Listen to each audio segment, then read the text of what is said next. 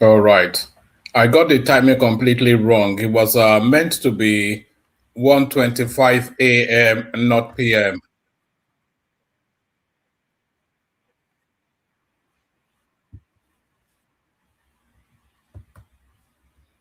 I wonder. All right. Well, there it is anyway. So there it is. Let's get started. Let's kick it off with the music. Jìnnà sí wọn bí sánmọ̀ sílẹ̀ o, ara ló ń ta wọ́n ṣe mọ́ o. Náà bá ń sunkún sójú, bẹ̀rẹ̀ má ti fi ìgbín sọ kó fẹ́ yẹ. Ẹyẹ fò lọ ìgbín sọnù sígbó, wọ́n dúró títí ọwọ́ wọn ò tó. Ìṣó máa ṣe ta ní kókó ṣòkòtò tí olókùn ó dá kìtìyàn o. Ó dórí àwọn lọ́tẹ̀ o. Àwọn lọ́tẹ̀ o. Ó dórí àwọn.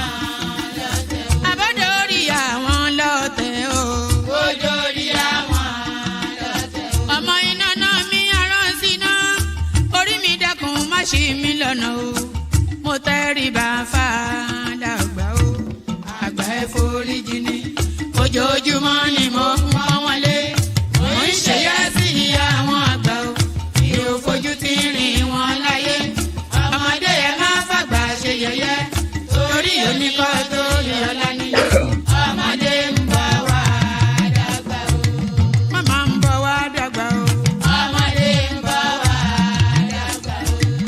Máa ń bọ̀ wá dàgbà o. Ọmọdé ń bọ̀ wá dàgbà. Ọmọdé ń bọ̀ wá dàgbà o. Ọmọdé ń bọ̀ wá dàgbà. Bọ́lájú kòkòrò bá pẹ́ràn nígbó tó bá fúnra ẹ̀ pín ló dára jù o. Kọ̀wé mi á jẹ́ dàgbà o. Èyí mo rí màrò ẹ̀ka gbogbo náà ní ilé ayé. Sùúrù ní ṣẹ́gun ohun gbogbo. Ẹ má ṣèké mo ní ẹ má jalè. Forí orí kìlọ̀ ló jẹ́, ẹni forí wórí yìí yóò sábà mọ́. Àwa ò ní sábà mọ̀ láyé o. Nílé ayé o. Àwa ò ní sábà mọ̀ láyé. Àwa ò ní sábà mọ̀ láyé. Àwa ò ní sábà mọ̀ láyé. Dẹ́bìtọ̀ rẹ̀ àtàrà ilé o. Àwa ò ní sábà mọ̀ láyé. Àwa ò ní sábà mọ̀ láyé. Àwa ò ní sábà. Ṣòkòtò wọn múra wọn sáré kẹrù sọkọ o, àyàn ọmọ ògbóògùn o, wọn ò béèrè lọ́wọ́ orí, orí lọ́mọ mẹ́wàá lọ ìyàwó, ohun tí ẹ wá lọ sí Ṣòkòtò, ohun lẹ lágbo Ṣòkòtò mo sọ, àkúnlẹ̀yàn ọmọ ẹ̀dá láyé, kò lè yí padà mo ń tẹnu mọ́ o, olórí làlá bàrò, orí làlá bàrò, olórí làlá bàrò, mo lórí làlá bàrò, olórí làlá bàrò, orí mi gbé mi níjà o, olórí làlá bàrò, làlá bàrò, olórí làlá bàrò, oríjà jogun ìkànnì wọn rí, má fi wá fáyé mu nílé ayé wa o, olúwa àgbẹ̀ wa níyàwó, àmì nílé ayé wa. Ó tilẹ̀ jẹ́ pé ọ̀tá kọ́ ni wá, ó tilẹ̀ jẹ́ pé ọ̀tá kọ́ lẹ́yìn, ṣọ́wa nínú ọ̀pá wọn kìnìún, ejò olóró àkékè, ṣọ́wa nínú ìdàgìrì ayé, dáàbò ẹ̀bùn wá fi ṣọ́rẹ́ ṣọ́wa o, mo sáàdì ọba bá lókè o, mo sáàdì ọba bá lókè o, mo sáàdì ọba bá lókè o, mo máa sáàdì ọba bá lókè o, mo sáàdì ọba bá lókè o, Olúwa gbé wa níjà o, mo sáàdì ọba bá lókè o, kó má fi wá sílẹ̀ o, mo sáàdì ọba bá lókè o, Olúwa má fi wá sílẹ̀ o, mo sáàdì ọba bá lókè o. Àwọn ọ̀tá tí wọ́n rè rajọ, ìbànújẹ́ ti bá àwọn ọ̀tá nílé. Àwọn ọ̀tá tí wọ́n rè rajọ, ìbànújẹ́ ti bá àwọn ọ̀tá nílé. Àwọn ọ̀tá tí wọ́n rè rajọ, ìbànújẹ́ ti bá àwọn ọ̀tá nílé. Àwọn ọ̀tá tí wọ́n rè rajọ, ìbànújẹ́ ti bá àwọn ọ̀tá nílé. Bí wọ́n ti ro ti wá sí nínú ilé, bẹ́ẹ̀ ni kó jẹ́ tiwọn lọ́jọ́ gbogbo àwọn ọ̀tá tí wọ́n rira jọ ìbànújẹ́ ti bá àwọn ọ̀tá nílé. àwọn ọ̀tá tí wọ́n rè.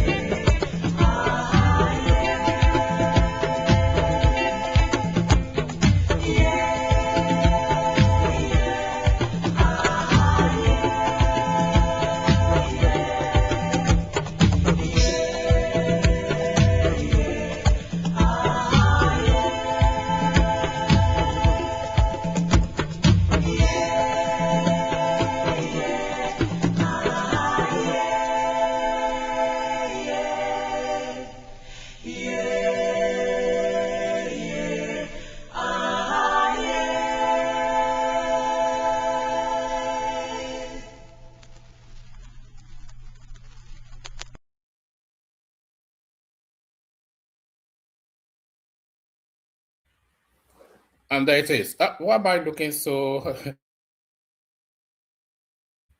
I'm not quite sure what happens to this camera. It just, maybe I'm that weird looking. I don't quite know. It just always makes me look. Is there any adjustments I can make to it? Make me look like a human being. Also this. I don't know how to work these things. That's half the problem, you know. Let's see. Anyway, we just have to make do with what we have. So the name of the artist is Fedora Ifudu. The music you just listened to, the name of the artist is Fedora Ifudu, and the Ifudu is spelled IFDU, not FI, IFDU. That's the last name, Ifudu. And the first name is Theodora, but our fans call her Dora. So that artist you just listened to, Dora Ifudu, that's a blast from the past. That came out in the late 80s, early 90s, thereabout, that cusp, when music was still music. You know, back in those days, she was the Diana Ross of Nigeria. So she was the equivalent of Diana Ross in Nigeria then. Very popular, very well sought after still. You know that sort of music, they call it evergreen. Thank you, Olupopin. I don't know, man. This camera, maybe one of these days I have to. I keep saying I have to get a proper setup, but I don't really say that I need to get a proper setup. I'm just doing this, so it's not as though anything comes out of it. So I don't know. I always look weird, you know. Anyway, so the name of that artist is Fedora Ifudu, and that music is called Ada. It's an evergreen. All of our music are evergreen. You know, just go and search for that name, Fedora Ifudu, or Dora, Dora, and then Ifudu is spelled I-F. Keep saying F. So Dora is Dora, and then Ifudu is spelled IFDU. I think she's from Anambra. I think she might well be from Imo or something. I don't think she's from Anambra because she's too elegant and sophisticated to be from Anambra. So she's probably more from Imo or Anam or Abia or Ebonyi, because that's the sophisticated part of the Southeast. The people from Anambra, the Southeasterners will tell you that they are barbarians, and that's the experience everybody else has with them as well. But if you go to the Imolites, then you get more. I think somebody like Man of Prestige is from Imo. So you can see from how civilized he is. And then somebody like Patrick Ute is from Anambra. So that's the contrast you have to. So the people from Imo are the sophisticates in the Southeast.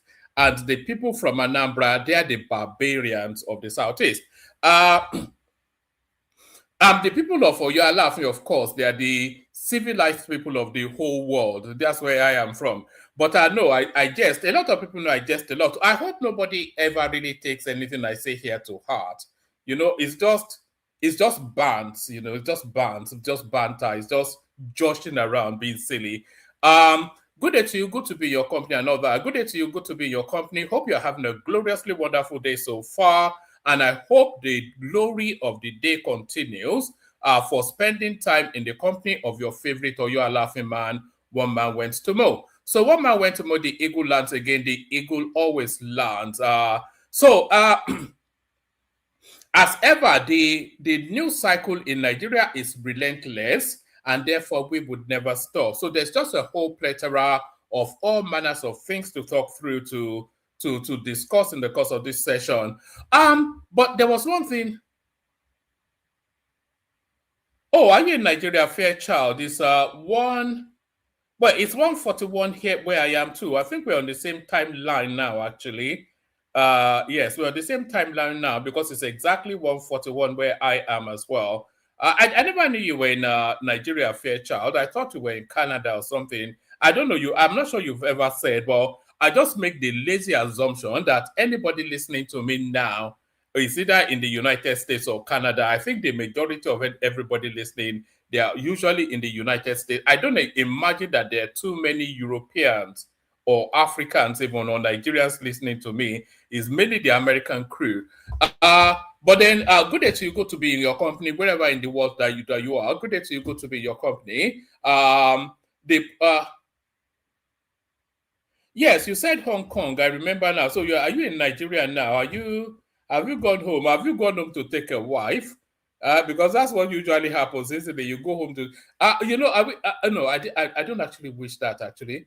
So let me not even say anything silly. I'm lucky to have the wife that I have. Actually, I'm still calling her that she's on to a good thing after all these years. But so yes, the protocol.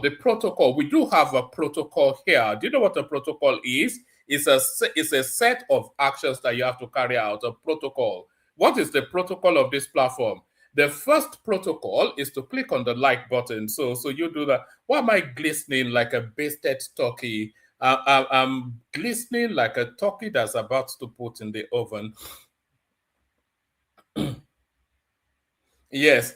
You know, if in another life, actually, I anchor after. Let me tell you a little. Like I said, I digress a lot. Let me tell you a little bit. I was born in a place called.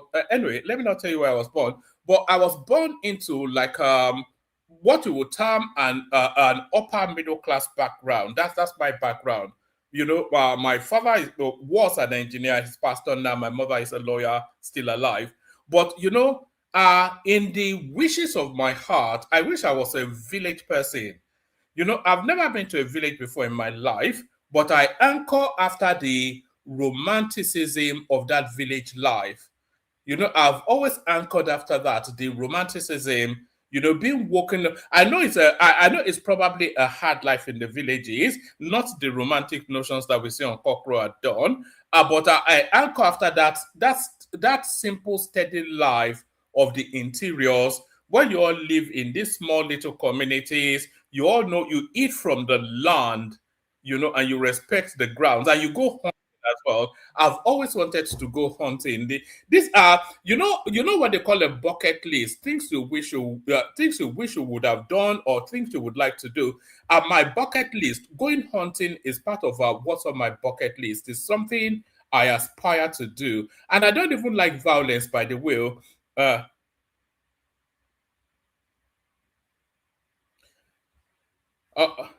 All right. Everybody is traveling everywhere, but yes. All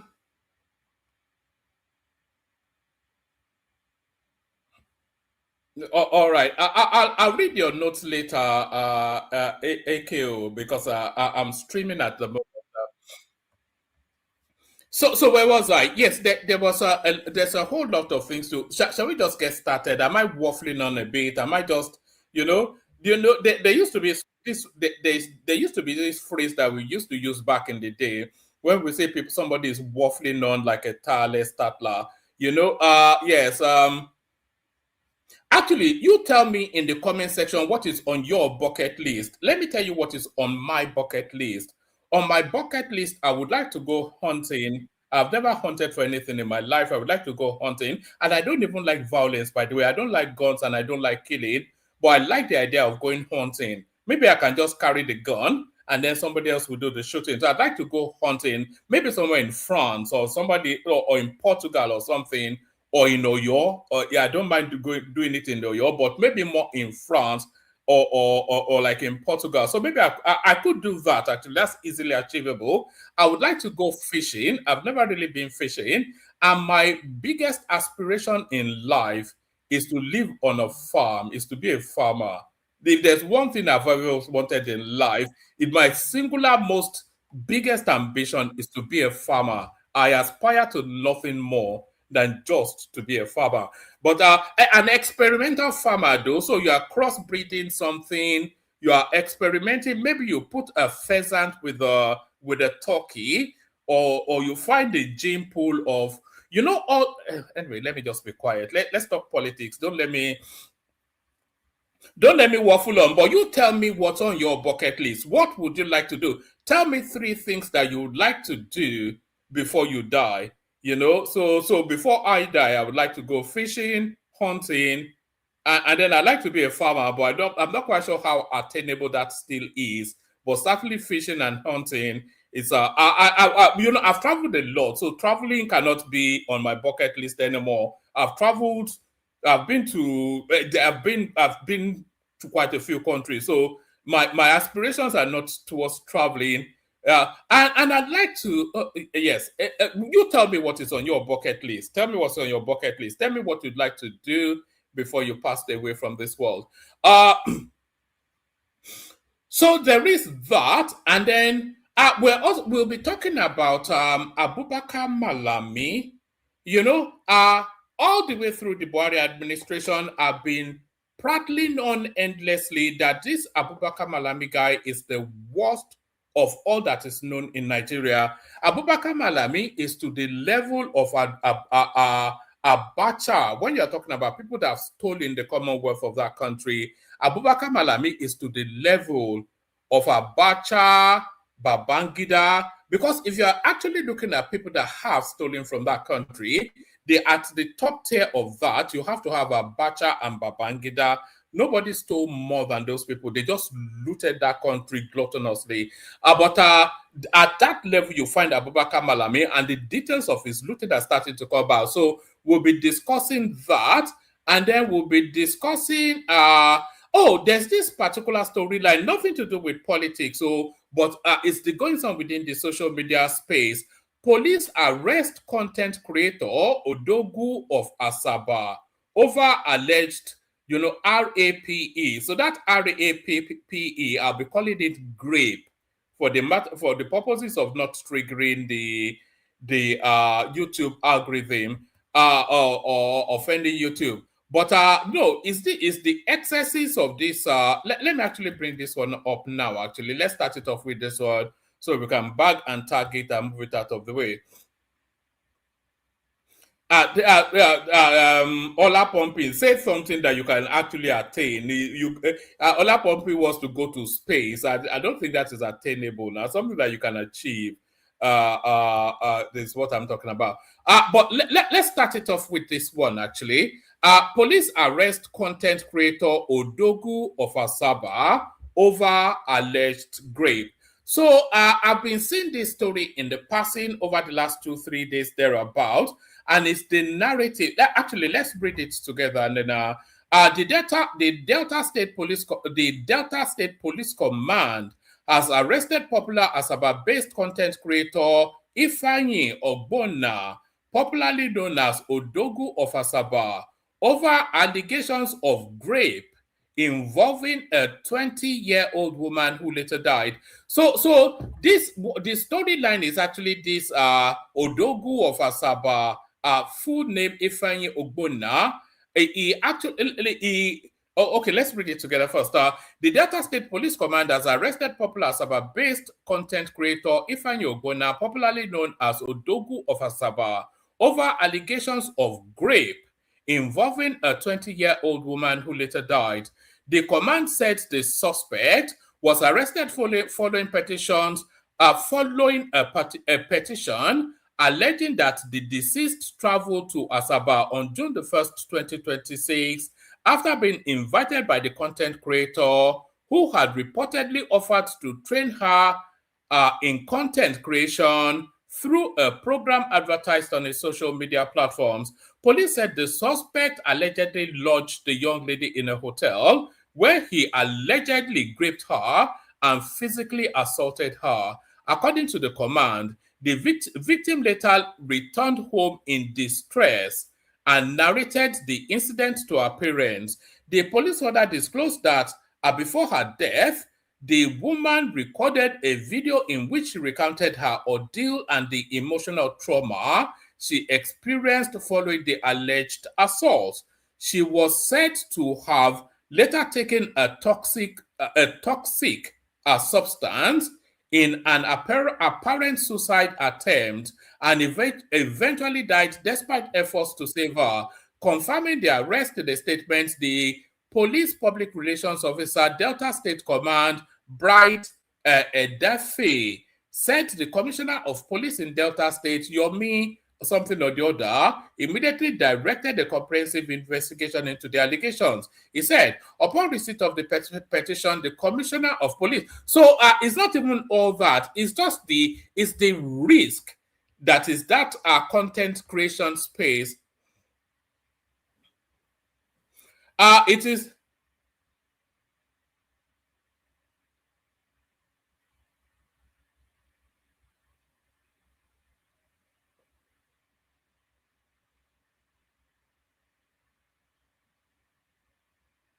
Oh, all right. I'm actually reading.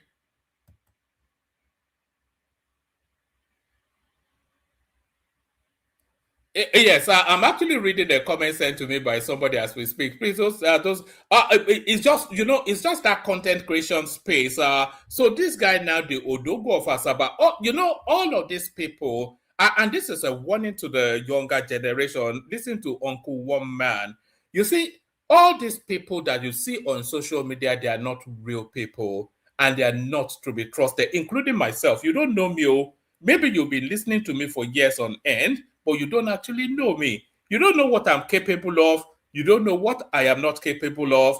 Maybe you've listened to me enough to get some sort of a gauge of my character, but you cannot really say that you do know me. And a good example is this. Now, this guy advertises some online training program, invites people, and because they followed him for sufficient enough time, they invested confidence in him. The girl leaves her base, goes to Asaba to be raped by this guy, to traumatized to the level that she took her own life. So this should serve as a cautionary tale to the younger generation. So there's that one.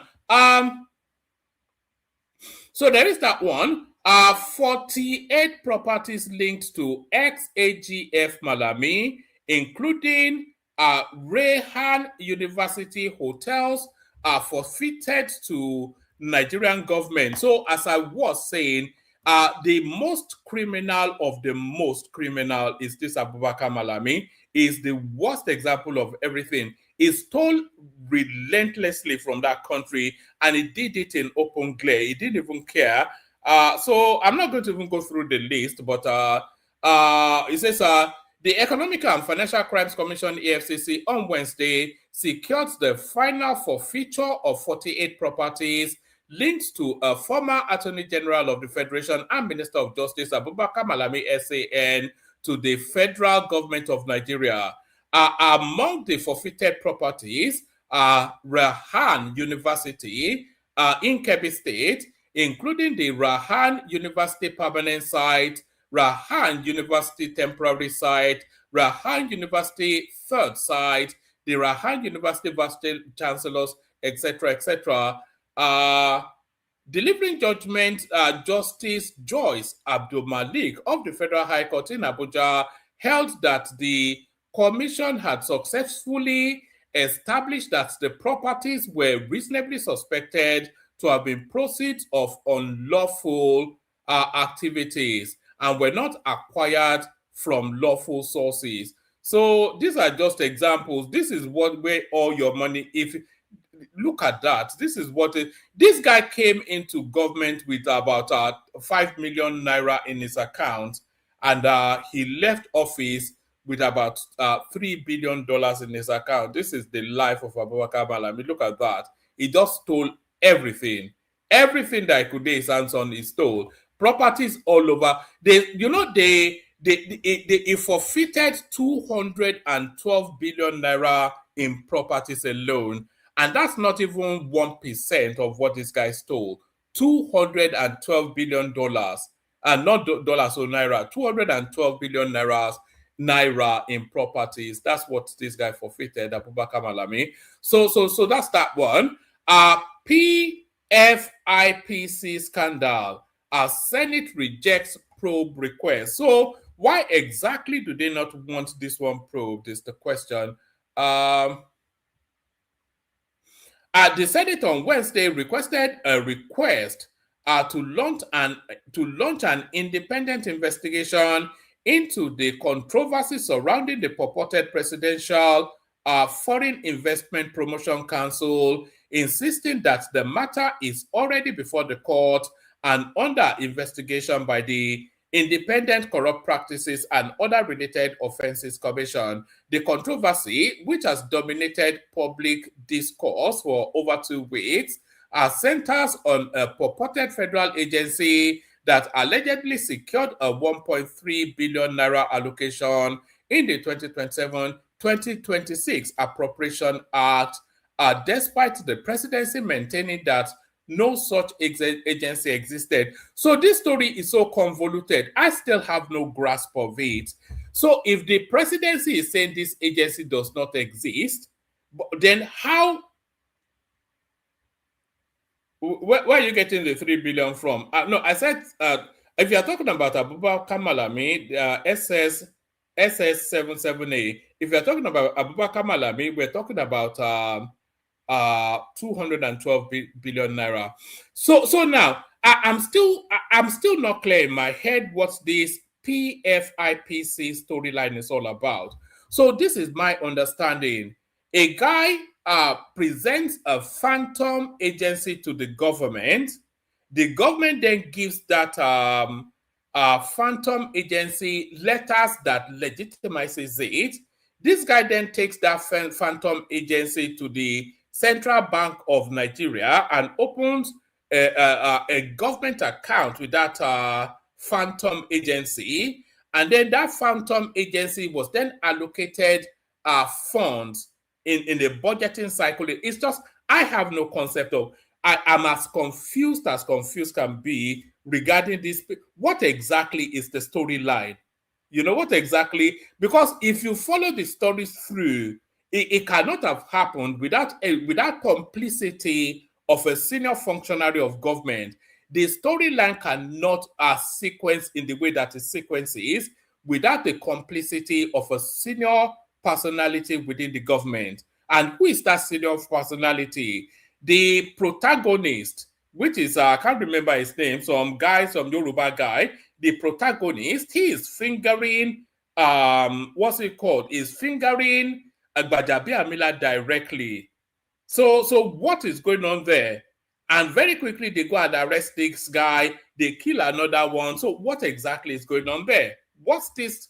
What exactly is, if anybody has any real understanding, if anybody has a coherent, logical sequencing of what this PFIPC storyline is all about, please come up and tell me, because I have no concept. But what I do know is that this guy was budgeted for. An agency you are telling us does not exist, exists in the budgeting of the country. So how does that work out? I have no idea. But that's that one. Let's go on from that to another one. Let's go on from that to this one. Let me send the link again, actually, because we don't have that many stories. So if anybody wants to come in, it's time to start coming up. I'll send the link.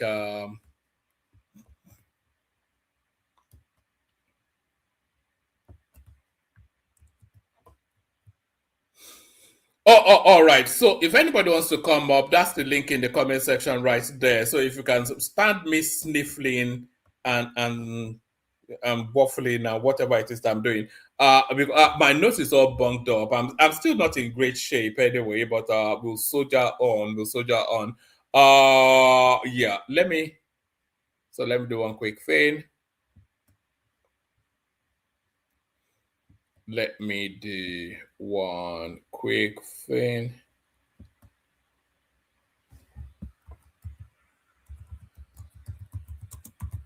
Hold on.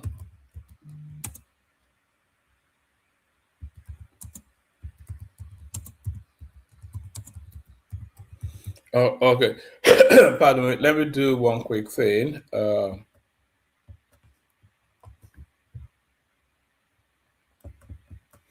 There's all right. Let me actually play you this clip whilst I'm doing that.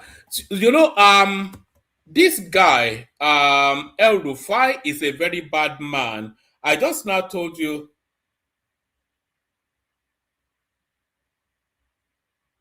Yes, this El Rufai is a very bad man. I just now told you about Abubakar Malami, the way he looted hand over fist the Nigerian coffers.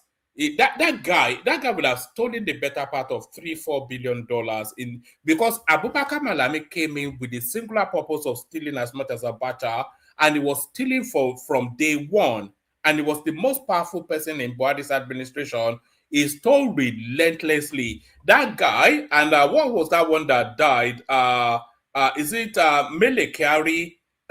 No, is it Mele Kyari or who's that one that died of COVID? So those two elements, they're as criminal can get, and we are seeing all of the results of it now. But somebody equally as criminal is El Rufai, and not only is El Rufai criminal, is also ruthless as well. I'm not the one saying this, so it is his own people saying this. So I'm going to play you this now. This is a guy called Madi something or the other, who recounts his experience with El Rufai. So tell me if you can hear the volume on this clip that I'm about to play you. I had so many. The other day, I told you that I had so many reasons, and I still have so many reasons why I have not commented on El Rufai's saga until when I was asked by the journalist, why am I quiet? And I had no reason to keep quiet, and I had no reason to tell lies. I also recall that the former chief of staff of Nasser El Rufai and former commissioner for finance, Alhaji Bashir Saidu, in 2019, August 2019, he called me. I still have the call log, and said he wanted to see me. I asked him when. He said no. I said, let me come. He said no. Let me come to your office. He came to my office at Issaquah Road and told me that he has been mandated by Governor Nasser El Rufai then to reach out to me and find out if I can get and identify a serious investor who will come and invest in rehabilitating, constructing or reconstructing Daba Hotel and managing it. He said, if you are willing, I will go back to him now and tell him so. I said, no, if I am willing, I would want us to go together. Let me hear from the horse's mouth. We left, and he called the governor that we were coming. He said he's in the office. We went to Nasser's office. Bashir repeated exactly what he told me right before the governor. The governor confirmed that. He said, if you are willing, I will instruct Bashir now to tell Kaj's DG then to give you a copy of the CFO and a copy of the layout as a starting point. I said, I will try. Same day, I was given the copy of the CFO of Daba Hotel and the copy of the TPO, complete TPO. The following day, I detailed 2 lawyers. On the first day, I detailed 1 male lawyer to go and conduct a search for me on that property. He brought me a report the following day. Same day, I got a lady, a female lawyer, to go and conduct the same search on the same property for comparison. The reports were the same. That the certificate given to me, that was given to me, photocopy, represents the true certificate of what is contained in the file of Daba Hotel. Number 2, there was no encumbrance, no loan, no liability, nothing as far as the record is concerned. And number 3, there is no existing litigation as far as the contents of the file are concerned. I was satisfied. And then I thought over. Suddenly an idea came to me. In 2014, myself, Most Reverend Archbishop Isaiah Idowu Ferron, and some few people, 10 of us, were invited for an international conference on religion in the US, in Washington, D.C. specifically. And on arrival, we registered. On the 3rd day of the event, I was sitting outside in the foyer at Holiday Inn, right outside Washington, D.C. An Arab man approached me, So we started talking. He spoke fluent English. We were talking, we got acquainted to each other. And for subsequent 3 days, we take coffee almost every evening together. We exchanged our telephones. And subsequently, we kept on talking to each other. I came to realize that he was a big man from a big family. So with this Kaduna State Java issue, I just called him. I said, I have an important issue to discuss with you. And I would like to come to Doha in Qatar to see you. He said, fine, send me your passport, I'll get a visa issued to you. Within 48 hours, a Qatari visa was issued to me. Before then, we had gone, I employed the service of an architect and a quantity surveyor. The architect is architect Zaid Lawal Kankia, a brilliant, fantastic young man who knows his job. We went to Doha Hotel about 3 days. We were taking measurements, we were taking values, everything. 2 options, to reconstruct or to demolish and construct newly. We had two optional drawings. I took the drawings, I went to Qatar. I met the man. I discussed extensively with him. All he did was the following day, he took me to 5 hotels owned by him. 5! Healthy rich man. He said, my dear, I'm not a Nigerian. And I have no interest in investing in Nigeria. But I have known you for long. And for you to have taken the pain of remembering me and coming over to see me, I will not reject your request. I only need one thing. Go and bring me the total costs involved. And get me also a letter addressed to you in the name of any of your dialogues. Once I see a certificate of that land in the name of any of your companies, I will give all the amounts required. All I will need is, for the first 5 years, I'm going to appoint managing director of the company and head of finance. Every other employee go and decide what to do with it between you and Kaduna State government. I was happy. I came back. Zaid and his team spent about 15 days trying to arrive at a value. I went with the value, with the working drawings, together with Mr. Saidu, met Nasser Ibai and showed him in one night. He commended the speed at which the job was done. And he said we should go ahead and then he will reach out to us. I called our investor. He said he was in Dubai. I got a Dubai visa and I met him there. I told him this is what we need for the project structure and contents. It will consume about $200 million for a 5-star hotel. He said no, for a 7-star hotel, and we left. He said, I'm okay with this, but in the following terms. You will give me the schedule of all materials required as contents, and I will order them from my clients because I have been running hotels, so I know the business. I will order them in advance so that while construction is going on, the items are being manufactured and prepared for or shipping to Nigeria. Number 2, give me the local cost contents required, and we open an escrow account. You are my representative. This escrow account will be managed by Kaduna State government and you until the end of the project. And such other requirements.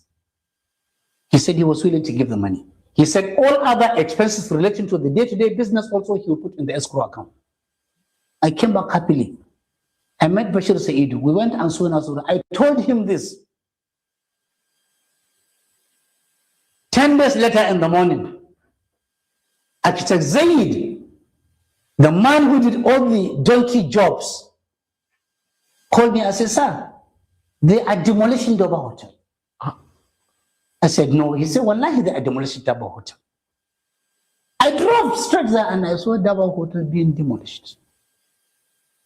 I began to ask myself, why would Nasser El-Rufai allow me to go through all these pains, spend all this money, hang my integrity and my goodwill in the eyes of a foreigner, only for him to demolish this place. What do I tell this man?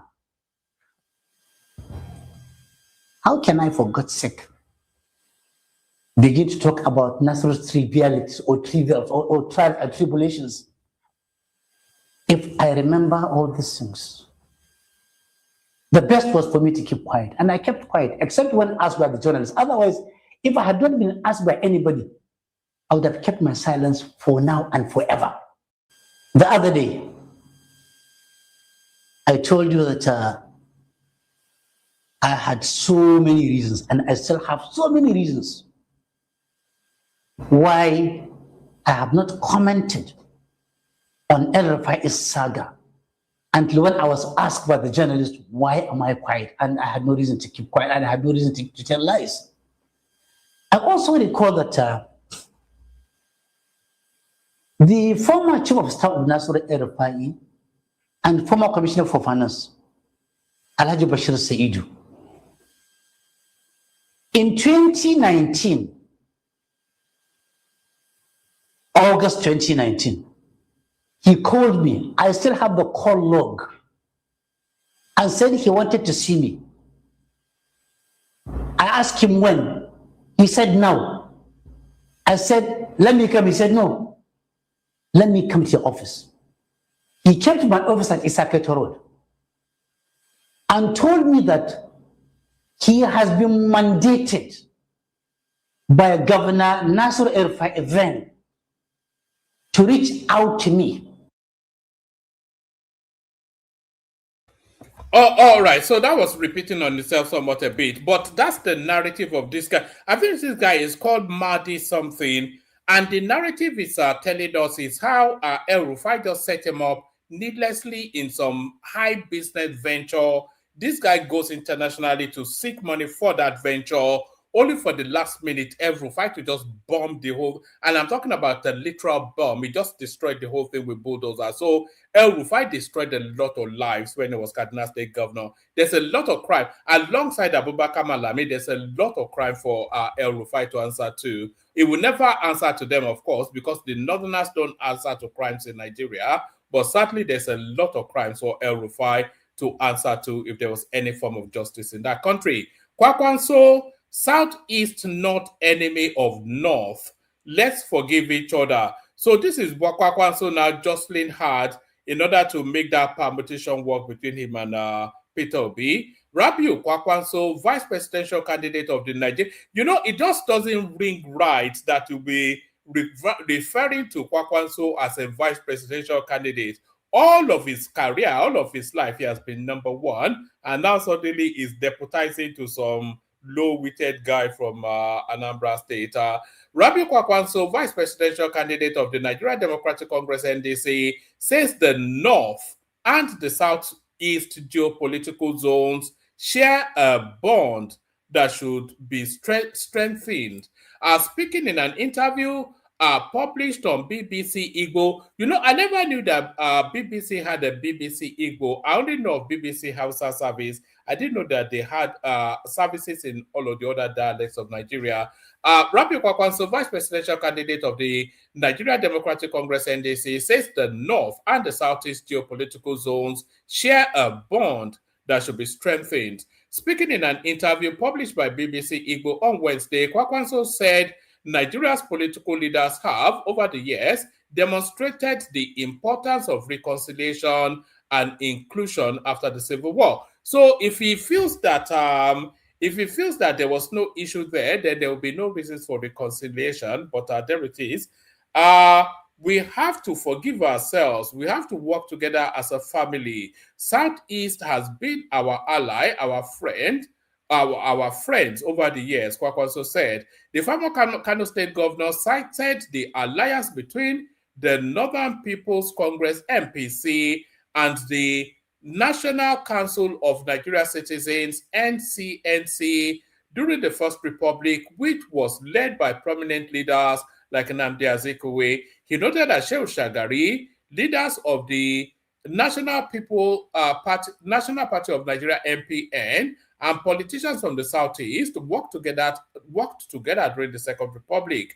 during our time or the time of our fathers, grandfathers in politics in the First Republic, you could see the MPC then, which is mainly a northern political party, had an alliance with the NCNC headed by Nnamdi Azikiwe. You know, the first real political relationship in Nigeria was actually between the Southeast and the North, to the exclusion of the Southwest.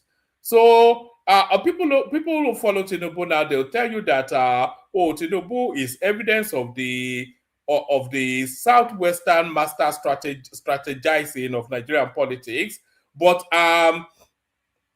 for the first phase of Nigeria in the First Republic, the Southwest was actually the poor cousin, the poor cousin that you made to that sat outside of the room, and that's the memory lane journey that Kwankwaso is inviting there. The former Kano State governor cited the alliance between the Northern People's Congress, NPC, and the National Council of Nigerian Citizens, NCNC, during the First Republic, which was led by prominent leaders like Nnamdi Azikiwe. He noted that Shehu Shagari, leaders of the National Party of Nigeria, NPN, and politicians from the Southeast worked together in the Second Republic. During our time, or the time of our fathers, grandfathers in politics in the First Republic, you could see the MPC then, which is mainly a northern political party, had an alliance with the NCNC headed by Nnamdi Azikiwe, the ex-minister added. Even in the Second Republic, you could see our leaders, Shehu Shagari and co, of course, went coincidentally to the Southeast and even Anambra State. Even Azikiwe himself, you know, now I never knew that Nnamdi Azikiwe, is there any prominent Southeastern politician at the top echelon that doesn't come from Anambra State? It looks as though the only champions in the Southeastern politics is, is Ojukwu. Where's Ojukwu from, actually? Is Ojukwu not from Anambra State too? If Ojukwu is from Anambra State, then it's game over, isn't it? Zik is from Anambra State. I wonder if a lot of you knew that. Even in the Second Republic, you could see our leader Shagari and co, of course, went coincidentally to the Southeast and even Anambra State, even Azikiwe himself from Anambra, and so on and so forth. Our leaders had foresight. The Civil War was finished in 1970. In 1978 and 1979, pardon me,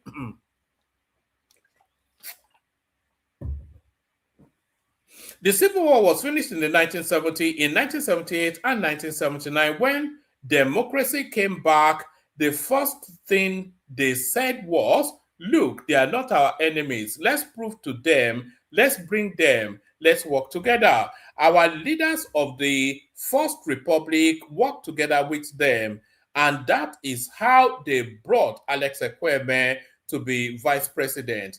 Kwankwaso said Ekweme was a friend of the North, recalling that he attended his burial in Anambra State. I went to Oko, the hometown. I was there during Alex Ekweme's burial. Throughout his life, he was our friend.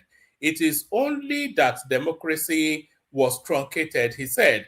Kwankwaso also pointed to the return of Biafran leader Odumegu Ojukwu from exile and his participation in politics of that era.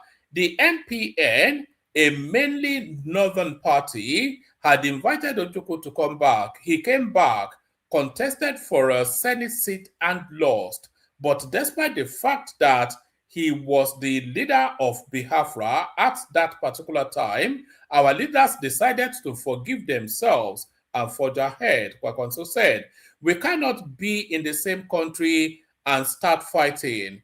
We have to have the spirit of forgiveness. Whoever offended the other, it depends on who is giving the story. We are so happy that we in the North have decided to go back to history to work with the Southeast. That is not to say we are fighting the Southwest or any zone in the country. No, we are all friends.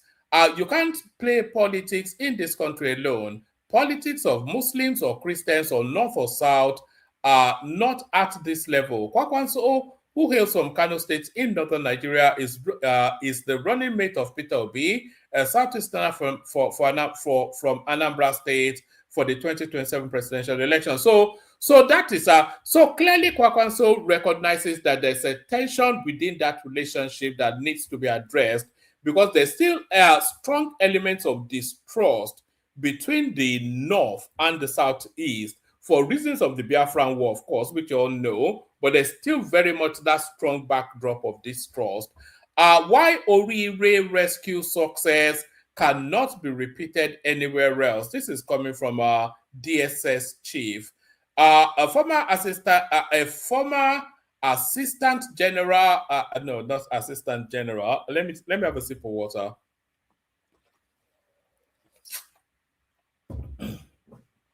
A former Assistant Director General of the Department of State Services DSS, Mohammed Ngoshi, has disclosed why the successful rescue of abducted pupils and teachers in Oriire local government area of Oyo State might not be replicated in other kidnapping cases, explaining why similar outcomes had not been achieved in some northern states. Despite the capabilities of security agencies, the retired DSS chief said each operation is shaped by different circumstances. Correspondents report that he stated this while speaking on channels, televisions, etc., etc. You are right. There are mass abductions, but first of all, I want to address the issue of trust deficit. Nigerians, please, you should learn to trust your servicemen. These people are working hard and they are achieving successes in their own way. For every successful operation that you see against, Nigeria, more than 5 to 10 such operations must have been failed. These are not easy successes to achieve. So the issue of trust deficit should please be closed, he said. Ngoshi argued that the circumstances surrounding the Oriire abduction differs from those in other parts of the country. Every case, every security operation has its own dynamics. What happened in Oriire might not be the same as what is happening in Borno.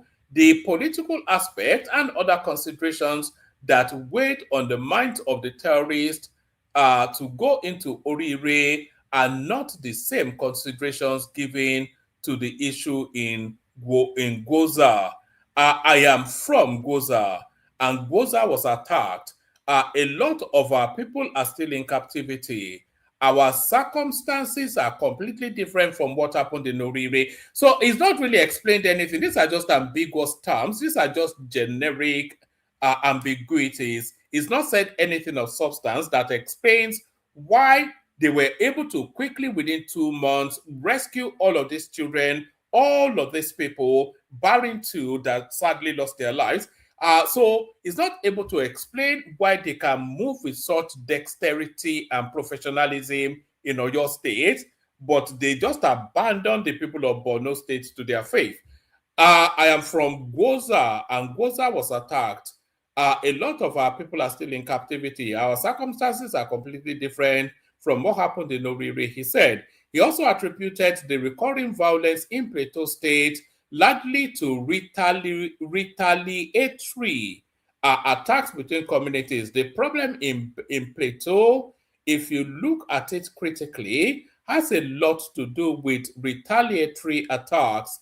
When you attack a Borom man and kill him, as a Fulani man, you should know without anybody giving you intelligence that you are going to be attacked by Borom people.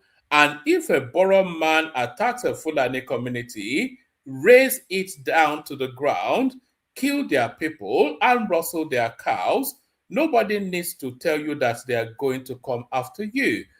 Defending the handling of the Oriire rescue operations in Ngozi, Ngoshi, dismissed criticism over the limited public disclosure by security agencies, insisting that security operations could not be conducted in open. It is not an operation that is supposed to be carried out on the pages of newspaper or on the radio or television, he said. According to him, the abduction initially targeted the school to pressure the federal government into releasing detained Ansaru leaders, but later came under sustained pressure from security agencies. The service went into other activities, especially the arrest of their own leaders, their own assets, like their parents, their wives, and their children. All of them are collaborators. Upon this happening, the terrorists now opened communication with the service and asked what needed to be done, and they gave those conditions. Those conditions were denied flatly. The terrorists were then put under pressure. The pressure was transferred from the government to them.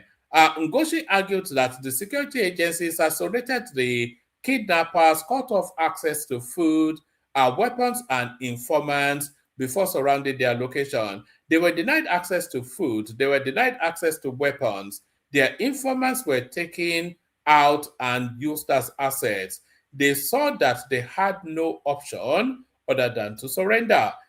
He said, oh God. Anyway, so that's that. You know why I said, oh God, the image of that little boy that was rescued suddenly flashed across my mind. I was just thinking, there, but for the grace of it could well have gone disastrously wrong for those people. Birth registration are at 57%, death registration below 20. So this is gloomy. I'm not quite sure if this is not bad news. So this is coming from the National Population Commission. That data, birth registration at 57%, death registration below 50. So we're giving birth we're giving birth to 300% more than people that are dying. So that, what does that tell you? That's telling you of a population explosion anytime. In fact, we're already in a population explosion in Nigeria now. The National Population Commission, NPC, says birth registration coverage.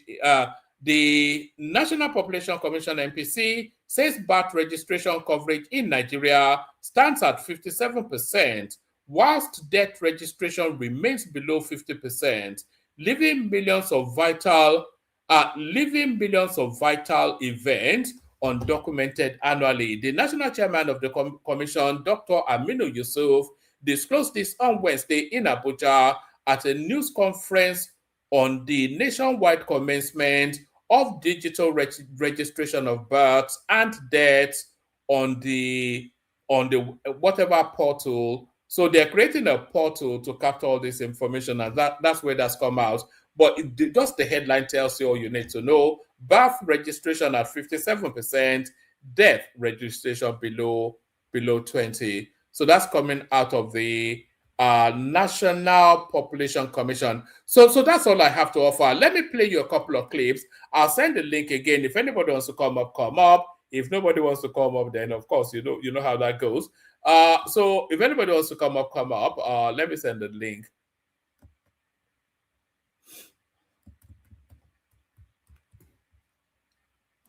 Oro elemo. You know that's Hassan's favorite song. Oro elemo. Oro Oh, that's how you're right there. I thought thank you. I thought the super chat button was long broken and doesn't work anymore. But let me play you a couple of clips.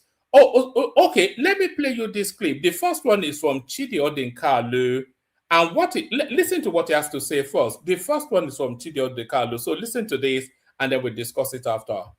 When you fix elections on 16th of January in Nigeria, you're actually making a profound structural point about electoral participation.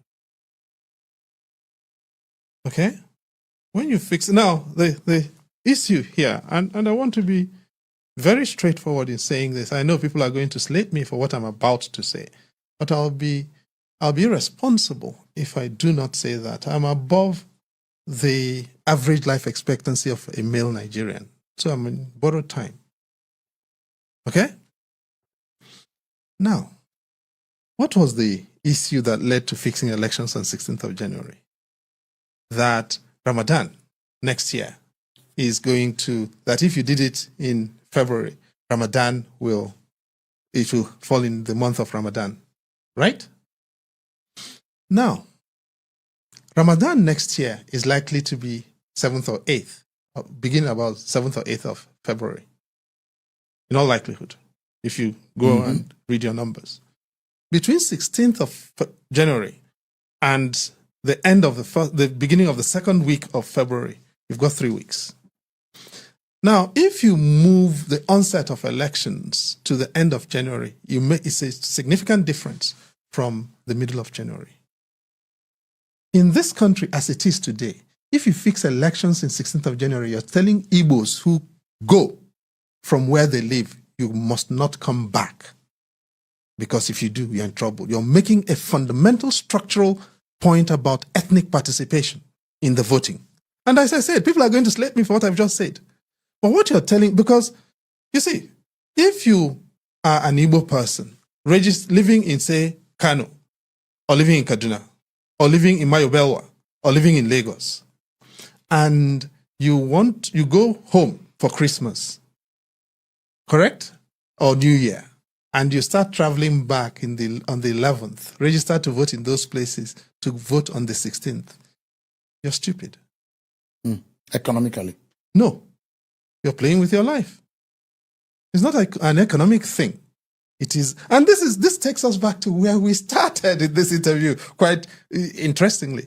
This takes us back to the question of belonging and state legitimacy and the construction of a Nigerian identity, a country in which everybody belongs and in which everybody can count. But he's not the only Igbo person that traveled during Christmas. No, I'm sorry. There is a peculiar transhumance of Igbos, just as there is a peculiar transhumance of cattle rearers during the Catholic Great Season. All right? Now, and it's the same thing. So what you're saying is this. The Igbos who are registered to vote where they are living, all of them will go home for Christmas and New Year. None of them will return until after the elections in February. That's one. Two, if you have Northerners in particular, from particularly Northeast and Northwest, in all of the places, most places in the South, most of them will go home ahead of Christmas and New Year. They will not return until February. That says something about our approach to nation building.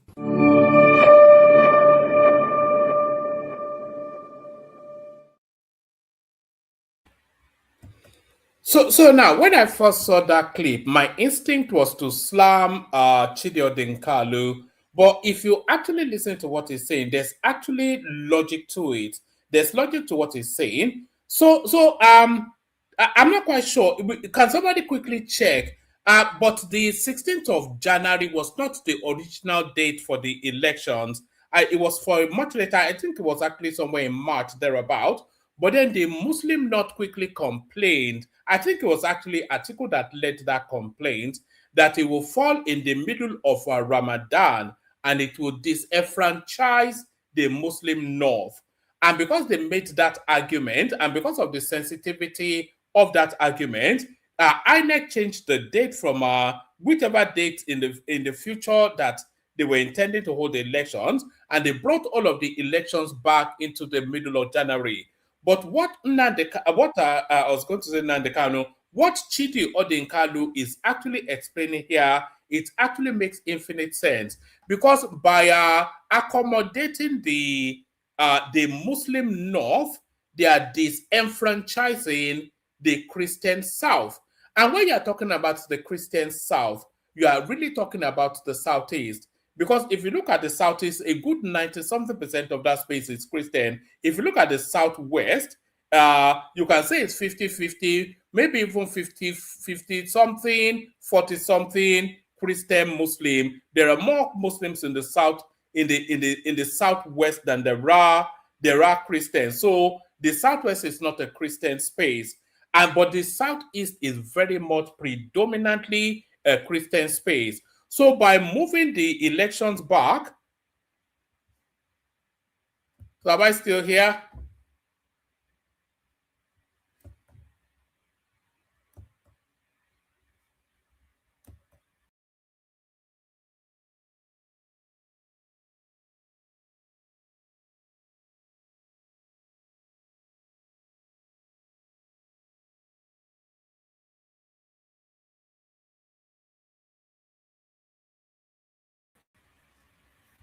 Sorry, I'm not quite sure what happened there. My system just got wavy, so suddenly it was you get the drift of there's logic to what Chidi Odinkalu is saying. By my reckoning, in my own humble opinion, there is logic to what Chidi Odinkalu is saying. Because of course, if you move the elections back to because we all know the migration waves, we all know the living patterns of Nigerians during the Ramadan season. The whole of the Muslim north and the whole of the Muslim Nigeria shuts down for a festive period of celebration. During the Christian Christmas period, the whole of the southeast shuts down for that festive celebration. We all know the pattern of living of every Nigerian. The Southeasterners, they work hard all the year through, only for that 2 weeks, that 1 month of that festive period, they go to their villages for Christmas and then stay there to enjoy the village for about a month or two before they come back to their businesses or their workplaces. So what Chidi Odinkalu is arguing there is that by moving the elections to the 16th of January, that disenfranchises the Southeasterner, because the Southeasterner goes to the Southeast for the festive period. No, I'm back. My system dropped me for whatever reason. I'm sorry, Azita. So the Southeasterner goes to the Southeast for the festive period. They're there for a minimum of 6 weeks. And in that period, in that phase, they're there for, so they will essentially be there during the election. So let's take, for instance, because there's a good, healthy population of the Southeasterners in Lagos. So they move from Lagos to the Southeast. They go from Alaba market to go home and spend their Alaba money in their villages. So now, but they are registered in Alaba to vote. So they are caught in the village because they are not able to then transit or abandon their, or because the whole of the Christmas is a year's planning for the Southeasterner. So they are not going to it disenfranchises the Southeasterner. I agree with the logic of what he has to say. Anyway, there's infinite sense in what Professor Chidi Odinkalu is saying there. So that's that one. Let me play you this one. You see this one here. I think we are all familiar with what this next guy is about to say, but what we're not familiar with is why it has not been addressed by the Nigerian state. Kaduna State can take care of Nigeria as is. The mineral in Kaduna State can feed Nigeria for 10 years without borrowing. The deposit of gold in Kaduna State alone, we are not talking about, Kaduna State is one of the most blessed states in Nigeria, followed by Niger State, followed by Taraba, followed by Nasarawa. We are not talking about industrial like Kogi. No, we are not talking about essential minerals. Do you understand? If you go to some place, I was in Banki Kogi in Kafachan, where we're doing exploration on lithium. We saw high concentration of beryllium, high concentration of aquamarine. I'm not talking about just little quantity. Do you understand? We are talking about thin oil that you can see visibly. Not going for about 5 feet. No, just visibly. Do you understand? Now, the Kaduna State government are still looking for money to develop Kaduna State. And federal government are only having earthly reports on the deposit in that area. Nico is there. Even the California we are talking about is there. Indianum is there. Rutanium is there. In that same Kaduna. And yet nothing. If you go to Beningwari, there's a place in Beningwari when we went to those days, you will see gold at the surface, primary gold. We're not talking about Alovia, we're talking about primary gold. at the surface of a rock. Do you understand? And Kaduna State are looking for money. And Kaduna State have over 61 licenses under the SPV, but no operationalization.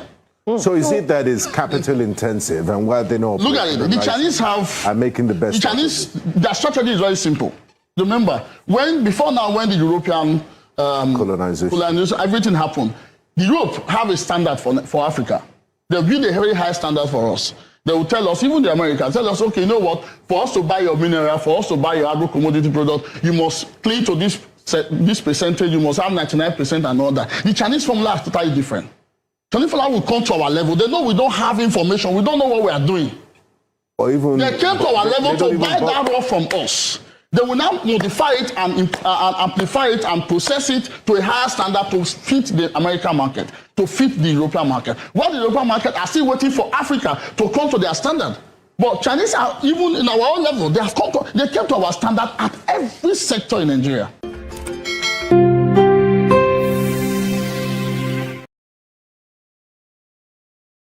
So there it is right there. There's an abundance, there's endless mineral resources in Nigeria. If we're able to access even 10% of the resources, you know, the wealth of Nigeria is actually in the north. There's more gold in the north than there is in Ghana, and it was gold that built Ghana. There's emerald everything is in the north. And that's where you're seeing all this banditry and insurgency. It's nothing to do with religion or tribe. It's all about resources. So now this is the last clip now I'm going to play you. So this is where the inspiration for the headline came from. So I was in some platform just a couple of days ago, and I was making commentaries about this thing, and there was no manner of name that they did not call me. What you're about to hear in this clip that I'm about to play you now, I said similarly on a platform that was on a couple of days ago. And I'm not sure that there's any abuse known to mankind that those elements there did not throw in my direction. But I am right in what I'm saying, and here is evidence of it. I don't like to be sentimental about Nigerian problems. Everybody should call a spade a spade. Yes, they might have done a good job and lives have been lost in the process. But there are things that should be done on the heat of the time. Are there no students that died already? Now, these students now that you've been rescued at this point, after so much torture and this thing, are they going to be mentally the same? Are they going to be mentally the same persons that entered the bush? You think their growing up is going to be the same? As at this point, it's even better they had died. Because these children will also grow up to be like terrorists. It's going to be taking a lot, and that there are no. All right, so there it is right there. You heard it there from the horse's mouth. I could have brought you 10 examples of that, but that's just one example. I was somewhere in some platform, and I was saying to them that the obedient space, the rescue of those children does not serve their narrative, and they would have rather that those children were pied. I said that. I said they would have rather that those children were killed. You know, and when I said that, which is just what we're hearing from the obedient space, they were so unhappy, they were so upset and angered by the rescue that you could see right there that they needed the narrative of the death of those children as a bullhorn towards the upcoming election. It was quite clear that the obedient space would have rather those children did not come out alive. I said that somewhere, and they just slaughtered me completely. But of course, because they control their space, of course, so I didn't have the tools to fight back. But I was right in what I'm saying, because I've heard them say it endlessly. You know, and here it is again. Just listen to it one more time. You don't even have to listen to it again. They said it quite clearly that they would have rather that those children did not come out alive. I don't like to be sentimental about Nigerian problems. Everybody should call a spade a spade. Yes, they might have done a good job and lives have been lost in the process. But there are things that should be done on the heat of the time. Are there no students that died already? Now, this student now that you've been rescued at this point, after so much torture and this thing, are they going to be mentally the same? Are they going to be mentally the same persons that entered the bush? You think their growing up is going to be the same? As at this point, it's even better they had died, because these children were also grown.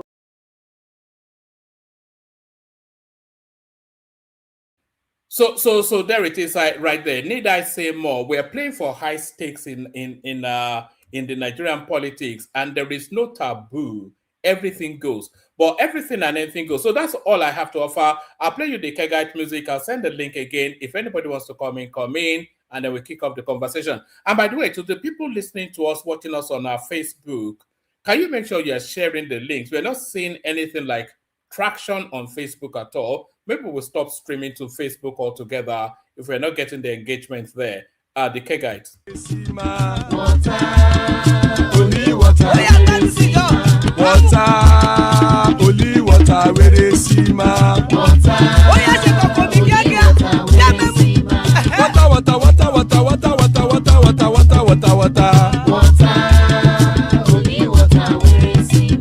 Hapa o naido.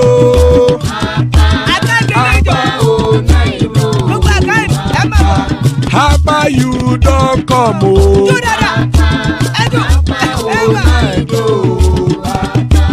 Hapa o naido.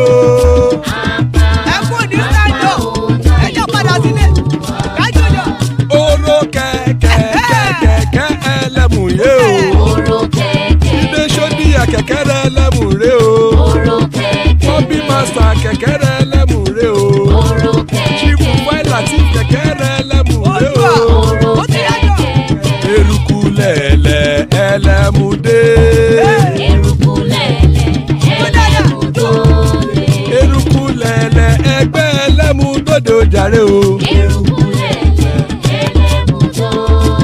Eruku lẹ̀lẹ̀ Ghana ti dé ẹgbẹ́ bọ́dì o. Ọmọ ẹlẹ́yẹ ẹ̀yẹ o ó dilé o. Odúyẹ̀lá ẹ̀yẹ o ó dilé o. Petrosoname ẹ̀yẹ o ó dilé o. Petrosodúnkẹ́ ẹ̀yẹ rẹ̀ ó dilé o. Ẹlẹ́kọ̀ ọ̀run mú ìní o.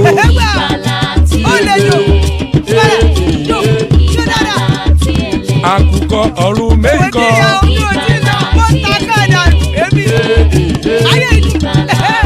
Ikú kò ní ríwà gbéṣe o.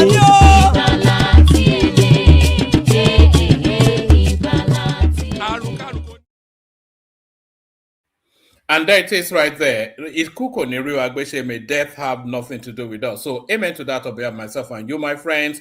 Amen to that on behalf of myself and you, my friends. Joining us are the elegant Zita, that's Zita right there. The inimitable Tony Africa, that's Tony right there. The majestic Tunaija, that's Tunaija right there. Father of the bride, that used to be Ajande Koko, now is Baba, father of the bride, Baba, and that's Bishop making up the list. So thank you for joining us, ladies and gentlemen. Good to have you. There's more spaces still. Anybody that wants to, especially if you have never been on before, don't shy away. Come join the conversation. So don't shy away to come join the conversation. So lead Zita and the guys. We're going to do 5-7 minutes monologue just to go through the room fairly quickly, and then we open it up. But as the room continues to populate, we may be pushing you for time a little bit to hurry you along. So we'll start it off in the order that people came in. We go to Zita to Tony to Tunaija, Baba, Bishop. So Zita, you're up first. But before you go to Zita, I just want to address something fairly quickly. After I left, it looks as though you guys were still carrying on with the fighting and whatnot. We don't really want too much of that on the platform. We like a bit of both, but it seems because I've been inundated with messages from all over. I'm just putting this is my WhatsApp. I would never do this normally, but I'm just giving you an example because I tell you all the time that I get feedback, but you don't. This is one of the feedbacks. It says It says, I wanted to, it says, unfortunately, I won't be able to attend today, join today. As I am traveling, but I wanted to say yesterday's session was not good. I don't like how Zita was being treated at all. And I also don't like the comments that were made towards her. I believe everyone has the right to their opinion without cursing each other.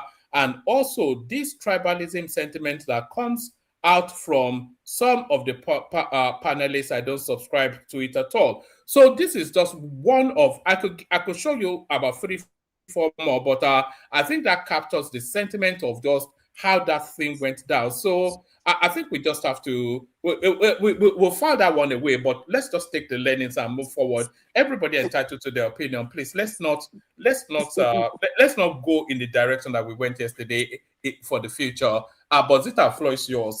Give us 5-7 minutes. We're talking about the looting of Abubakar Malami, who seems to have stolen more than Abacha. The Senate rejecting the request to probe the PFIPC scandal. And Zita, I'm still not even sure about the details of the the whatever scandal, the Gbadabiamila scandal, let's call it that. Kwankwaso pleading with the North to play nice with the Southeast because he wants to be vice president with Peter Obi. And then a top DSS functionary tells us not to expect the success that we saw in Oyo State anywhere else in the country. That we just forget that was just a Christmas present. But Azita, this data really surprises me. Birth registration at 57%, death registration below 20%. This is the data coming out of the National Population Commission. So I'm not quite sure how we're digesting that. So are those or anything else that interests you in the news cycle? Give us about 5-7 minutes. I will address that man, whatever you called him, or Dinaka, whatever that was talking about. Chidi Odekalu. He's a friend on this platform, but you know he calls me when he comes to the UK or when he's passing by. He's a friend on the platform. One man. If I have time, I will go into the topic of today. There is something that happened in your platform yesterday. Right. I get my submission, which is normal me. And somebody in your platform was raining curses on me. I let that curse be recorded. No, I will not. I will not, Baba. No, I will not. I will not. I kept quiet to allow him to rain that curses so that curses will be recorded in your platform. You were in the platform when he was raining curses on me. I was? Yes, you were here when I finished speaking, when it was his turn to speak, he started raining curses. He rained curses on me on Yoruba and he rained curses on me on English, in English. Now, I stand my ground. You heard what the DSS officer said. What is happening in Nigeria is a shenanigan.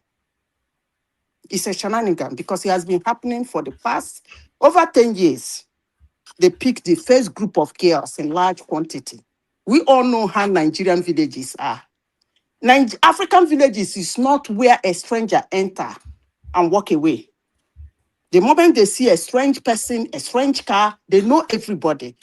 There will be the environment will be alerted. That being said, it is a shenanigan, and I beg them to stay away from kids. When they are doing that, their madness, their shenanigan, they should stay away from the kids. Now, one man, I will keep a standard in this platform. You see this man called Bishop, the old, dilapidated, overused 1 naira note called Bishop that came to this platform to lay curses on me because of my submission. I think you have already. No, don't do that. Don't do that now. Don't do that. He opened his mouth in your platform to do any form of submission. Even today, I'm going to respond by laying curses on him. That is the standard. Any day Bishop do a submission here, whether good or bad, the moment he shuts his mouth, I am going to rain curses on him. It's not just for one day. Any day till the end of time. If you walk into this platform and give a submission, I will respond with curses because every other thing has been happening to me in this platform. It's okay, it's fine. Because I know myself, I'm an extremist. When I want to do something, I take, even me, when I get to where I'm going to run down his profile. If it means 2 of us hitting the court, I will, I'm ready. Because I am an extremist. That's why when people do something to me, I overlook it. Because I know if I am out to respond, I do respond adequately. You see that man, that old, overused 1 naira note you call Bishop in this platform. Any day he step in here and do submission, it is going for you, allowing him to rain curses on me for my submission. He opened his mouth to do a submission here. I am going to rain curses on him. All right. Sorry, Baba. First thing, Zita, apologies. Nobody should rain curses on your opinion. And I thought we'd already addressed this yesterday. Hold on now. You spoke, so let me speak. So apologies if somebody rain curses on you. I thought we addressed this yesterday. Just for because I thought I relate the groundworks of the platform, the grand, the standards, the rules and regulations, if you like, that nobody should. Everybody is entitled to their. I did say yesterday that it's unacceptable to rain abuses or at panelists, etc. Politicians are fair game. You can say whatever it is you like about politicians. Political situations are fair game. You can say whatever it is you like about political situations. Even political regions, they are fair game. You can say whatever it is you like about those spaces. But people that make the effort to come and join us, they're giving up their time in order to share their opinion. And I'm sure that people don't come here for abuse. I was just saying to you earlier on that I went on some platform and all I got was a plethora of abuse, not an engagement in the conversation. So it's not an especially what you're looking forward to. You're looking forward to the engagement, not to the abuse. So we set that as the standard. So I think we should just draw a line on the rate.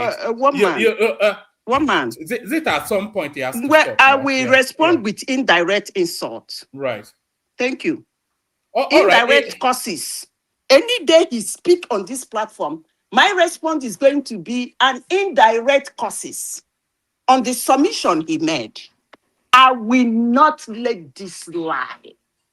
I have tolerated everything in this platform, but the height of it, somebody raining curses on me because of my submission that was not even bad. I was saying it is a shenanigan that has been going on in our country. They should leave the kids out of it. All right. You said that already. So, and by the way, I do defend your right to say that it's a shenanigan. You're perfectly entitled, and it's not even especially an offensive word.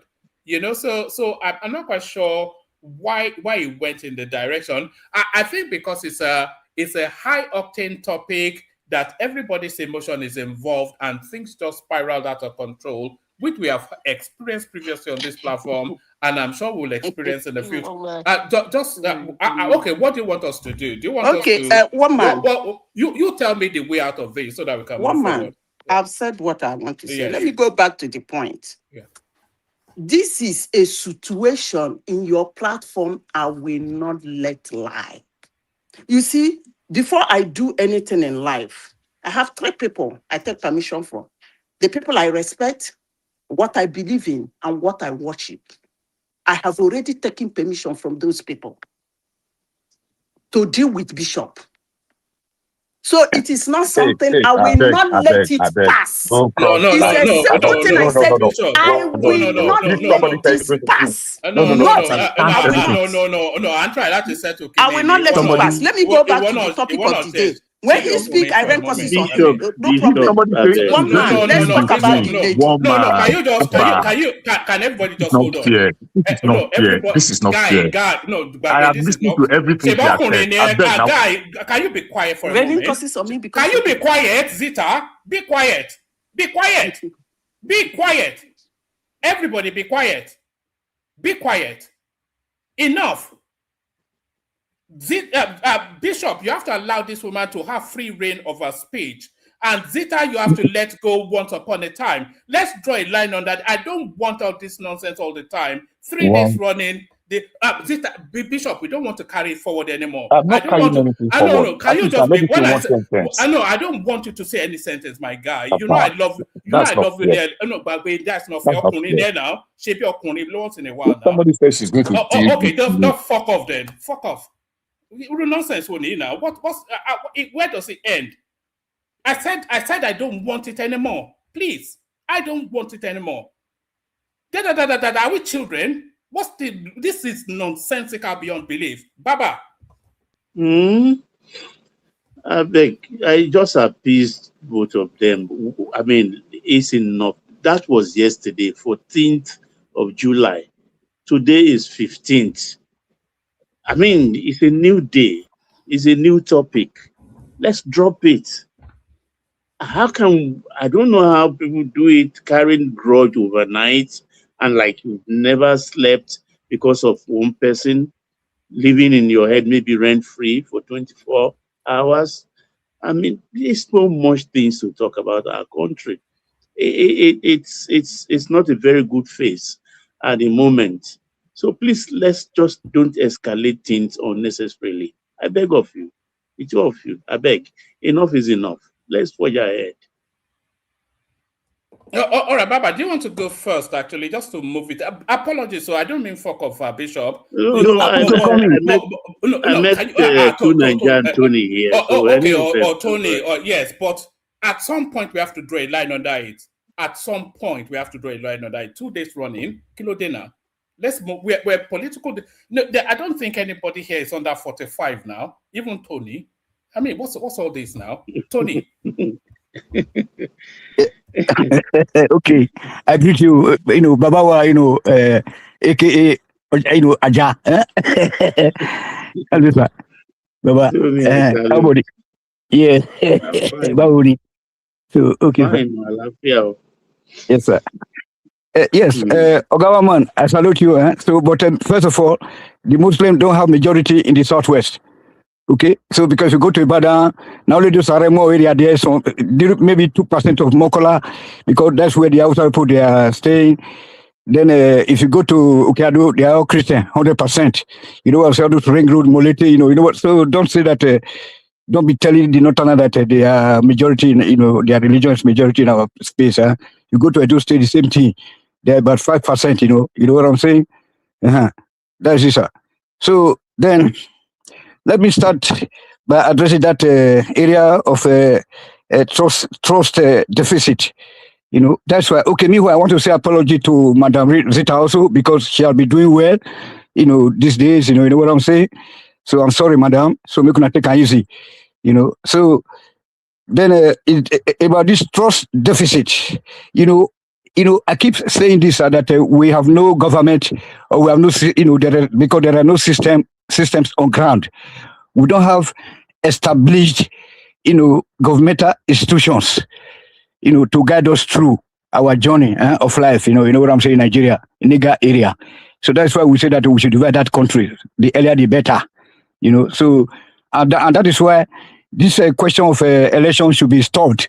Let Tinubu just continue to do what he's doing right now, to try to, whether not restructure or separate the country peacefully without any war. So before all this wahala would accumulate, So in order to, in order for us not to be postponing the doomsday, because at the end of the day, we cannot live together with these Northerners. All of them together. If you go to Benin, you go to Ibadan, you go to Lagos. So now these people from Benue State and Plateau, they come, they steal our, all our wires. They broke into homes. They steal many things. So they are also criminals. Benue Plateau, where David Mark and all these people they came from, they are all a bunch of criminals. So the same thing with all this Dajuma and all of them. So let the Northerners go their way, and the Southerners will go our own way. If we can be able to stay together with the Igbos, then okay, let it be. So be it. If not, then we can also separate ourselves, because it's just too, it's just too crazy right now. Because if I listen to that woman they call Lisa Kanu, or many people that these people that I just say that it's either will be or nothing, I don't know, if it's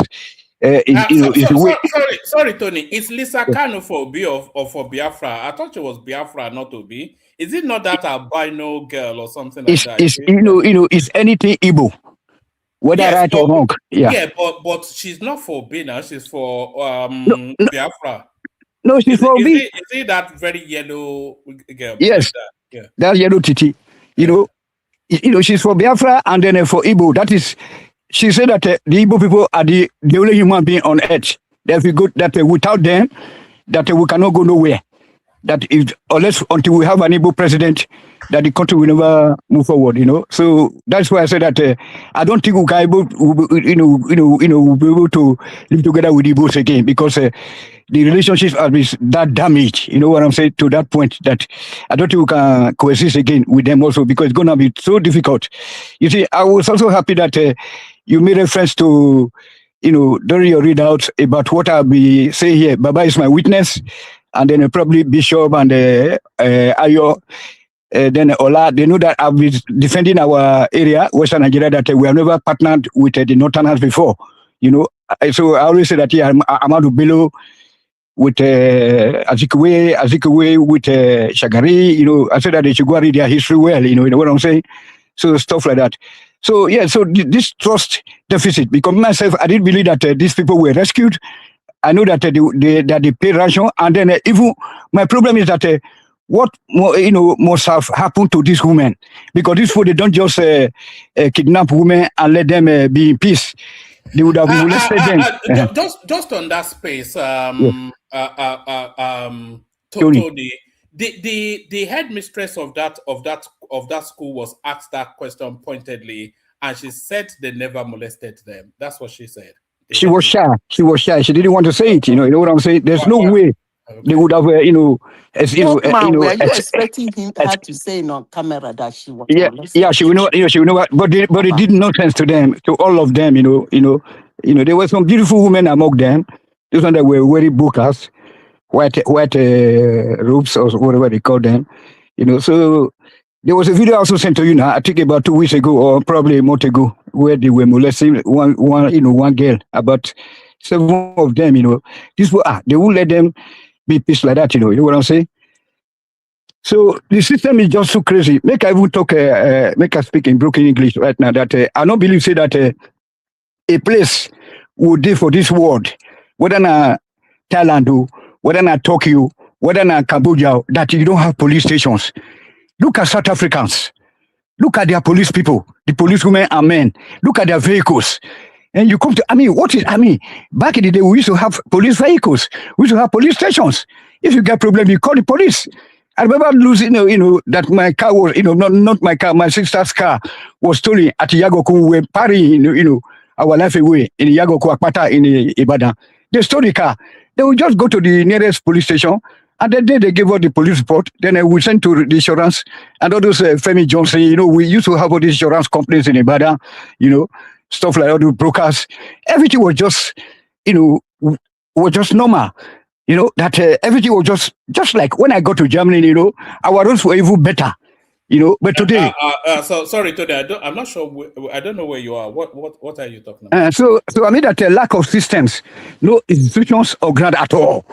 That's why people are doubting the whatever the government is saying. That's where that trust deficit come into play, because I don't believe that they will rescue people without CNN, all these Nigerian news medias, they are not there accompanying the military or whatever they call them, and then we see the action.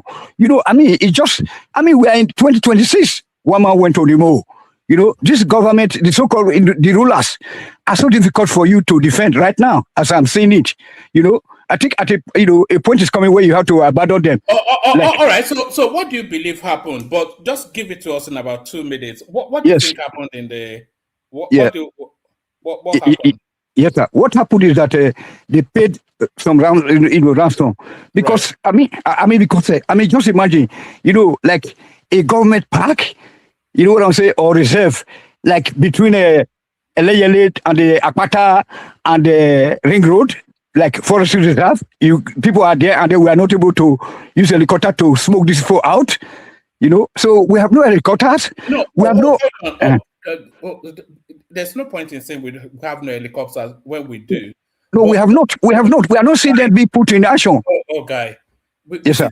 We see them being put in action. Don't say silly things. Now, you're not a silly person. Why not? No. We were not seeing them. We are not seeing the video. I mean, live coverage. Oh, gosh. Sorry, sir. And then live conferences. All right. No.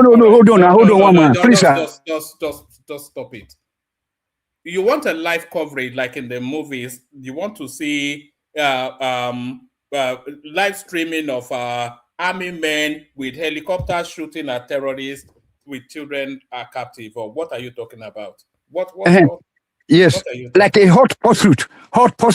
When they were kidnapped, we should have seen the action be taken by the military, the various arms. Then they are coming to that place to comb the place immediately. You know what I'm saying? So that's why. So how can we run a country like this? But we saw that. We didn't saw that. So the people. We didn't see them combing the forest. They released the videos now. No. One man. You see, that's why there's a total confusion right now about what Makinde said yesterday. That we have been saying this, that at the end of the day, it's still that we have reached our bar as black people. Because we cannot just do anything. We can. Ever since I joined your platform, I've been on this line that you see that something is wrong. I don't know whether by nature or by the sky daddy, God, aka sky daddy. I don't know, because like I say, we don't fit. I mean, how can people be suffering in the midst of plenty? Look at those resources you just announced just now that have been discovered in the northern part of Nigeria. And then if you go to Edo State, the same thing. Akoko Edo local government, you go to Eastern local government, you have all this River Niger, where they get all this fishing. Where can people be suffering? And how can Dangote be the sole everything, that the sole owner of sugar, salt, petroleum and everything? What is happening with our country? That is why things are just trust deficit come into place. Anyway, I think exactly my direction that I'm heading without consuming your time, sir. I'm just too crazy. And then I'm sorry, Mother Zita and Bishop. It's just because of the situation, lack of, improvement. No electricity after 3.5 years, or we are not seeing them putting those equipment, on ground. Oh, one man. Thank you, sir. All right. All right, thank you, Tony. Let me just put this up. Just two things. I'm going to put this up. These are just snippets of some of the operational videos that came out of the Nigerian army. So here you see them on the ground. This is the deployment in those areas, and these are just little snippets of them, going after these people and all of these things. So you cannot say that there's no snippets. There are snippets of this is them in that forest with all of their kits and everything. So I'm not quite sure. Maybe you are right to say that they're not sufficiently equipped, but we cannot say they're not doing it. There they are now. So there was no corresponding conferences by the military or the police or the local government chairman speaking to the press. All right, and also here is the headmistress of that school telling us that they were not molested. The rest of the victim, they will close their mouth, tie it with clothes, and beat them very well. Then the men, they had it worse than us, because they were blindfolded, handcuffed, and chained. All of them until they remained true. Was there any form of molestation on anybody? Sexual molestation? No. Mrs. Rachel, what next for you? What is going through your mind? I know your husband can also wait.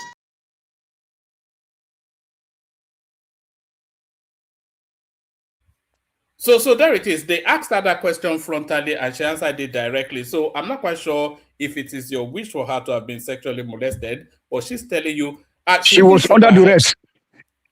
Duress from she was under duress. What does that mean, the rest? She be taught what not to say. Woman, or what to say. Yeah, because Tony, can I come they in? must have warned her. Hold on, Madam Zita. Hold on, Madam Zita. They must have warned her not to say what she saw there. That they will see come back for her. I due to the fact that there is no security on ground. No 110. No 911. Thank you. Guy, Yes. you're not. I don't want to use words now. You're a person now, so act like one. Like, just. Okay, sorry, sir. Sorry, sir. No. I mean that. Yes, like. It's near impossible. Okay, thank you. No, guy, just said it's near impossible to conversate with you, Tony. It's just because I've been trying for 4 years. It's just near impossible to have a conversation with you. Zita, did you want to chime in before we move on? It's just woman, I was just thinking, is it actually very right for a journalist or whoever that was talking to that woman to ask her that kind of question in public? What were they expecting her to say? That they were raped and molested? Come on now. Yes, I thought that shouldn't be the kind of question you should be asking a woman who just came out from a trauma. And that was a question from a woman as well. So you are right, goodness. actually. Yes, Well, all right, maybe Tony is right, but it's just the speed that it goes. It doesn't leave you the window to engage with him. It just wants to punt through. But let's come from you, Tony, to Tunaija. Tunaija, are you still with us or tonight? Yeah, I'm here. Thank you for having me. Can you hear me? Yeah, perfectly. Yeah. Salam alaikum. Is that where we are now? Okay. What do you do? Thank you for having me. I think listening to the last speaker, half of my brain almost died. But it's all right. People have a right to air their own opinion. And the way he sounded is the reason why it's important for people to study. Because he sounds honest, but it's completely misguided. It's like he sees only what is. He's not even seeing what his eyes can actually see. He's not processing it. He's talking from inside his head. And based on programming, conditioning, not necessarily what he actually sees. Your voice is not clear. Your voice is not clear. Your mic. Adjust your mic, sir. Okay, can you not hear me clearly? Let me see, can you not hear me clearly?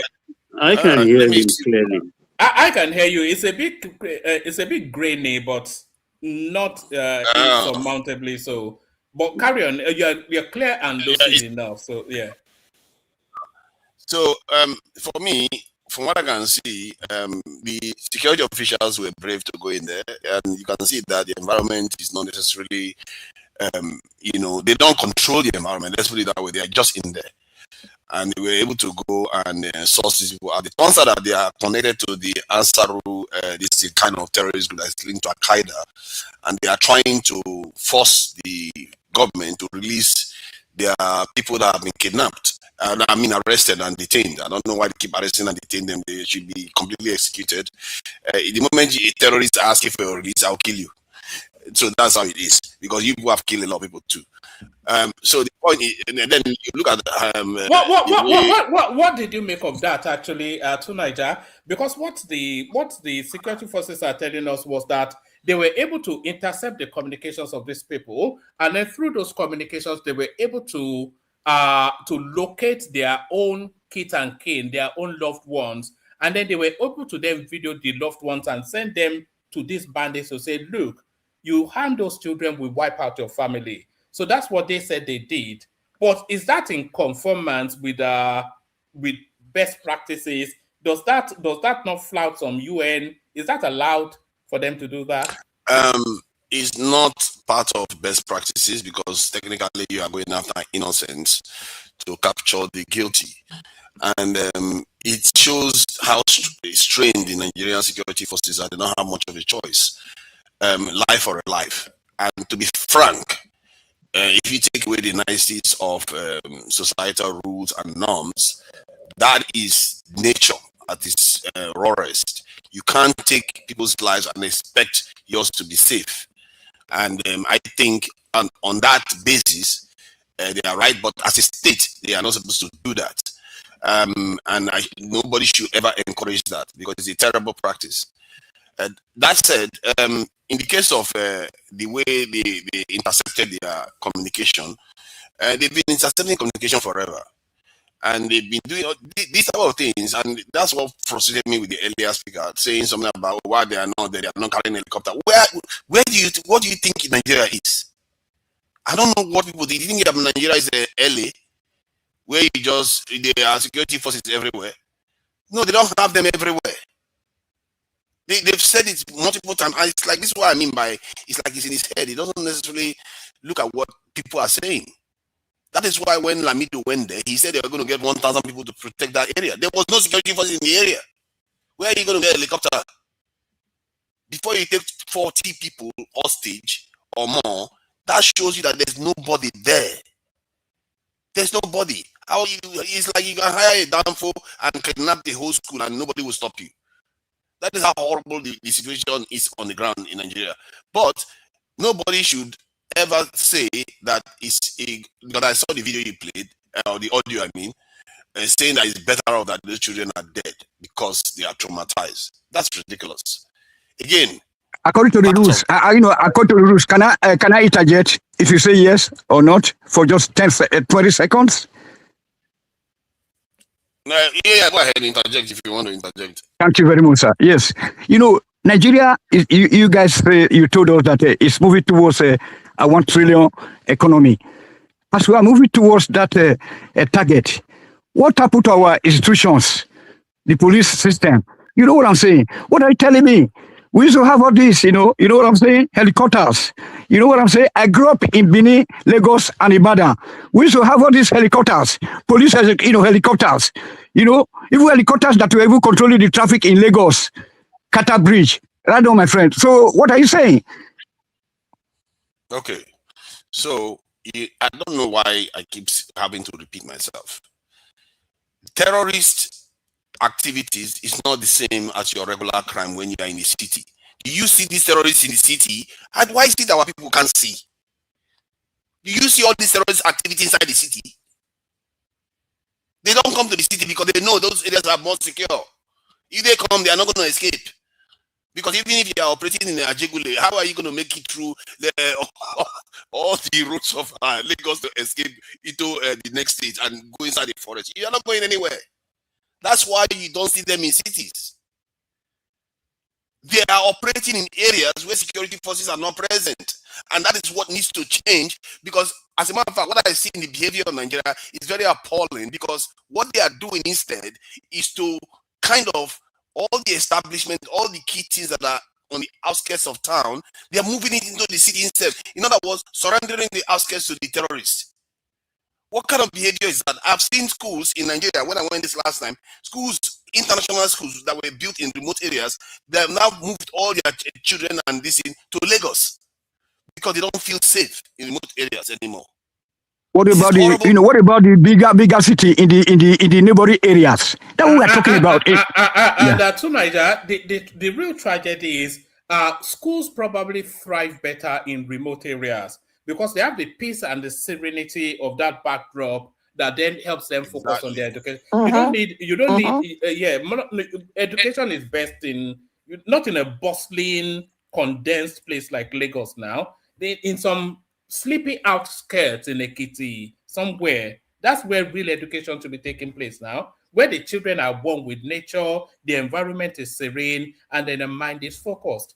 That's weird, but it's how it is here too. So it's clear that they shouldn't be surrendering the outskirts of the city. This is why people are going to still come back to some of the things I've said in the past, when I keep telling us we don't have personnel in those areas.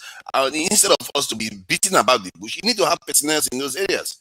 And some of our prejudices is not allowing us to see straight. Some of us are worried that we are going to recruit other tribes into the security forces. Some of us are worried that there's going to be Boko Haram terrorists inside the military. It's like all kinds of crazy stuff we come up with. While our children are getting kidnapped, our women are getting kidnapped, our men are getting beheaded, all kinds of nonsense is going on, instead of it to just act and do something. Because now, these security forces that went there now, when they rescue people, people are happy about that too. But when they say increase the numbers, people are against it. What kind of mentality is that? Sometimes when I listen to some of our people, I feel like we have a mental problem. We seriously have a mental problem. We don't see the world the way it truly is. We act as if we don't see anything.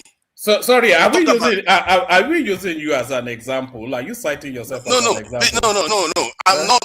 Because but my see, that's my own. You don't have a mental problem. One man, no, not close. I mean, maybe my mental problem is that I like to shout at people, and I say I'm very, very short with people sometimes. But my analysis and my interpretation of things is based on reality, nothing else. This is the critical aspect. And when they say reality, truth, that's what it means. In other words, you are looking at what is going on in the world, straight up, not pretending as if it doesn't exist, and start reaching false, fake conclusion that doesn't bear any resemblance to reality. Do you know how devastating that is? To watch people do that repeatedly, and it's frustrating to see. Because what you are doing, you're leading people into darkness. You're leading people to keep making mistakes over and over again. Why other people, this is very clear to them. Because many of these people saw the Gaza war. They saw how terrorists behave.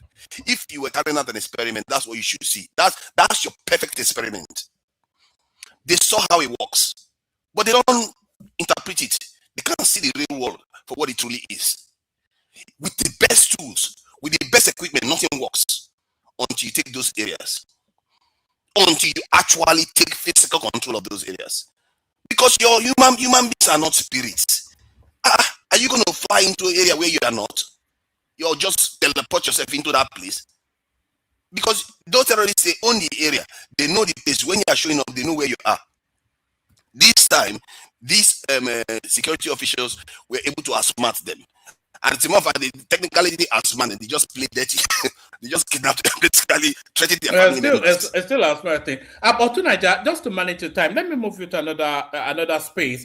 Let me move you to this headline that you're looking at on your screen and invite what you're making of it. It says birth registration at 57%, death registration below 20%. This is coming out of the National Population Commission. So 3 times more people are being born in Nigeria than are passing away. What do you make of that as just raw data?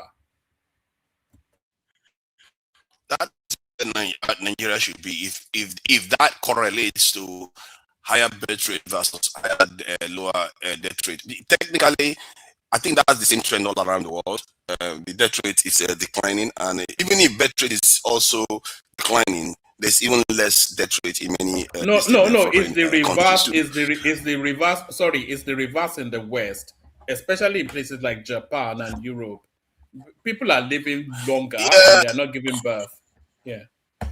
I think you're actually correct there, actually, because if the population is declining, it means that they are having less children than they are actually. These are the people that are dying. So you're technically correct there. But these figures, they say registration, so I don't know what it necessarily means, whether it's actual just based on registration or actual births and actual deaths. But if it correlates with the actual ones, yeah, that's what you should expect from Nigeria. And I don't see anything wrong with that. And the same goes for many African countries, especially other African countries. Do you not see the danger of a population explosion there? When 3 times as many people are being born than are passing away, is that not a strain on resources? Will we not end up cannibalizing each other at this rate? Name one country that population has destroyed. That the large population has destroyed. If anything, it's made them superpowers. So we have the resources to manage this level of. No, one man. This is part of what I'm talking about. We are divorced from reality. This is exactly what I'm talking about. We say things that don't correlate to reality. Why is that? And people say I'm mad. I'm seeing the world for what it truly is. Like I said, name one country that population has destroyed. If anything, it's the opposite. Life is power. Life is a gift. But like I said, we have an anti-life culture. For some reason, it's easy for us to be convinced that we don't need life. But that's my take, and it actually bears correlation to reality too. Like you see, a moment ago you corrected me. What did I do? I retreated very quickly. I said, "Hey, you are right. In other countries, birth rate is lower than death rate because the population is actually declining. It is true. If some people, they will double down. Makes no sense, but they will still double down anyway. Why would you do that? Why? You want to walk in darkness? Do you know what the consequences of that is? It's very serious because you are walking your own children, your descendants into darkness. You will never prosper in this world. These things have consequences. That is why I'm passionate about it, and sometimes people are angry with me that I'm maybe short with them, but these things are consequential because our people say things that don't bear resemblance to reality. Reality should be your guide. It's in the world out there. Nobody made it. It's God that created it. It's already done. No matter how you try to distort reality, you know what they say? It always has a way of snapping back. You pretend as if it doesn't exist, it will show you it's there. If you pretend a mountain doesn't exist, try to cross it, and you find out that whether that mountain exists or not. God has created it. All right, tonight, give us about 2 more minutes, and then we're going to Bishop just to move it around a bit. Yeah. All right. So, regarding the question about being molested, again, you see, you have to use your own eyes to look at the way the lady responded. It was clear they were not molested. I don't know what you see with people. Then now you start second guessing the woman, saying, "Oh yeah, they told them not to say anything. Otherwise, they might even come and attack them again." All kinds of stuff. The lady didn't hesitate. She didn't try to even twist her tongue. She made it clear. And not only that, it also correlates to the way the Islamists behave. If this was normal bandits, you will see that yes, they will carry out sexual harassment and all kinds of stuff, abuse. But these Islamists, they are the ones that take people's head off, and that's what they did. They are Muslims. They are not there to have sexual their desires met. If they want to, they will marry you. Do not say that. Do not say that, my brother. See, hold on. I'm telling you, their general. It's not that some people don't do it amongst them. Some of them are not. Just look at the face of that woman or that principal. Look at the face. Read the face language and the body language. Yes. Maybe you are seeing a spirit or something. I don't know what you are seeing. But what I saw with that lady, she didn't have much of anything. She could have just said anything else. She could have hesitated. She could have just used a different language. She made it clear they didn't. And I actually believe. Then you want a husband to sack her? You want a husband to sack her? Hold on now. I see. Come on. They didn't. Come on. If they did, you will know. These are Islamists. They were demanding the release of other Islamists. These are. Do you know if they found out publicly that they were busy harassing sexually abusive women, that would destroy their Islamic credibility. Don't you see that? Well, that's what they usually do. No, those are bandits, and by and large, maybe some of them, some factions may do that, but generally they don't. That is not their modus operandi. And given the way this group beheaded the teacher, it tells you that they are extreme. They are an extreme group, and they want to intimidate the government to hand over the ones that have been jailed. So this is what we are dealing with, and sometimes that's why I didn't use only one point of reference. I tried to use their general behavior and the likelihood that they were abused based on what their elderly. Tunaja, sorry, sir. No, Tony. I want him to round up so that we can go on to the next person. Sorry, yes. Tony. Yeah, based on their modus operandi and ISIS and all of them. ISIS, they marry brides. They don't just go about raping people. And they have their own ways to, the code that they believe that they have to follow to make them appear credible. Because they cannot say they are better Muslims when they are busy raping women. They can't say that to the moderates. You see what I mean? So I don't necessarily believe that the lady was lying. I don't think there's any need to ascribe any kind of hiding, trying to hide anything, because the lady spoke plainly. If somebody is speaking under duress, you get a sense of it. She didn't even skip a breath. He didn't see her hesitate, nothing. She just said no, they didn't. And she said they tortured the men. that the men got it was. So I don't know why people just like to read meanings into things. Thank you for that, one man. I appreciate it. All right, brilliant. Excellent by Tunaja, as always. Always excellent by Tunaja. That's why we love him here so much. And I want to say I agree with you so much, Tunaja. We are talking about body language. If you see how that woman immediately recalled from that question, if you look at her facial expression, it answered it even more than her words. What you say, no, that didn't happen. You know, because there was not even any hesitation in it. But what do I know? Maybe she was coached as But let's go on from you to Bishop. So Bishop, you're up next. Sorry if I was a bit abrupt earlier on, but I just wanted an end to that matter. We've carried it for 2 days now, so at some point we just have to let it go. I think we've all explained ourselves to each other, and we know each other better now. So people are setting their limits, and limits have been set. So Bishop Floyd, yours. Give us about 5-7 minutes, Bishop. I apologize to Bishop for on behalf of one man. What did I do? When you use a double F word. Oh, sorry about that, Bishop. I didn't know. I was just frustrated. It was starting to grind on me a little bit. But sorry, Bishop. Good evening. Good evening, if you are hearing me.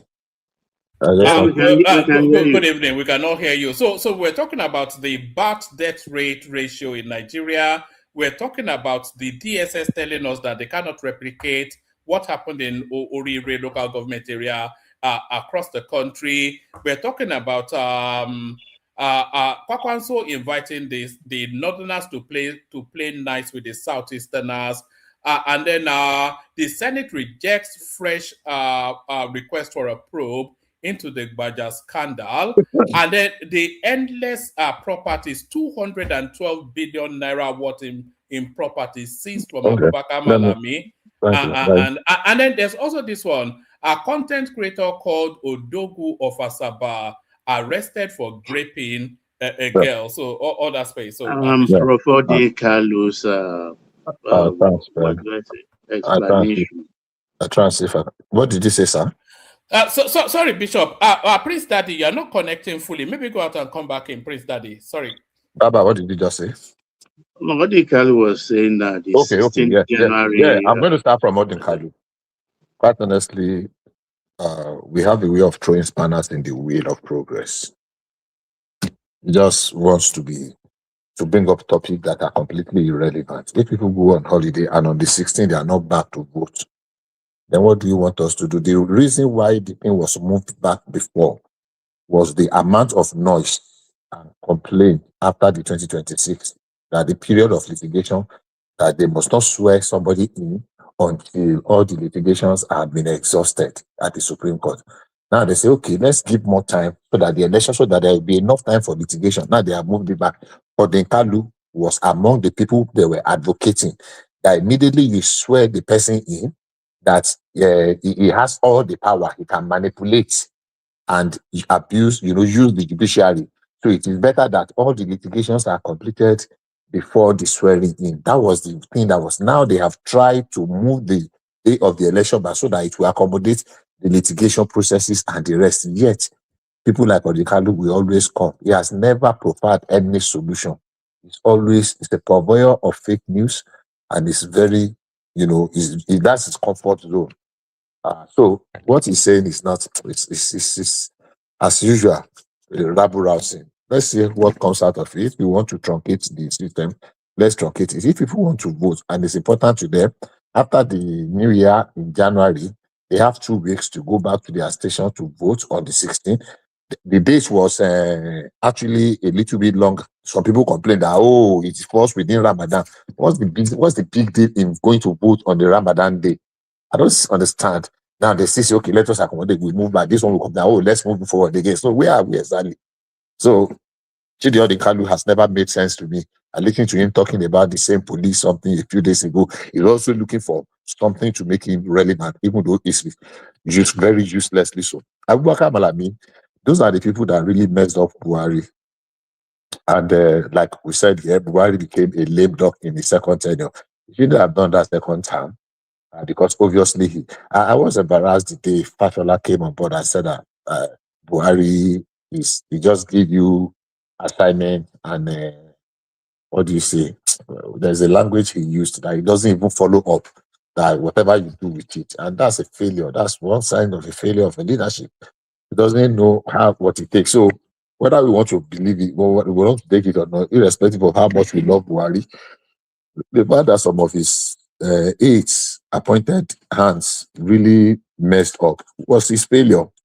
And I did say when we had that election, if anybody remember here, that Buhari was the price we had to pay to have a Tinubu who probably is trying to do everything to redeem whatever we have lost. But it's a shame. I want to say that even if they go further and arrest other people, there is a lot of rot under Buhari. Economically, we became far worse off. I mean, printing 30 trillion naira in ways and means. There was no control, no regulation.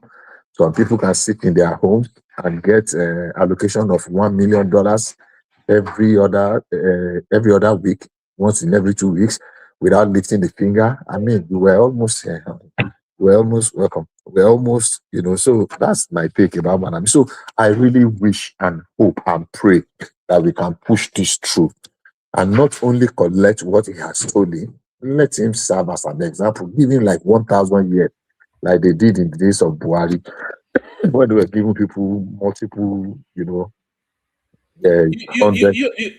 Bishop, there's every chance that Abubakar Malami might well end up being the governor of Kebbi State. There's every chance that he will end up in jail. He will not end up in any governor of any state. If he ends up in Kebbi State House before they put him in jail, then he has that immunity cover. You will not even contest. Let's jump up because I don't have enough time. I'm timing myself, but I don't think he will be able to contest.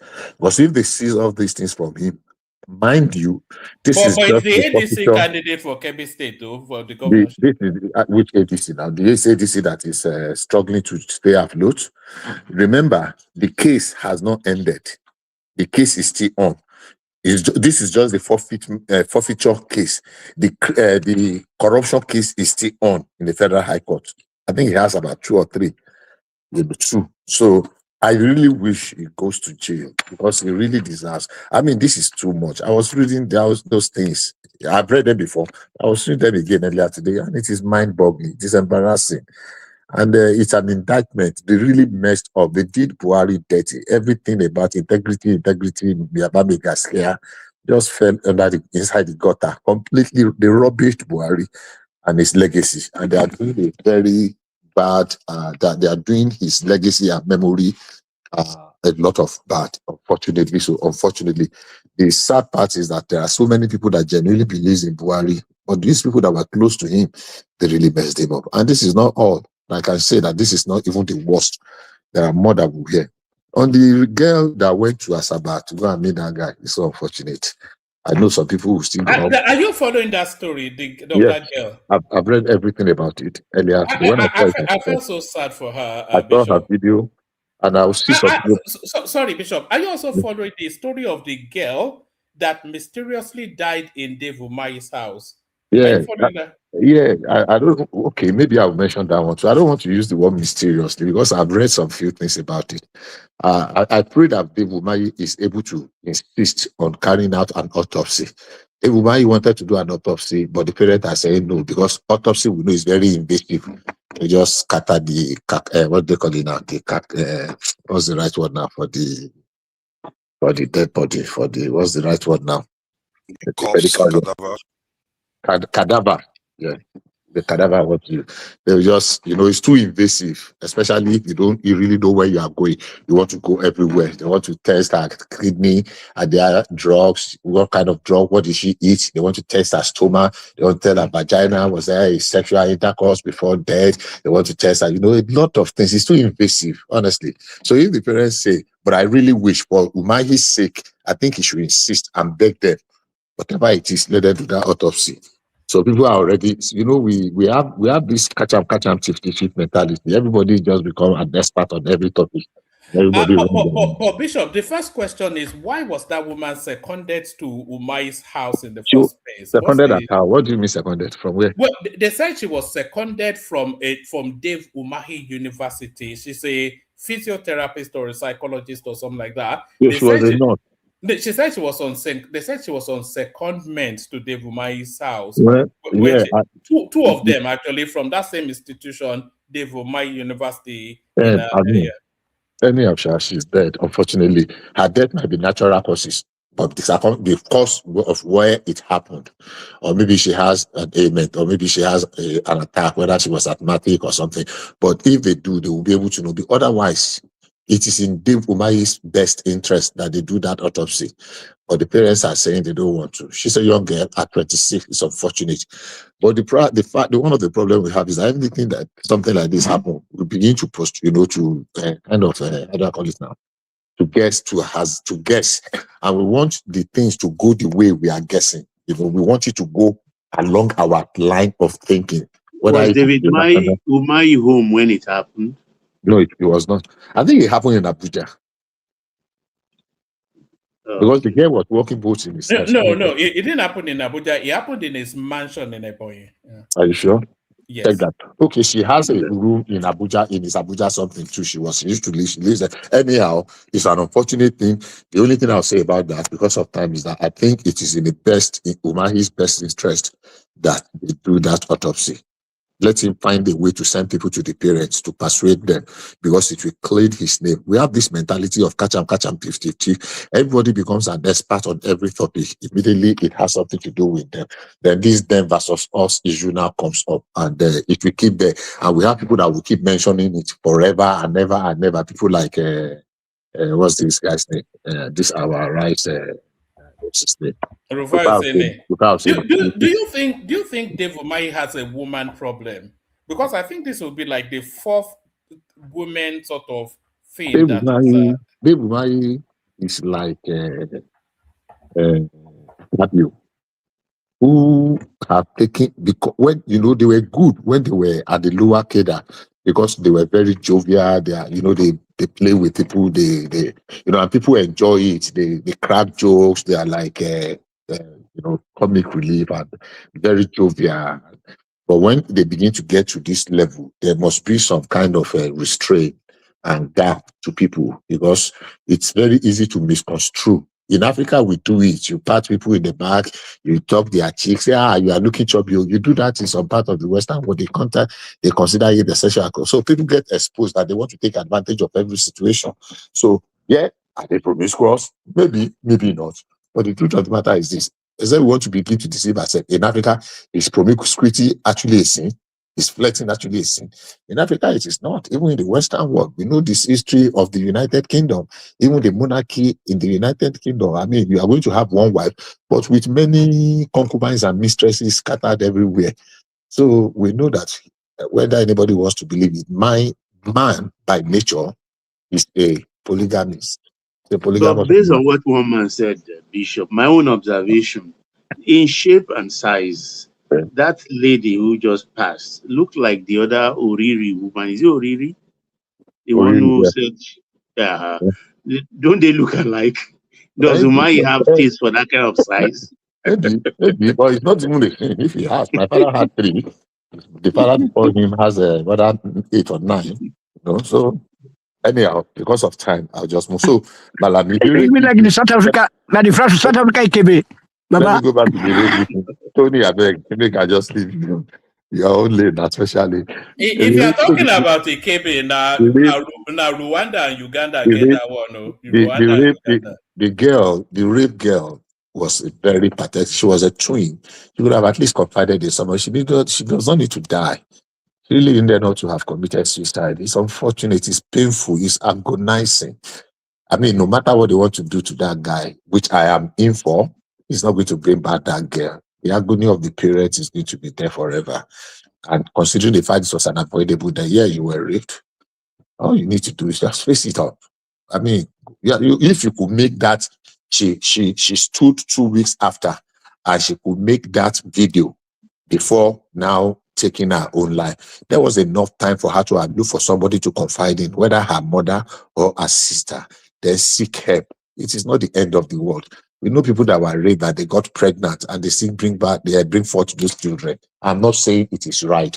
I'm saying that there was no need. It was a one dead too many, on one needless death, one unnecessary, ridiculous death. I saw the guy video trying to beg and apologizing that he's going to do whatever to make it right. It's so painful. Let him face the music so that other people that take advantage of young girls like that. The sad part is that our young girls have become that there's something else. You watch on social media, so many things you see on Twitter. I used to hear things that happen on what's the other one now? The other social media. The very book, the very talks, not toxic now. There is this social media. Facebook. No, not Facebook, not Facebook. This is TikTok. I don't have one TikTok and Snapchat, whatever. I don't have those. But what I hear happens there. But they are beginning to import it now. You see 11-year-old, 14-year-old shaking their bum, opening up their, and it's like, where are we going? So if a girl at 20, if she says she's a virgin, that means the parent must have done some good job in bringing her job. And she felt that remorse. The only place she crossed the line was having to go and commit suicide, which is very unfortunate. Very unfortunate. Very unfortunate. Very unfortunate. One man, I don't know whether you read something that Soludo said today. People will roast him tomorrow or next. I don't know whether you read anything about what Soludo posted, something about Tinubu. Tell us. The taste is in the pudding. Okay.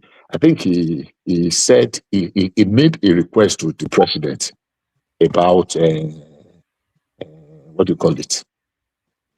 About some road. And he said today that to his surprise, the road totaling about 300 miles in Anambra State, between Anambra and Kogi, and one way between, what's the name of this place? Nibo or Nise, something, just within Anambra.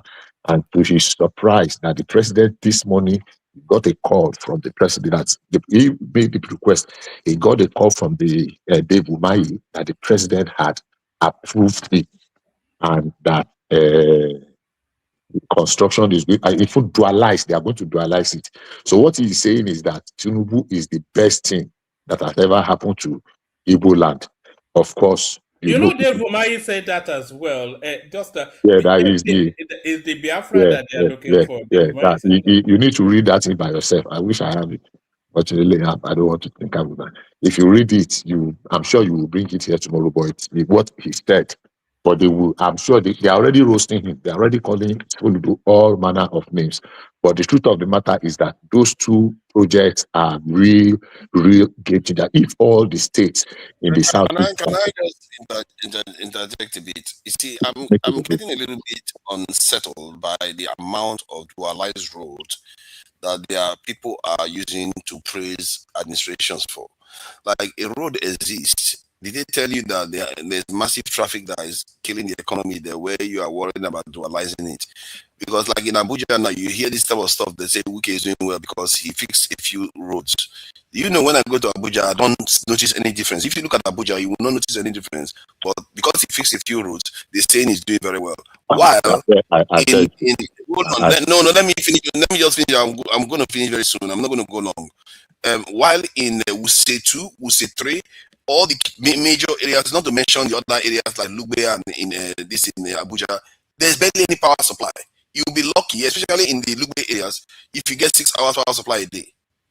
So why are they not putting those efforts in areas that is going to give people far more bang for their buck? Because when people get power supply, people spend more time at their homes and buildings than on roads. But they are not doing that. Thank you. So this is it. Sorry, Bishop. Tunaja, check private chat. Sorry, carry on, Bishop. So this is it. I'll try and spend less than 1 minute on that. Let's be very sincere to ourselves. It will be very unkind to history to say that Wike is not doing anything, it's not doing much, or to try to downplay it. We had a minister under in the last administration that spent 8 years. You cannot point at 10 kilometers of road that he worked on. Road is an essential project, and it is the first step towards development. Everybody, even his worst arch enemies, have confirmed that they don't like Wike, but when it comes to road and infrastructure, he's opening up the hinterland. I know a bit of Abuja. I won't say I know a lot. I know a bit of Abuja. I frequent Abuja very well. Whether you are going from Yanya, whether you are going from Lugbe, whether you are going from this outskirts, what's his name? this popular outskirts. What is the name? But Abuja has the best roads in Nigeria. Is that transformational? That's my issue. It's not transformational. The Abuja road, we are talking about the roads in Amak, even though the roads in Amak, but 75 to 85% of Abuja people that are working in Abuja lives in those satellites. Kubwa is where I wanted to mention. They live in the satellites and they don't have roads to those places. So many places were closed up and it's opening them up. Don't let us waste time on that. Don't let us debate that. It's dualizing them, not that there was no road. It's dualizing them. Yeah, if you know the kind of traffic, if you are going from Yanya to AYA, if you are coming from Gwagwadadarakuwa, you meet at that junction and you are coming, you know how many hours. People live in some villages in Nasarawa. You know how Abuja is now known for traffic. Are you serious? Abuja is known for traffic now. It's not exactly. Abuja is known for traffic. Is this supposed to be so? Actually, it's Lagos. Abuja is not known for traffic. No, it depends. Because ask one man, one man, do you know Abuja for traffic? Hold on now. I don't know Abuja that well. So what I'm saying is, if you know, please, calm down now. Calm down. If you know Abuja and you know the traffic period, the majority, I said 75 to 85% of people that work inside Abuja live in the outskirts. If you go to Abuja and you stay in an hotel, whether in Wusetu, whether in what they call this place, Jikoi, or you stay in Jabi, hotel in Jabi, and you are saying there is no traffic in Abuja, you are not being truthful. Because you are not heading towards Gwagwalada, you are not heading towards Nyanya, you are not heading towards Kubwa after close of war. Ask the people that are going there, they will tell you. It's like, because I live in Atlanta, I live somewhere in the Atlanta, I know I'm going, I dread going on I-85. If I'm going to go to that place, I have to leave home by 5:36 a.m. Because I know by 7 a.m. I-85 to I-75 to 285 is completely blocked. A journey that shouldn't take you like 25 to 30 minutes will take you like 2 hours. And that's a fact. Yeah, but the same thing is happening in Lugbe right now. Lugbe, cars have to walk until they are trekking. Let me go. Roads. If you have a different opinion, let's move back to Anambra. If you have a different opinion about Soludo being excited that road is going to be constructed and is going to be dualized and is going to add value to that road, I'm not saying every road must be dualized, but if that one is so important, a 150 stretch road cannot be a single lane, especially in fast-growing areas. So for me, I don't know why Soludo is so excited. Maybe he shouldn't be excited about it. Maybe if you tell him the way he's present. 3 more minutes, Bishop. 3 more minutes. I'm very fast. So let me move very fast. He said 3 more minutes. Let me utilize my remaining 3 minutes, please. So on the molestation of the victims, there is a saying in Yoruba land, I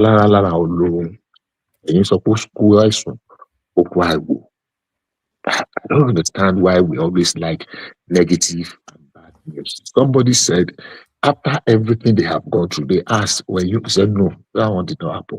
Whether it happened or it did not happen, it did not add to it. But because some of us just want the bad side, Tony is in this thing that they were actually molested as if he was there. Or if the woman said you were molested, is that going to make you more happy? I don't understand. That one really lead me with some sour whatever. DSS about the Oriire, Anthony was saying that is not going to happen. I would rather say it's not going to happen because it's tactical, it's strategic. Because when you are saying that they are going to use the same approach, there is no two cases that are the same.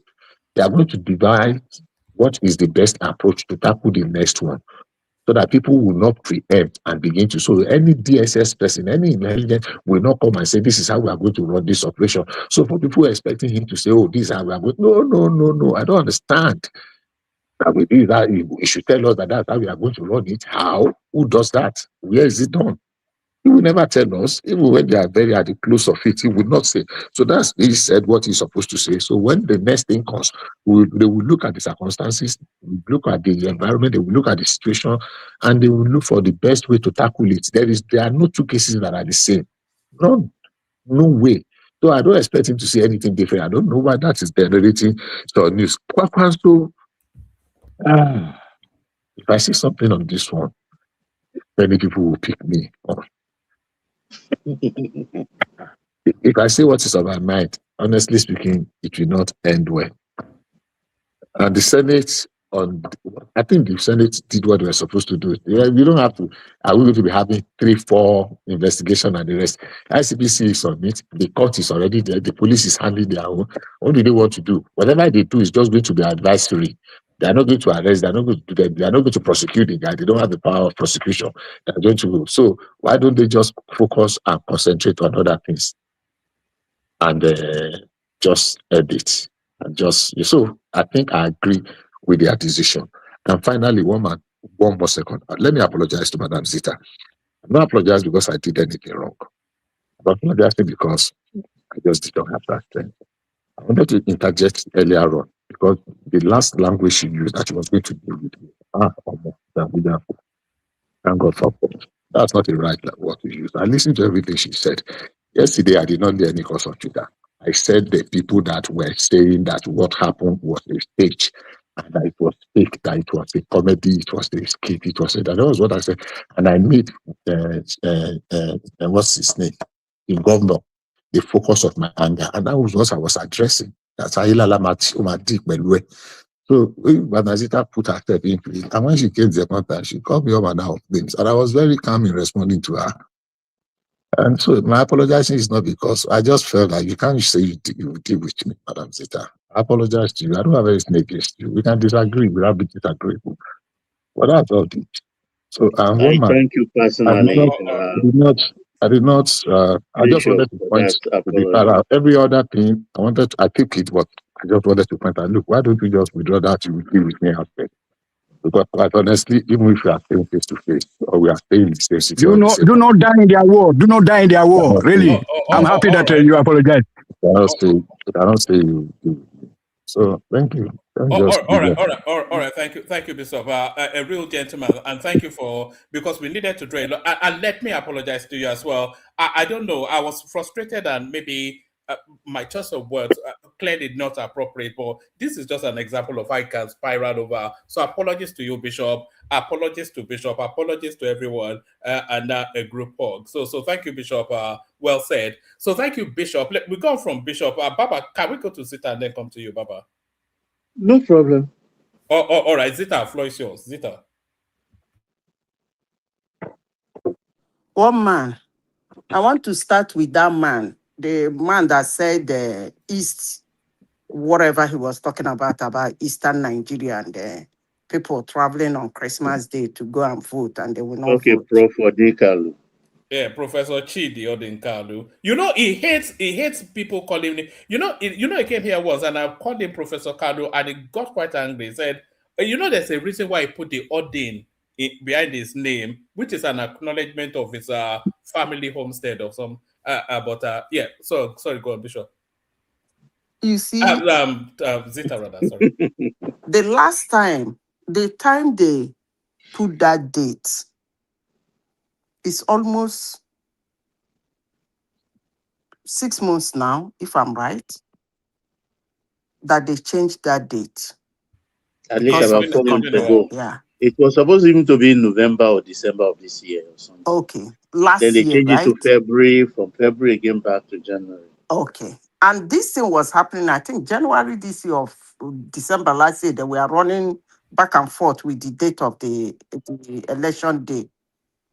You see, everything is not tribe. Yes, there's something he said. I quite agree with him.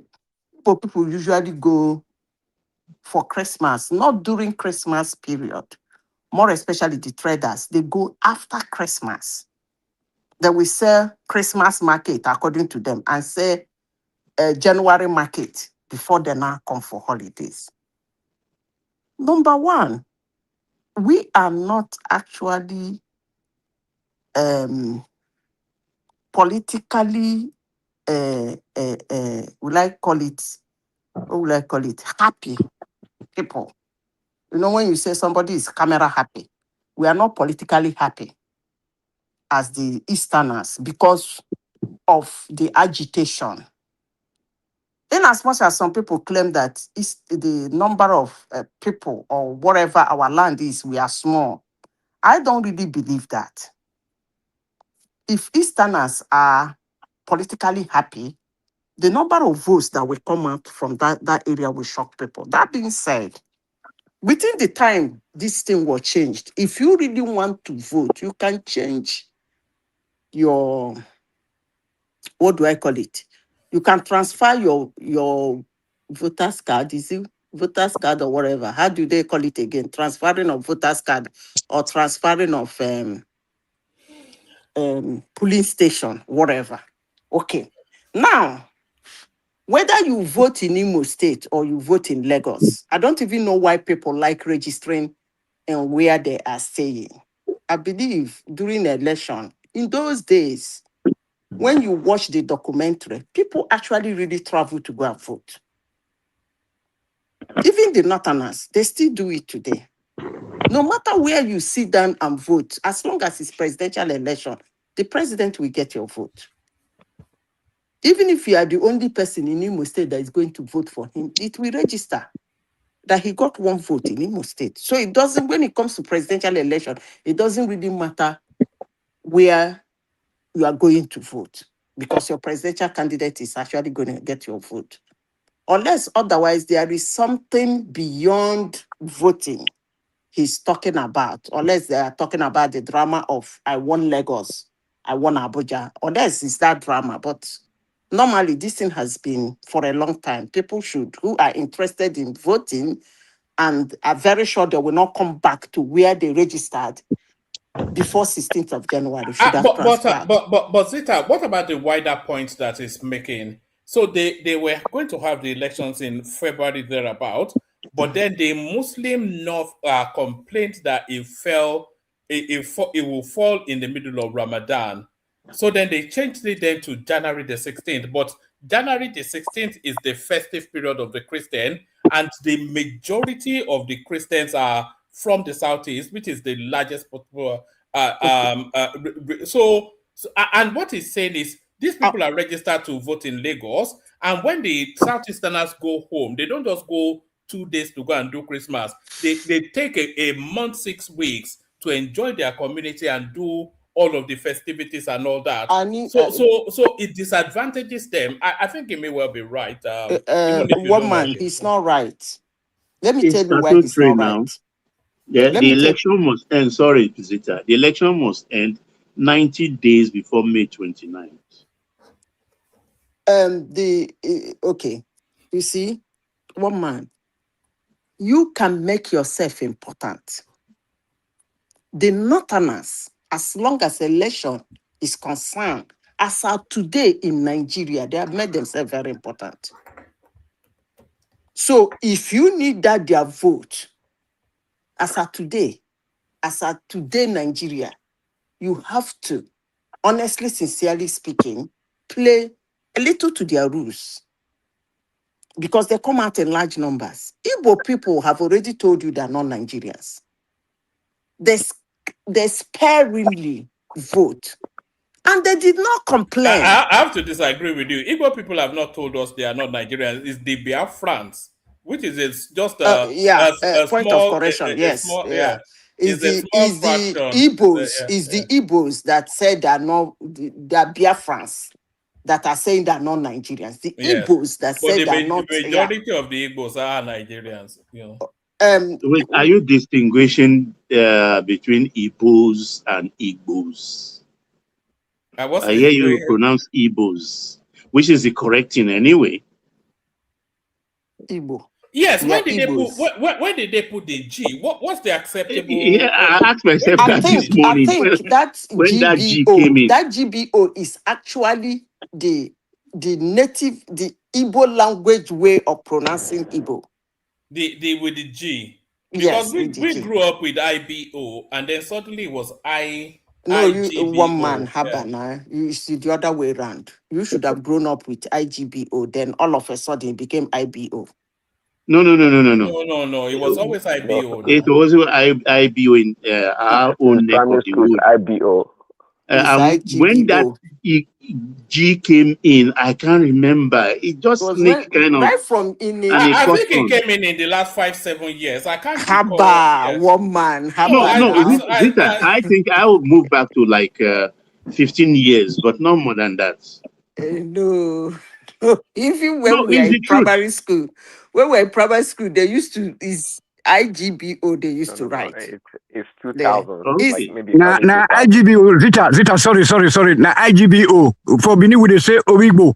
You know, then Igbo. Now they say Igbo. Then they use the English version. Yeah, that's the English version. It's IGBO. Yeah, the Benin, the Edo, would they say Oigbo, you know. Exactly. And then Igbo people say when we write it. Yeah. That IBO is like anglicized. Yes, it's English. Yeah, it's anglicized. And it does make sense given that they are all this in language family. Because if you look at the Igbo now, you don't say Igbo, you say Igbo. And that because people don't necessarily associate Yoruba language and Igbo language and the Edo language. They are all the same family. So that Igbo is more likely to be accurate than Igbo. Is it offensive? Do people take offense to the IBO, Zita? Is it? There is a way you pronounce it. Is it offensive? Yeah, the IBO. Yeah, if you are not an Igbo person and you call me Igbo. You know, in Lagos they actually call it Yibo, like YEEBO. It's still IBO in most of Yoruba land. If you call me that IGBO, that's why they say that they get to Igbo, now they get to Koigbo. You know, Abik. Now IGBO is the right one. IGBO. The right if you call me Igbo girl, I will think a kind of like you are trying to demean where I come from. Honestly, sincerely speaking, it's Igbo. Okay, I'm Igbo, not Igbo. Okay, we all went to primary school in Lagos. In social studies textbooks, okay, since I was born, you know, it's IBO. I read in the textbook.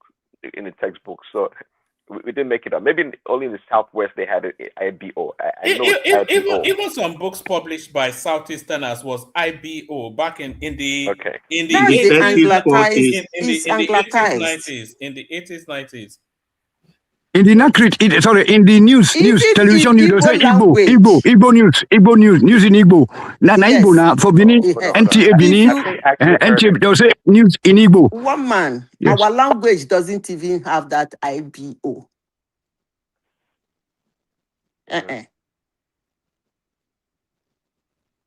It doesn't have it. Igbo or whatever. What are you going to write? It's not. It's IGBO. This one you people are calling IBO self is kind of anyway. So what I'm saying is that if they have complained, if Igbo people have come out to complain that look, what about us? But they didn't complain now. They never complained. One thing is complaining, another thing is giving you audience. But one thing I want to say is that other part of Nigeria should make themselves important in the election. I hope it will happen this time around. So that if the North wake up and say, we want this, the other people will say, no, what about us? We want this. And the presidential candidate will come with something, or the government will come with something in the middle. But for now, come on now, one man, they have the cards. They have the cards. They have 17 states, Abby. And they come out in mass to vote. So if you gather all their votes where they come from, man, it's a lot of vote. No presidential candidate will ignore it. Okay, back to the girl that died in Omahi house. Obviously, what he says is that Omahi was not there, right? He was not home in the southeast. When the girl died, what were they doing that killed the girl? They said she was the Sahara reporter said the blood was coming out from the girl's. No, carry on. They said she was seconded, that she's a physiotherapist or something. Who is the physiotherapy? And that's what I don't know. No, it's physiotherapy in his bedroom now. That's what it's probably. that of my hair, should be one woman don't come talk one thing about now woman go still down for that guy. The way they look and so now woman go down. But what is all this one with women's stories around him now? And the same size. Huh? The same size of the same size of it's good you did that observation. The same size of women now. Not too fine, busty, big bomb, things like that. What is going on? Mother, this one pretty. This one pretty. Hey, this one na queen, na princess. No, okay, make I shut up my mouth. Anyway, he called for autopsy. Nigeria and their autopsy. Somebody in government calling for autopsy. Anyway, may the guy so rest in peace. Amen. Then back to Adeyemi and Miller. I think they say he should resign. No, suspend. Some say resign, some say suspend. Or he should step aside. I believe he has a hand in that. He has a way of he has been doing it. This one can't enter. Because you won't tell me that he will be forefront in doing it. They have people around them they use in running those kind of show. So he should step aside. I don't even know why he said. One man who has your president chosen for vice president. Shetima. Oh, I thought they said he's going to change him. No, he didn't change him. Okay. So it's on INEC portal already. Okay, no wahala now. So the girl's soul should rest her spirit.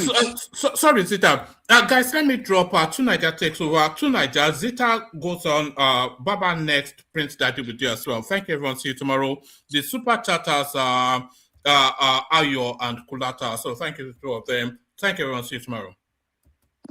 Thank you, one man. Madam Zita, the woman was found stuck naked in the room.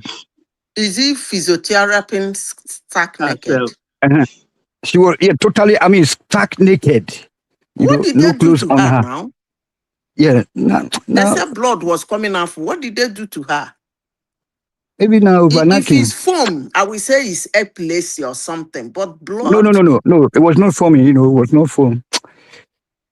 They said na massage. They did. Anyway, this man is too dangerous. Really, it's dangerous. And then I'm very happy that you are one man. You did a great job because other panelists try to defend this guy because he's a minister to Tinubu. You know what I'm saying? No. People should not be the man. Yes. That's the problem I have with Adeyemi Miller or whatever you people call her. Yes. When you have a dented name, you have to be very careful. Yes. Because 80% of the time, people will believe that you did it, even when you did not. Yeah, so kick them out. Kick them out. Don't defend them. Yes. I don't even know who is defending Nigerian politicians anyway. This man has been running around with. The last time we had a story, him and one girl shouting on the making videos of the same thing. Yeah, the same thing. She was later giving money to cover her mouth. What if I say he was there? It's crazy. What if I say he was there? Madam Zita, what do you make of the family not wanting an autopsy? Who told you that? Did you hear from the family? It was that's just application for the man. Manipulation. Yeah, they are manipulating the whole. It's imagine that it's manipulating the whole scenario. Burial. No, because they said they want to proceed with the burial. Now, do you know how much they've been paid? We're in Nigeria. Do you know how much they've been paid? To cover their mouth. What they will tell you is your pikin don't die, it don't die. Yes. And if you make trouble, we'll come after you. He will not come for you. Yes. So they will call elders will call you by one corner and tell you, bros, sister, auntie, madam, collect the money.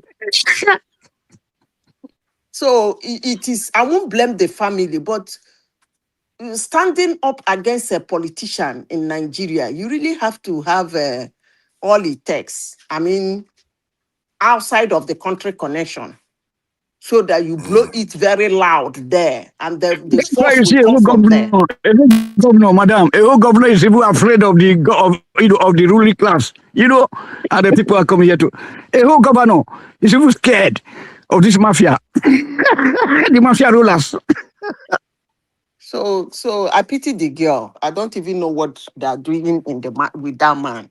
I don't know. Maybe our money, our collective money, he's dishing it out. If God of me. So I believe Umahi was there. I believe he was there now. He was there now, but now they are lying, And you see the picture and that immediately that thing happened, they have to evacuate him immediately. And then so that he was not there. Yeah, you want to know whether he's there, you use his phone. Yes. You use his phone, stress him. You will find out that he was there when that thing happened. It's a pity. If you look at the picture, platform. The picture that was displayed tonight in another platform, beautiful, tall girl, Adeniyi German, so tall, beautiful, Ay, my God. What did they do to her now? I don't know. Only God knows. If you look at the full picture, Ay, did they beat her? No, we don't know what happened. No, nobody know what happened. Because blood coming out from her nose and mouth must have, they have hit her head on the wall or something. Yes. It's a pity. It's a pity. Yeah, there's a lot of young women now that have been taking advantage of in Nigeria. Money. Yes, they are looking for money. They want to build mansion. You see, there are two things happening in Nigeria now. Number one, I mean, just as you mentioned to Nigeria, you are talking about young women. There are two things happening in Nigeria now. Number one is those who do a belong. They want to wear the best of shoes, the best of clothes, and to build mansion. That's one. Then there are the ones that are hungry. Honestly, sincerely speaking, when I mean hunger, serious hunger, that are hungry, they can do anything to feed, to take care of their mom. I'm not saying what they're doing is right, but I'm just trying to let you know that it's not that easy. It's not that easy. Yeah. I hope they did not hit that girl's head on the wall. Desperation in the land. Yeah, I hope they did let me, Madam Zita, let me give you an example, because I think you may be touching on something here. Because when I go to Nigeria, and I know I'm a bit older, at least 45 and all, but you see women up around 20, this in a 30 or so, being you are able to access them in Nigeria, but in the West that's not the case. So I don't know, that dynamic is almost as if our women, they are willing to go out with older men because the older men will support them for money. What do you make of that? Is that okay, or is it something that we should frown at? Because it's not like it's consensual between grown adults, but the age gap, is that okay? I will say whether it's okay if I see a situation or it's not okay. It's not okay, but it's okay for survival. If it is a situation of survival, look, let me say this. There is something I do in Nigeria that most people don't know. I think one man is aware of that. I have a pantry. I do pantry in Nigeria. I box food, boxes of food, and I ship them to Nigeria, and it gets to the poorest family. I won't call the amount. I have a lot of family in it, but in recent years, since the last 2 years, the caliber of people who join my pantry make my leg to wobble. Honestly, sincerely speaking, they will say, Mazi, I might not be eating it, but I can use it to solve problems around me, to reach out to other people around them. So if that is that level, and I had one of these Nigerian bigwigs one day complaining on the internet. He said, if she too can complain, that she's just sitting down wondering how poor Nigerians are managing. So if I see a girl who is having an affair with an elderly person, to Nigeria, it's not nice, but what next? What else? Can you tell me what else? it's a very, very dicey thing, because for me, watching it, and you can see that, like, one of the things I observe is that the men in Nigeria today are very, very cynical. They will say our women they take advantage of people, especially for the people that come from overseas. And I don't know. The whole thing just seems a little bit. It makes me uncomfortable, because it's like women. So women are not necessarily, by and large, not supposed to be supported by their men. So why are we persecuting them for going with the men? Personally, I try to isolate it to deceit. Like, when there is deceit involved, like you are pretending as if you like the guy, why you don't like the guy, or you can't stand him just because of money and all those things. But and then there is another one again. Maybe you have heard of this one, where some of the women will say almost all the women in Nigeria, that they are all doing this on the side as a way of life. And these guys said that there are people in the banks that their friend will come from overseas. Don't even mention the bank own. The bank own is they put so much pressure on those girls, and they do. Don't even mention the bank. Oh my God! Soludo tried to stop it, but he couldn't. Don't mention the bank area. The bank is totally a mess. Wow. It's a total mess. Man, when I hear all this, it makes me so. Yeah, go ahead. So you make it sound like the relationship between younger girls and older men is something new. Is it new to you, especially in an African setting? Is that new to you, to Nigeria? So I'm not sure exactly what your graph is about it. It's not a new phenomenon. If you're making an argument that, okay, because of our younger population and we have a lot of girls and it's more prevalent, well, maybe so. But you know, it's not the young girls in university, you know, they tend to go out with older men that have money, you know, be working at a bank or just being a politician or whatever it may be. It's always been the case in that country. Now, if you want to couple that with the effects of the social media factor, whereby everybody's a slave queen or people want to be this and that, well, that's another ball game. So at this point in time, quite frankly, you know, I don't know, you know, I don't have any figures about it, but the young girls are equally culpable in so many ways when it comes to going out with the older men, because they want a lot of things that they probably don't deserve, and they want it right now. So it's kind of a two-way street at this point in time. I'm not sure who's been abused in this relationship, okay, but again, it's not a new phenomenon. Don't make it sound like that. Yes, I don't know. There's something about it. Am I missing something here? Is there, no, it's the scale. The scale is like, okay, let's say a lady could be walking, but on his side, she's also being an older guy. And sometimes whether the man is married or not, it doesn't matter. Then they will see the other guy, then they will see multiple men just to get resources from them to make, like you said, take care of their mother, take care of their own affairs and stuff like that. It doesn't seem like the way societies are generally run. Am I getting something wrong here? Pious nonsense society. You don't start again. I just feel uncomfortable about it. What are you saying? Society? You know, these girls too. Listen, these girls too. You know, I don't blame. Right now, I don't blame anybody. These girls too, they get too greedy sometimes. You know, I mean, if you can have one Alaji or some guy with some money, why won't you get 2 or 3 or 4 of them if you can? Are you kidding me? They're as greedy as the next girl, the next man. No, that's just the way it is right now. Oh, but that is not. Is that normal though? Is that how we have always been? It's okay, do you want to talk about morality right now? Is that what you want to talk about? Are we switching to morality? I'm looking at societally. What does look at this lady now that we are talking about, because that's where it came from. Because she just lost her life now, and her family maybe. And there is nothing they can do about it though. Now they go bury that girl. There is nothing they go do, Mahi. Madam Zita,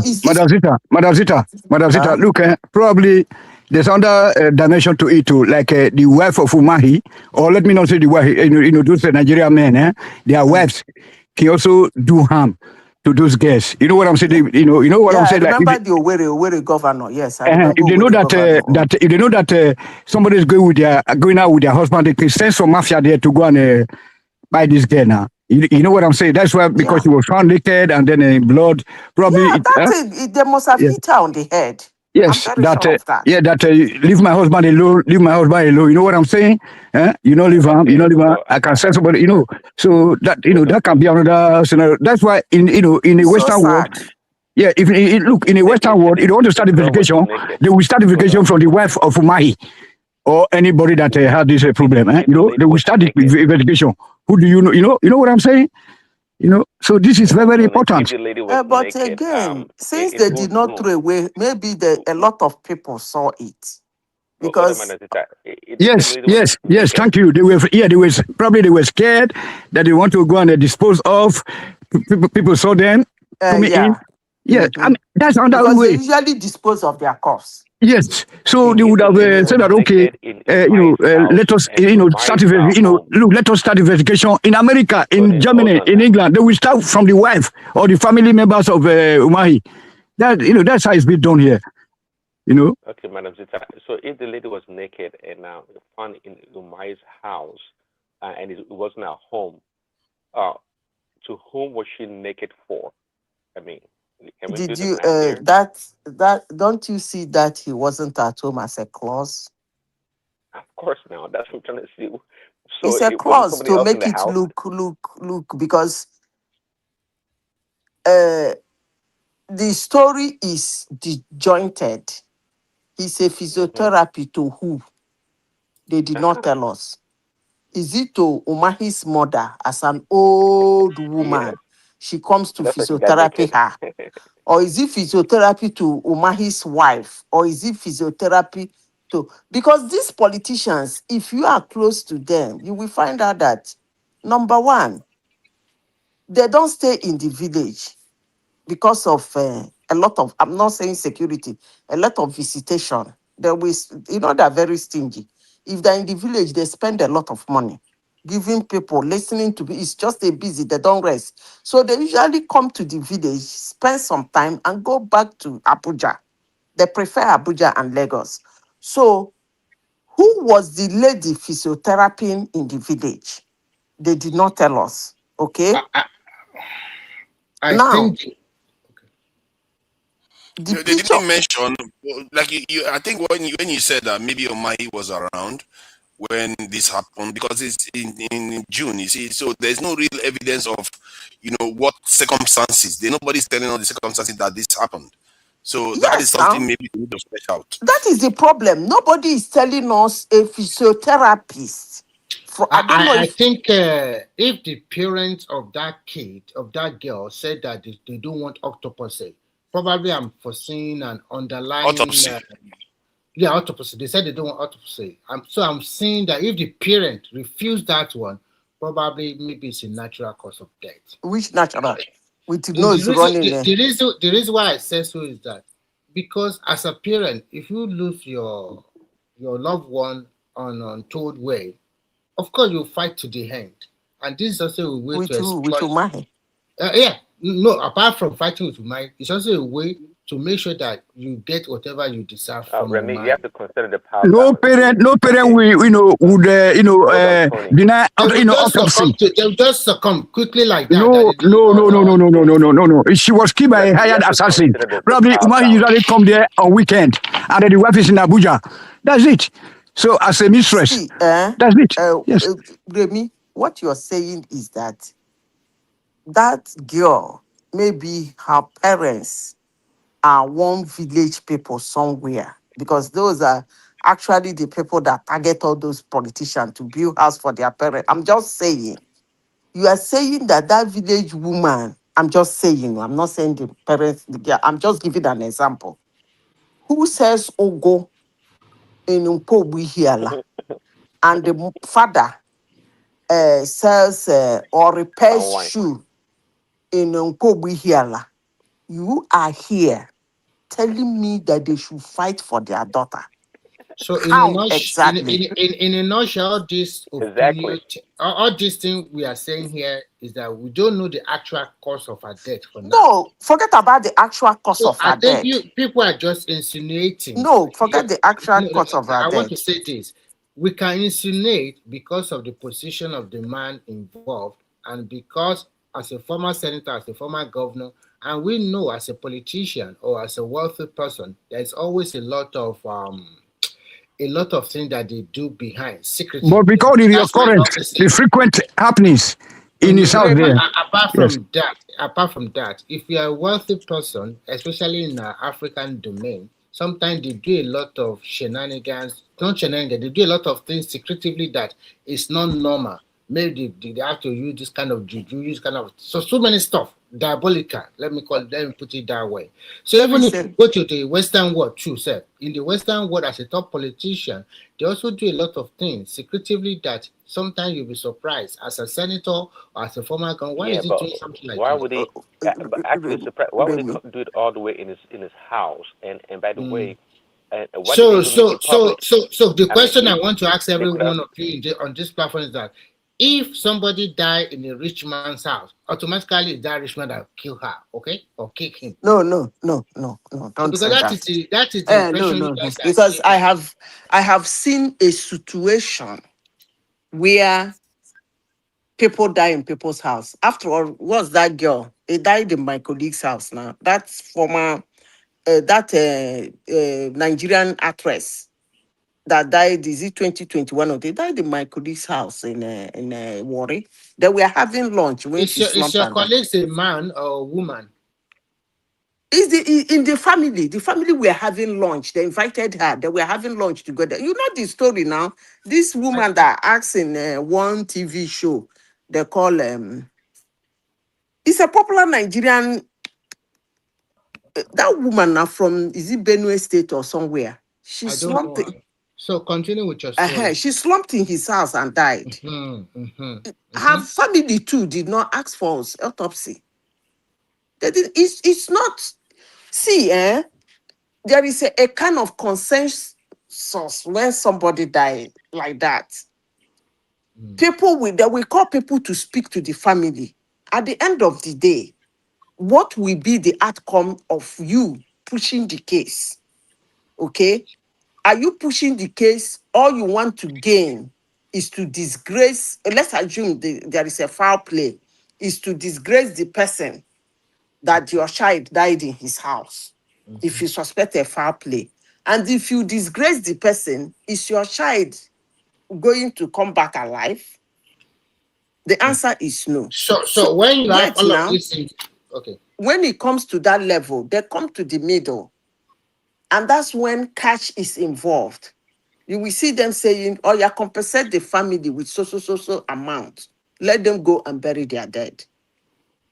Oh, no, it's not because the person is a I think, to me, I think the what do you mean by society is disgrace? Somebody died. Don't they have the police? Police report. They have to report to uncover what happened. Yeah, they have a right. Thank you very much. Thank you very much, Prince Daddy. The state prosecutor have to take over the case. It's not the duty of the family or the Mahi. Somebody died. Yeah. They have to take that body to the hospital, and then the state prosecutors will come in the Western culture, that's how it's being done. But yes, even in Nigeria also. But as it should be the same thing I was saying earlier on. In Nigeria, they will just report yeah, we have no institutions. Attorney General. The country is not functioning. You know, wait, see, before you start saying that the country is not functioning, the only thing that you normally say is not functioning. Let me give you my own story. This one happened to a colleague of mine, and I participated in the events that happened. It happens on a farm. This guy employed a guy that was working for him. So these all these Benue people. So the guy now invited another guy that come, there is work here that you can come and do. So somebody else employed the other guy, so making two. So that evening I went to the farm. I saw the two of them. I was even asking him. I said, who is this guy? And I said, I know it's one of my guys from our village. That somebody so person just employed him. So we start work tomorrow. And but he want to pass night with me so that by the time he resume work tomorrow, he will pack to the place that they will accommodate him. So they were cooking. I was even joking with them. Say, okay, when you finish cooking, I will eat out of your food. They say, do you know that by 8 a.m. the following day, they called me that those two guys don't buy inside their room. You know what they did? The generator it was during the December period and it was cold. The phone. So they carried the generator that they used to pump water on the farm, carry the generator, enter their room. What the heck? And they were using it to not to eat the room. Oh, they were using it to charge their phone, playing music and all those things. That was how the two of them just died quietly. The generator ran. The generator work until the petrol inside the generator finished. So when they called me the following morning, when I went there, we couldn't even open the door. It was the window that we forced open, and we saw the two of them just lying on their mattress. Yeah, sleep as if they're sleeping. They just yes. So what I did was that I went to the police station. Just wait now. I went to the police station. Say this is what happened on this so place. So when we are going there, I carry a photographer and I carry a video recorder. So we took their picture before anybody even touched them. We video. If you see the whole room, if you know cobweb now, this cobweb that we used to see, the thing was so dark because of the film. What I want to say is this. Let me tell you, if it happens, supposing it happens to a politician or somebody that is very, very prominent in the public, because I knew what people were even insinuating, even to that person that was not so popular, that probably used them for ritual. So what I'm saying is that whatever you do in Nigeria, if something like that happen in your domain, the first thing that people will be thinking, they will not think that those people die naturally. They will be thinking that maybe you use them for something or you want to buy them. Yeah, so that's what I just want to say. Okay, let me chime in. Hold on. So, Simba, your story is a straightforward story, very straightforward. It seems like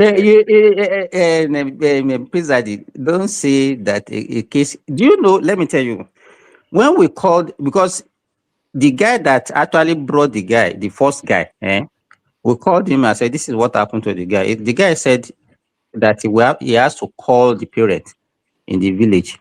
When they call the parent, because people are talking about autopsy or no autopsy, do you know that the parents said they don't want autopsy, that they wanted, because what Nigerians believe about autopsy is that it's like as if they will cut the they corpse. will cut the brain and cut pieces the meat. And that because everybody they want their corpse to be intact and buried intact.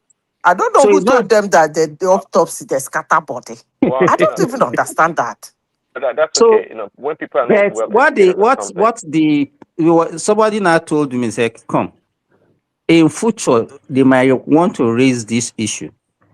So because we dropped something in this, so we did the autopsy and kept the report of the autopsy. Because somebody might just go to them, so don't mind those guys, they are the one that buy your people and all those things. Okay. So that we have the rituals. Exactly. Let me make my submission real quickly, and I think I'd like to know who goes next. Okay, so again, your story is pretty straightforward in terms of how the people died. It's very similar case actually happened here in America, in New York. Actually, it was a Ghanaian family. The man, I think had 5 altogether, him, his wife, and 3 kids. Anyways, the guy woke up in the morning because New York was winter, maybe super cold. He went into the garage and he turned on the car. He started the car and he left the car, opened the door to the garage that leads into the main living room. Anyways, and he went back to, maybe he fell asleep. But when he got up in the morning, I think the rest of the family was still sleeping. So by the time he fell asleep and came, well, he didn't come back actually. I think maybe the car ran out of fuel and the car died. But anyways, the entire house had been permeated with fumes, whereby the entire family died. Okay. And by the way, I was going to ask one man, to the point why we don't use killed and death on this platform, because anyway, I don't want to digress. But anyway, so the entire family died. So I think the family member came to knock on the door somehow, some way, maybe the next day, and they found they found the dead bodies, and like, oh, this is the cause of their death. They all slept they slept and they didn't wake up anymore. They died. But anyway, back to this Umayi story. See, I'm just talking on it because at this point in time, I guess nobody knows anything. To the point where the girl is naked, people are saying she was naked. That's one story, if she was naked. So right now, this story looks convoluted. Prince Daddy. People make things up. Sorry, let me just highlight part of the reasons why this appears to be suspicious, because from Umahi's account that they were posted from a kind of nursing school or university, but Omoyele Sowore, Sahara Reporters is reporting that. Can we leave it that their investigators indicate that these women traveled from Kaduna straight to their residence? And this is why I highlighted the issue of our women. Look at this lady, extremely beautiful and odorous. Hold on, Remy. See, I have to say, this is another thing we don't recognize about our women. Our women are exceedingly beautiful, and then they hang around some of all these men. And I've had many Nigerians say that they use them for all kinds of things. That when they go with some of all these rich men, they use them for all kinds of different nefarious activities. And now some people are reporting that this woman is found naked. I saw an image that appears to indicate that. So I don't know whether it's true. So the circumstances of her death seems suspicious. Whenever it is suspicious, there should be autopsy. As a matter of fact, by law, it shouldn't necessarily be anything. So this is the circumstances. You don't need to ask the family. That's what Nigeria is saying. They didn't actually need to ask the family. Yeah, Umahi would have conducted that autopsy. Yeah. So the state prosecutors. The law works in Nigeria. That woman is too beautiful. That is Miss Nigeria. She was a Miss Nigeria. Yeah. So the lady's family, it's not up to the states to do their job. I mean, am I missing something here? I think we should not over-labor on this matter, because you are just being insinuation from here over here. No, I'm talking about I understand you. It's a big issue, actually. It's a big issue in Nigeria. I understand you. It's everywhere. And hold on, Remy. Remy, hold on for a second. Hold on, Remy, calm down. You have been talking. I listened to you. I've not been talking, actually. The two of you, it's not a competition now. It's not a competition. What is it? If you are not here, that's what. I kept quiet for you, and you don't want me to say anything. You have spoken a couple of times already. So, no, I just want to contextualize it, that the reason why, for me, this is quite a serious issue, because it's become a way of life for a lot of our young women. And that is why it's a serious issue. Please go ahead. Okay. Do you know? Sorry, Remy. Do you know what actually brought that lady to Umahi's house? They don't know. So why are you insinuating? Why are you saying the way of life? Forget about Sowore. Forget about Sowore. Sowore is not a law enforcement agent. He's a journalist that is doing his job. Forget about. He's a politician. Forget about him. Forget. Don't be. Hold on. Why you say we should forget about him? You cannot. Wait. Should. Okay, let me give you a very good example. Let Remy talk. I need to talk. Let Remy talk. One at a time. Sorry, please, Daddy. The reason why you should forget about Sowore, I will remember you. There is one particular young lady, very beautiful. She was a copper, and she was antagonizing how the NNPC was treating. NYC was treating her.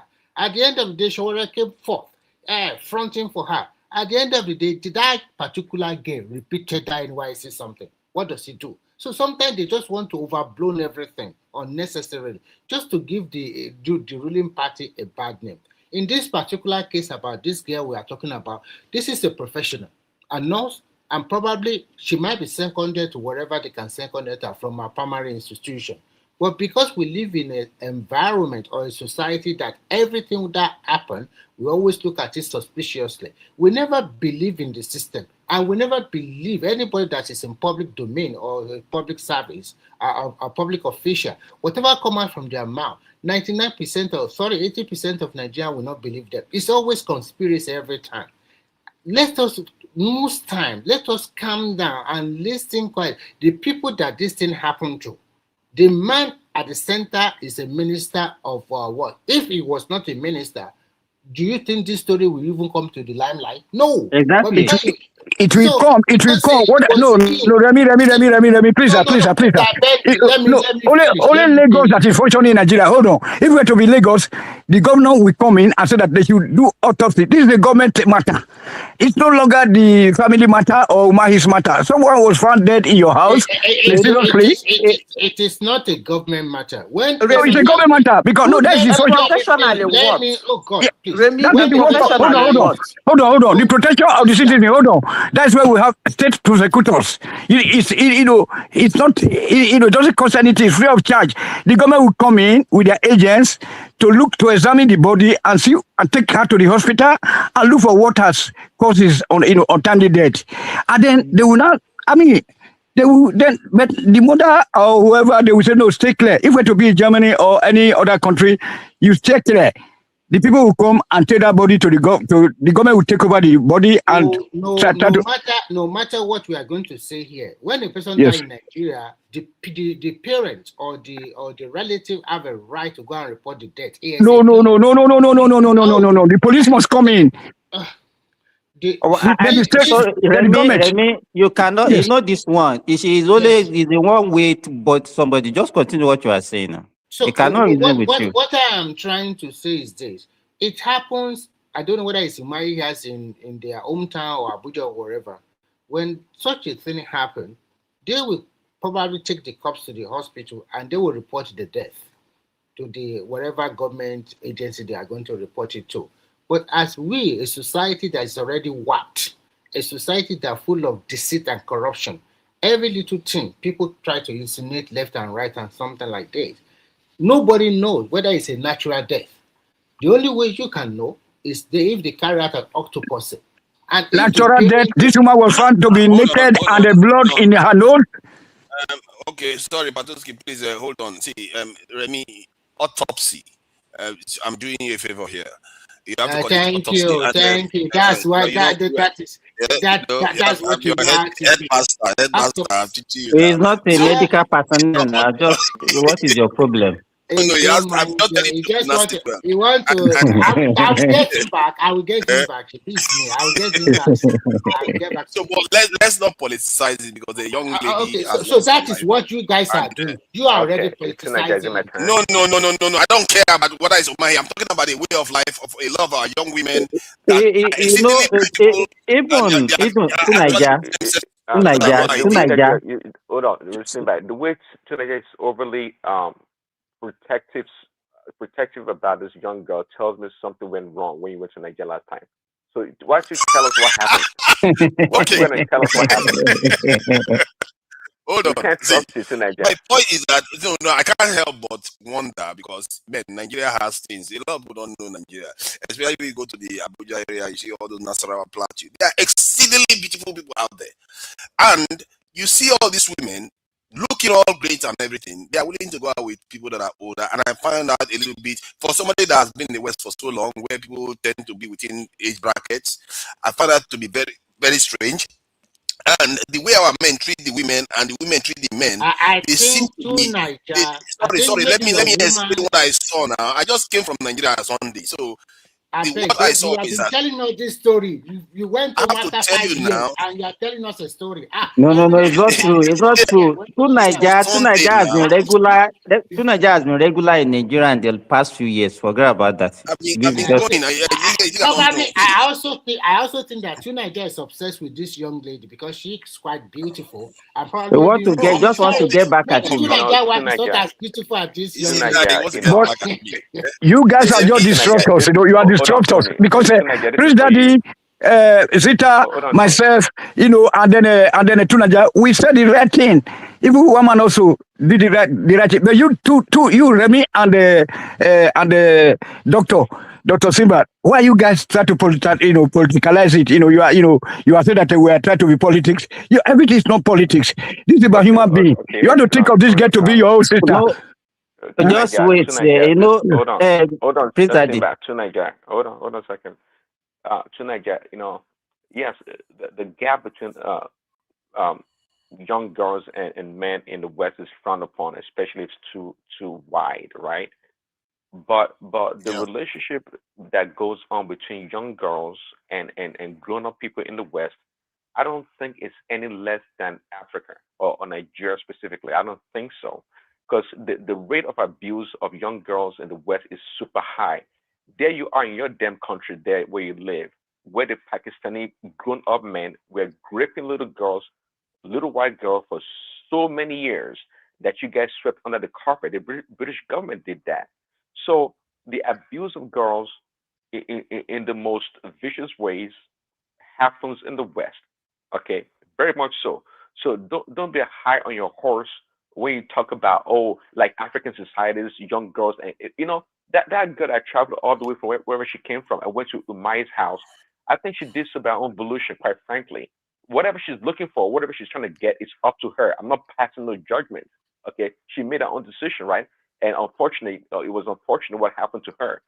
But again, my point here is that do not be disillusioned when it comes to the relationship between young people, girls we're talking about, and grown men in the West is prevalent.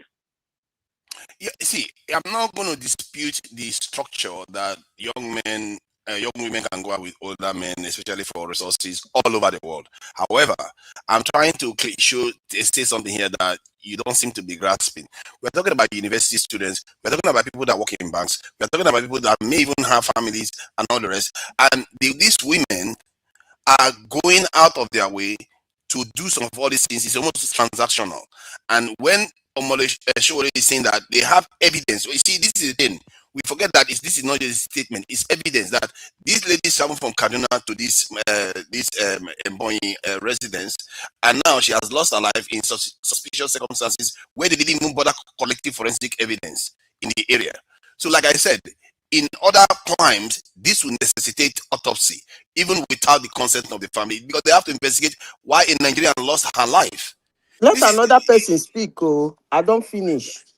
Okay. I want thank you, Madam. Can I say something? Okay, no. It's my turn now. Well, you guys need to behave yourself. Yeah. Let's bring that speak. Go ahead. Okay, Simba can make a submission if he wants to, but let me just give me 5 minutes. Simba gets No, I'm not even making a submission. I just want to say just something, maybe in one minute. What we are saying, because this Tony that was talking blah the other time, this kind of thing happens daily in Nigeria. It happens daily. There are so many people that died in mysterious circumstances every day in Nigeria. How many of them have brought to our notice that we are aware of? You understand? Because this one happened because it happens in a minister's house. That's why everybody's hearing it. But should it not be brought to our notice? No, just wait. Wait. I'm not saying you should not bring it to our notice. What I'm saying is that it happens daily. You understand? And what I want to say about it is that I think it will not do us any good when we start, and the first thing that comes to our mind when anything happens is foul play that we normally suspect. And even when one thing that Nigerians like, that they like negativity. Once anything happens, if you want them to believe you, anybody that you think that people don't actually like in the society, just label them with something bad. Everybody will run with it. They will not even bother to check whether what they are saying is right or wrong. Let me give you for example, because this one that you are shouting Showore. This popular guy Don Aza, Tunaja, the guy now. The guy is an obedient like you. That usually bring news that I know him. That's actually on YouTube. Do you know that when the issue of this NNPC scandal about Bajabi Amila came out, he was the first president to put it on his social media, and he dissected. He just read the news from the what they call this Gazette. I've forgotten the name of the news media. And he was saying by the second day, the guy withdrew whatever. He brought down whatever he says because he now discovered that it was a fake news, that the thing was not right. You understand? Let us be fair to everybody in that country, whether we like the person or not. Give everybody a fair hand. If I am Minister Omai, whether the parents wanted autopsy or not, me, I will go for autopsy because of people like you that we always think of the negativity. Yeah, so no, it's whether not about negativity, it's inconsistency of statement. When he said they came from a higher institution and it's found that is not the case, then that is a problem on its own. Not to mention the fact that maybe there's some other ulterior motive. Maybe he didn't do anything wrong. It's true. But if you have inconsistent statement and evidence is not being collected, people should be accountable. A life has been lost. If it was your sister or anybody, God forbid, to Niger, let me give you one example. In Lorraine, there was a day I was in the emergency in the hospital, and there was let's say, okay, where I've never met you, I don't even know where I can use, but the distance is not even up to 1 kilometer. A taxi driver took a Fulani woman, and within, it's not up to 5 minutes when that woman entered that taxi, that woman bite inside the taxi. Because the distance from that place to the hospital is not even up to 500 meters from the place where the taxi driver took the woman. You understand? That was one example. That was one of my friends. He went to his friend's place and they're having dinner. And the guy took during that dinner and died right there.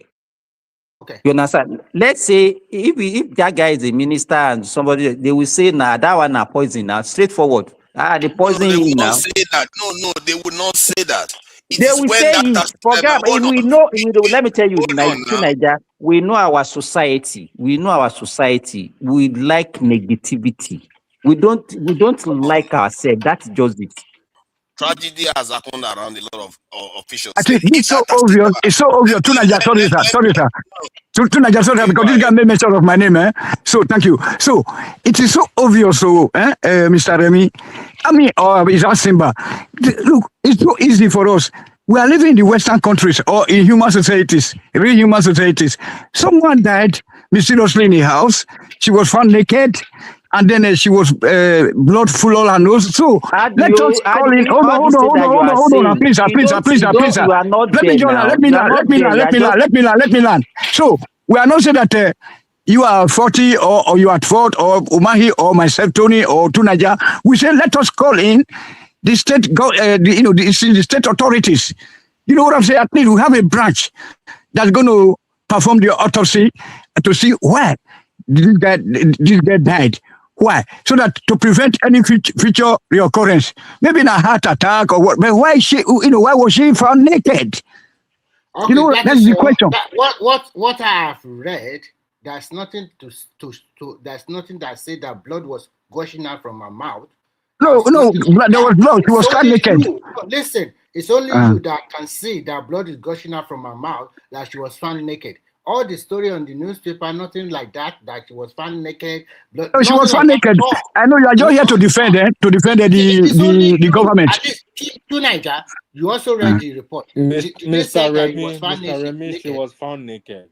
Yes. So there's a full picture of her naked body, and you see that there's even tears on her thighs. You can see there's blood in her mouth. You can see the scratches around her breast area. Thank you. So can you share the picture with So let me, so that maybe you may have a retake, so that you can have a, hold on, so that you can, no, hold on, sir. Now, Joy. So that you can have a retake. Hold on, I'm please. not having a result till I see what I And can hold on. So, it could be that this girl was a side chick to somebody, to my, let's say my girlfriend, and then my wife got to, a hitch of it that, my man is always going to the village on weekend, and then there's somebody, then my wife could hire people to go and hire an assassin to go and assassinate this girl. We are not saying, that's the case right now. That's why an autopsy is needed to see why. How did she, what? Okay, I agree with you, Tony. That's fine. Yes. That makes sense. So no matter what anyway. happens, they will carry that one out and let's see how it goes on. But from you guys saying that you say a photo, I hope you can give the photo or whatever to tonight, and tonight that can share it so that we can all see. Because can I ask a question? Can I ask a question? And there's evidence, at least from investigative reports of this is Sarah reporters alone. Let's make that clear that there is ample photographs of her naked. Tell me, they have at least 3 photographs of her being naked. Hold on. I saw it on Twitter. Focus on the message, on the message rather than the messenger, please. Let Naija finish. Yes. To Naija, one thing I want you to realize is this: there is a lot of deceit going on in that country, and they are using AI to do whatever they want. Let us hear the story from No, Nigerian this is not police. AI, Mr. Remy. Come on now. Okay, show the video. Show. Is it a video? So the question is. No. Hold on. I want to ask you guys a question. The question is: after the death of this young woman, who took the picture? Is it the Umari family that posted the picture online? Where did you get the photo or the video? If it's a video, wait, hold on. Let me find it. Let me see. If I can... that's a good question. Okay, now let me take the floor, please. Yes, go ahead.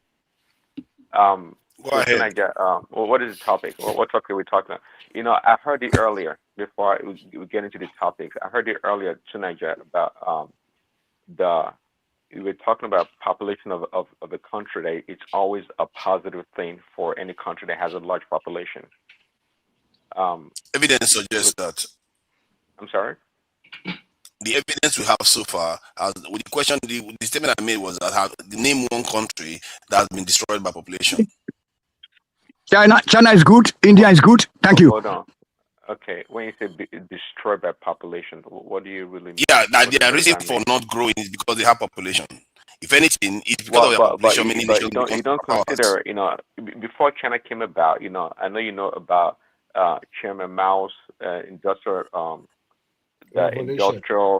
revolution in China. No, the question is supposed to even asking why did the China actually regulate their population growth? Why did they That's a very good question. Yes, because that's a very good question. You want me to answer it? Okay, go ahead. Oh, okay, guys. Let me moderate my section. I don't want if I call you. You guys have this bad habit of jumping in and out. Okay, you're allowed. So you're allowed. You respond to Nigeria, but I was going to say before now, China is, I think, it's well documented now. They are lifting people out of poverty higher than any country in the world, and they've done a great job. In fact, I think it's 500 million people have been lifted out of poverty in China. That's phenomenal, But prior to that, okay, years back in the 60s and 50s. When they had large population, right? You didn't talk about how many people died as a result of famine, as a result of poor health condition, and so many malaise in society. You didn't talk about that. It's today you want to talk about that population being a positive for the country. See, that's when I always have a problem with you tonight, guys. I always tell you, always talk about the final product of it's the largest population in Europe. But you don't consider the prior events. Yes. Okay, but go ahead and answer that question briefly. The question was about population, and I said how many countries has a high population destroyed or led to them not growing? Because you have to use evidence from the real world, and clearly, even in your own example with China, they had a period of famine and a revolution to get themselves out of the mess that they are in, but they succeeded. And the population didn't hold them back. That is my point. And the argument in then this India and the Germany. The same goes for India too. And the same goes for the argument in the 60s was that because we didn't have enough technology, the population keeps growing, the society will collapse. So they convinced themselves that they have to control the population. That was the argument that was in the 60s and 70s and 80s. That is why all societies during that time started reducing population. Prince Daddy, can you give me a minute, please? Prince Daddy, please. Can you let me interject for a minute? It was not the same case for India at all. India was unable to lift millions of people out of poverty because of their class strata of the Indian society. There are more than millions of people living in India with abject multidimensional poverty. When you compare and contrast with the Chinese, they in the 1980s, they make sure that you only have one child. And the reason why they do like that is to control the population. And they enforce a lot of rules to make you patriotic and be hardworking for the society. China is the only country the only country in the world, in my eyes, that have used their population more efficiently and effectively to carry out their developmental plan. And the reason why they were able to do so is that there was some years that they go for industrial revolution in which their great-grandfather have to sacrifice for generations yet unborn. No any other country have really followed the footpath of China. If like Nigeria now, we cannot do that because we cannot sacrifice for generations yet unborn because we want to enjoy. But these people, they sacrifice a lot. They suffer a lot. There were famine. But we have to do that. That is why we're discussing it right now. We have to, so which way to go? So more population is more chance. Cannot do that. Don't deceive yourself. Why? So the more the Chinese, the Germans, and India with double head. The reason why we cannot do that is because first and foremost, we are practicing constitutional democracy in which you cannot force people to do this or do that. But in China, they are practicing a kind of authoritarian and communist system of government in which the let's go that way too. Let's go that way too. I just gave you why we cannot do that. We have got some countries to learn from, Yes, is it free for all talk? Yeah. Are you giving people opportunity to speak? Okay. I think it's Prince Daddy. Okay. I'm just letting them go to and fro. But so, just to be clear, the Chinese were forced into it. They didn't just make the sacrifice; they were forced into it. Exactly. That's what I'm saying. Okay. So good point that Remy made, right? So tonight you didn't consider the years of stagnation and regression in the Chinese society. That millions of people died because of the large population because they didn't have enough resources. So, the population has to commensurate with the resources that a nation has or the ability to fend for its people. Now, again, just like Remy said, India did not grow at the same rate or did not have the same structure as does China or did China when it started. In India, they have Remy said they have multi-dimensional poverty, and they have a lot of poor people, and they have all the what you call it, all the things that you can imagine in a poor country. You have them in India because they have their large population in India really. We can't say I've served that country very well. I don't think so. India cannot be compared to China. Because a lot of you say it hasn't served them very well. One, they don't have an existential crisis that we do. As a matter of fact, India is a power broker in the world right now. They can decide the direction the world goes. Secondly, they are nuclear power. They are a spacefaring race. Yes, they have societal issues that they have to resolve, but they are not where we are at all. And their population is a big factor to why they have that leverage. And remember, I will say this to you. India has the same.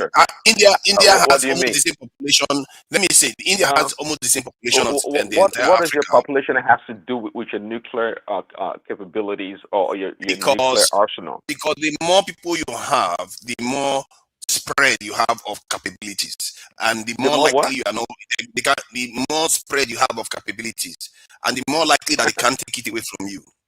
Because more if you have brain boxes, just more brain boxes, yeah. If you have 100,000 nuclear physicists, they can't take that away from that nation anymore. And you see what I mean? If you have 20, they can take them away. You saw how Israel was going after those mines. These things matter to the nation. Just like in economics, there's always this point of diminishing return. You cannot substantiate the size of India's population as a benefit in correlation with their nuclear arsenal or their nuclear capabilities. I don't see the connection. So are you saying if India's population was like 500 million people and they have their nuclear arsenal, it's less of they're less of a superpower than if they have almost 1.5 billion people and a nuclear arsenal. They don't. I don't see the connection. Let me give you an example. Their number, you like to think economically, isn't it? Their number gives them leverage economically. If you go into an India market and you go into a Pakistani market, it's very different. If you go into an India market or you go into a China market, it's very, very different because it's a centrally controlled. It's a system that is an entire nation. So you are entering a 1.5 billion this population market versus 60-something million this in the market. So they have that punching weight. Like they have literally have no. Hold on. Are you talking about that purchasing power? Is that what you're talking about?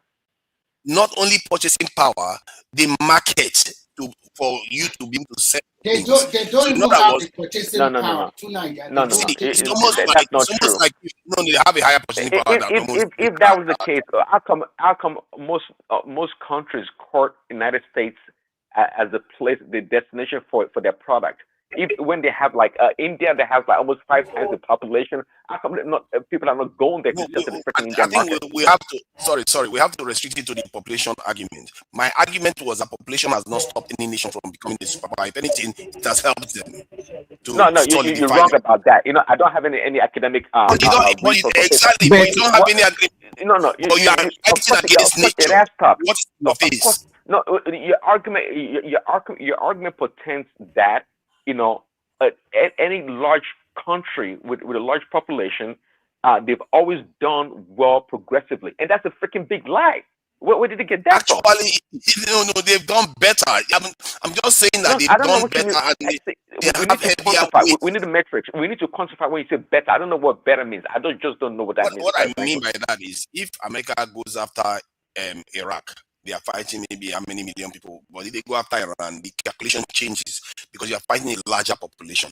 If you go into a family and there are 4 people in that family versus there are 100, don't you see the difference? Have you chosen to fight to Niger? Have you done your comparison looking at the growth of a country with lesser population and the growth of a country with a bigger population, and make your comparison and discover that the one with a larger population are far better than the one with a smaller population? Simba, in addition, I've already given a very vivid example. It's only China with their huge population that have leverage. Now, forget about China because it's only China. I want to say China alone. You are not. We should not even be behaving like. I want to say this. The issue here. Okay, look at where I'm living here and all the countries I've visited in Europe that they have their population is not even up to 6 or 7 million, and they are doing wonderfully well because they were able to leverage on this smaller population. But when you look at countries like India, that they have a multidimensional poverty is even more than 50% of the total population of that country. If you go to India or if you watch a documentary about India, you will even be praising Nigeria. Come and say poverty in real eyes. People, because of their religion and whatever. India is the trash capital of the world. Yeah. Trash capital of the world. Literally, I'm not making fun. I mean, they have so much garbage around that country. Oh my God, it's unbelievable. They're almost, Indians are synonymous with garbage. because that's as a result of the large population, and they have a poor sanitation system in that country. That's a big problem. Don't let us be wasting our time. You know what Nigeria used to do? What you Nigeria? Maybe we just dream about something, then you make it a fact, and then you. But it's not dreaming. Don't be surprised when you see another platform discussing the same issue. Okay. You see, this is why I don't. Let me go to another topic. Hold on, Prince Daddy. We really have to be factual. This guy said that multidimensional poverty is over 50% in India. That's not accurate. And India, like I said, you still haven't provided evidence, and you're saying I'm dreaming something up. And this is, to me, it's a sin. Because you are sinning against reality itself. You are sinning against something that, for want of a better word, has been manifested by the Creator himself. So you are telling me now that there is nations out there that their population has resulted in them not growing. If a nation is bigger and a smaller nation is doing well economically, that bigger nation could decide to cancel out that smaller nation easily if they have the power to do it. So it's not the same thing to just look at it from the point of just economic growth. If you have a bigger nation, you have more influence. That is why we have created the African Union. That's why they created NATO. Because you have more punching weight. You can be able to do more things. How can one country have population? 15 seconds. Most 15 seconds. I'll be done. 15 seconds. Just give me 15 when seconds. Alexander the Great and Cyrus the Great, when they conquered the known world, are you telling me that their population was larger than the rest of the world that they captured? Is that what you're saying? No, see, there was. You always come on. There was isolation. Now, come on. There was isolation, and there was massive technological differential. That makes a big difference. If you carry machine gun to the people that are using one arrow, what do you think is going to happen? Because you have a large population does not pretend that you are a strong nation. That's not true. Nigeria. That is not true. It's true. In Western Europe, Germany is the most populated and is the most richest. Okay. Most industrialized. Listen to what I said. Nigeria has no reason. Hold on. Nigeria has no reason to be under South Africa. As South Africa is. Yes. I'm talking about population. See, Germany, or the Germans are well advanced people and an advanced country. They don't run around the world because of their freaking when Hitler, because of their population.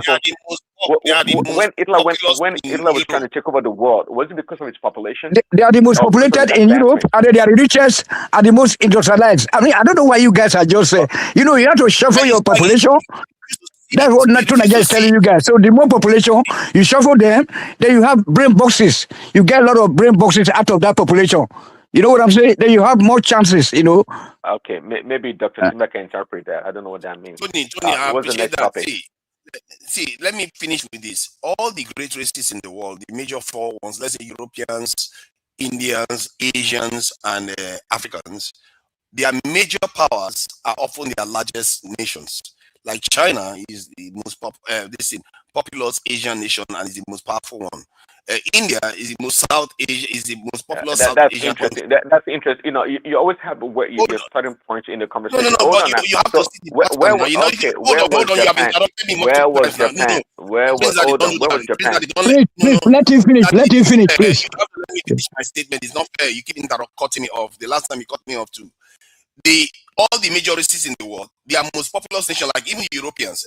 America is the most populous nation and is the most powerful one. Even within Europe, the most populous nation is the most powerful one, the most influential one. And when France was the most even Brazil in South America, Brazil, the same thing in South America. Numbers is not everything, but it does matter when the technology differential. Who is the moderator? Who is the moderator on this show tonight? But it depends on what you are. It depends on what you are looking at. You understand? When you talk about Europe, if you say the best country in Europe, I'm very sure that Germany will not even come up in best for anything in Europe. You understand? So it depends on the way you are looking at it. If you are looking at what? Did you just say Germany will not come yes, up? now. Germany is the best in Europe. It's the best. Germany is Europe. You're probably looking at the let me tell you, let me talk now to Nigeria. Don't just yell. Don't just yell. How can you say when that? You talk about all the technologies emanated from Germany into France, into UK, into everywhere. GDP is Europe. It's Luxembourg. It's not even Germany. So what are you telling me here now? It's Luxembourg. So many factors. You are talking about the richest country. You are talking about the richest country as per population, Luxembourg. But we are talking about manufacturing and then scientists. Scientists and all the bullshit. You know, Luxembourg is just like Nigeria. They are consuming nation. They don't manufacture any bullshit. You know what I'm saying? Germany made France. Germany made Spain. Everything emanated from Germany. Tony, let's let Simba finish. Simba was making his submission. Sorry, let him finish. Simba, please go ahead. Oh, Simba is quiet now. Let me say this before another. Oh no, can hear you now. What? I think we can hear Simba now. Oh, he's gone again. Okay. Simba, your audio is going in and out. Remy, please go ahead. Okay. What I want to say is that there are so many factors. I think it's. You are still in and out, Simba. Yeah, carry on, Remy. I'll just mute you. Okay, what I want to say is this. When you look at all European countries, the richest country in Europe is Luxembourg. I think probably the top 5, Norway is also there because Norway is extremely rich. But when you are talking about industrialization, you can talk about Germany. They leverage, because from day one, the Germans were known to be hardworking people and they were known to be organized and well-structured people. And they leverage it very well. But when you just oppose it with India, with their rich population, they did not leverage nothing. Because the way of life in India is totally different from the way of life in Germany. In India, it's like Nigeria, religion is at the forefront.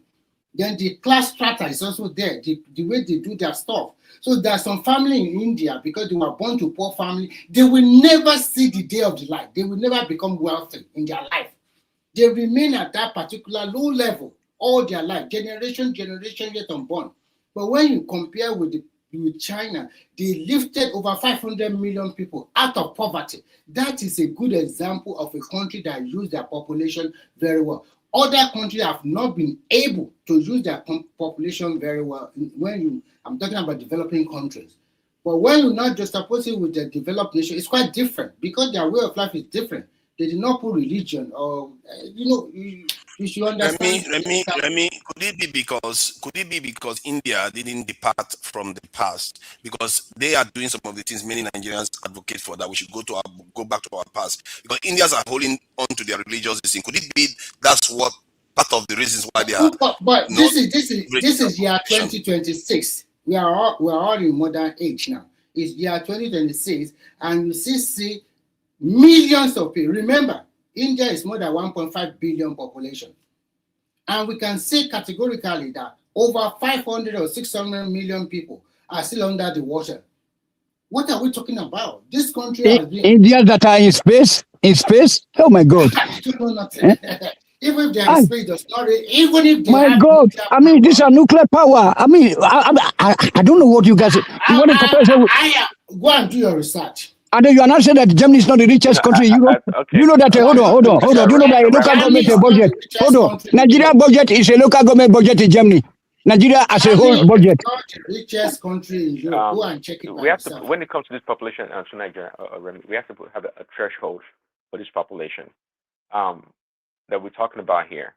If you're talking about a population of 1.5, 1.4 billion people, that's a lot. Okay, but if you talk about what is Germany's population right now, Tony? Germany's population. Yes, about 88 million. Okay, come on. So if that is correct, that is not a large population. They've not always been a large. 3 million. They are not up to that. Okay, 3 million Germany is about the highest in Europe, if I'm not mistaken. Okay, but that's not a populous country. That's not a populous nation. Okay, it is not. Compared to other European countries. That's how you jumping up and down about population being this big factor where a nation is great. To me, it doesn't compute very well. I'm not saying it's a decider, but I'm telling you that it doesn't hold the nation backward. If anything, and I'm saying, of course it does. It does. It does very much so. It freaking does. History suggests it doesn't. Let me just give a bunch of examples about what happened in China before China became what it is today. And the drawback, if you ask me, quite frankly, when it comes to India as a country, the drawback in India is its population, actually.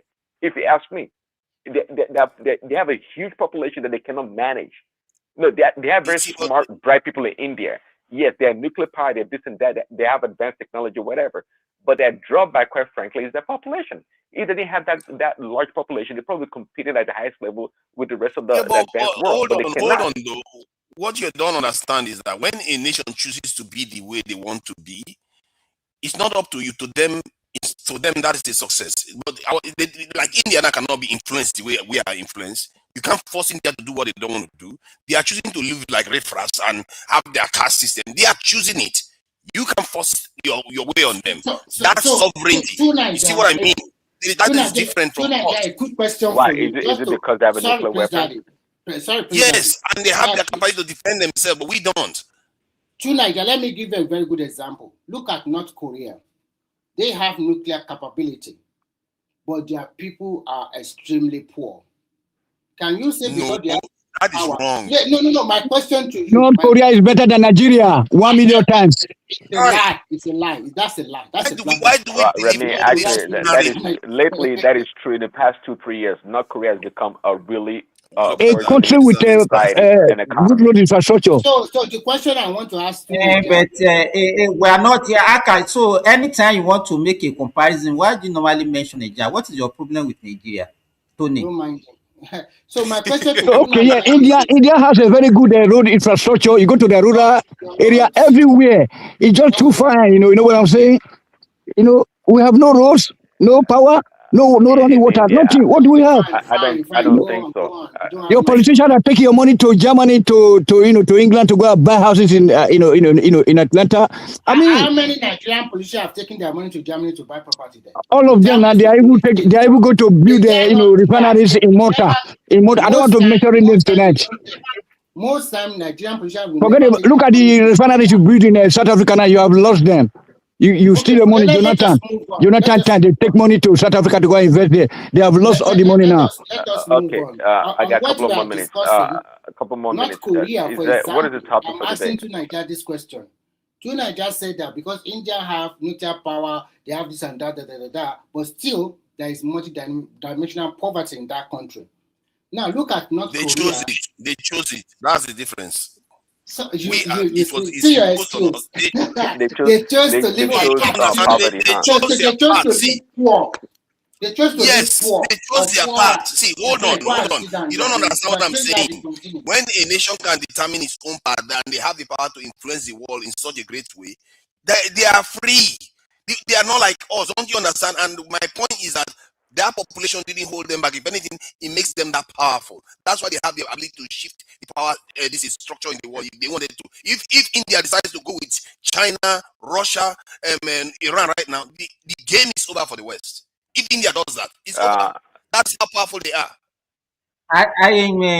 Please, Daddy, better take over. I think you want to moderate your session. Just leave Tunaja with his population. Okay. Can I get one more topic so I can be done? I think your chicken. Even the topic I spoke on was not my topic.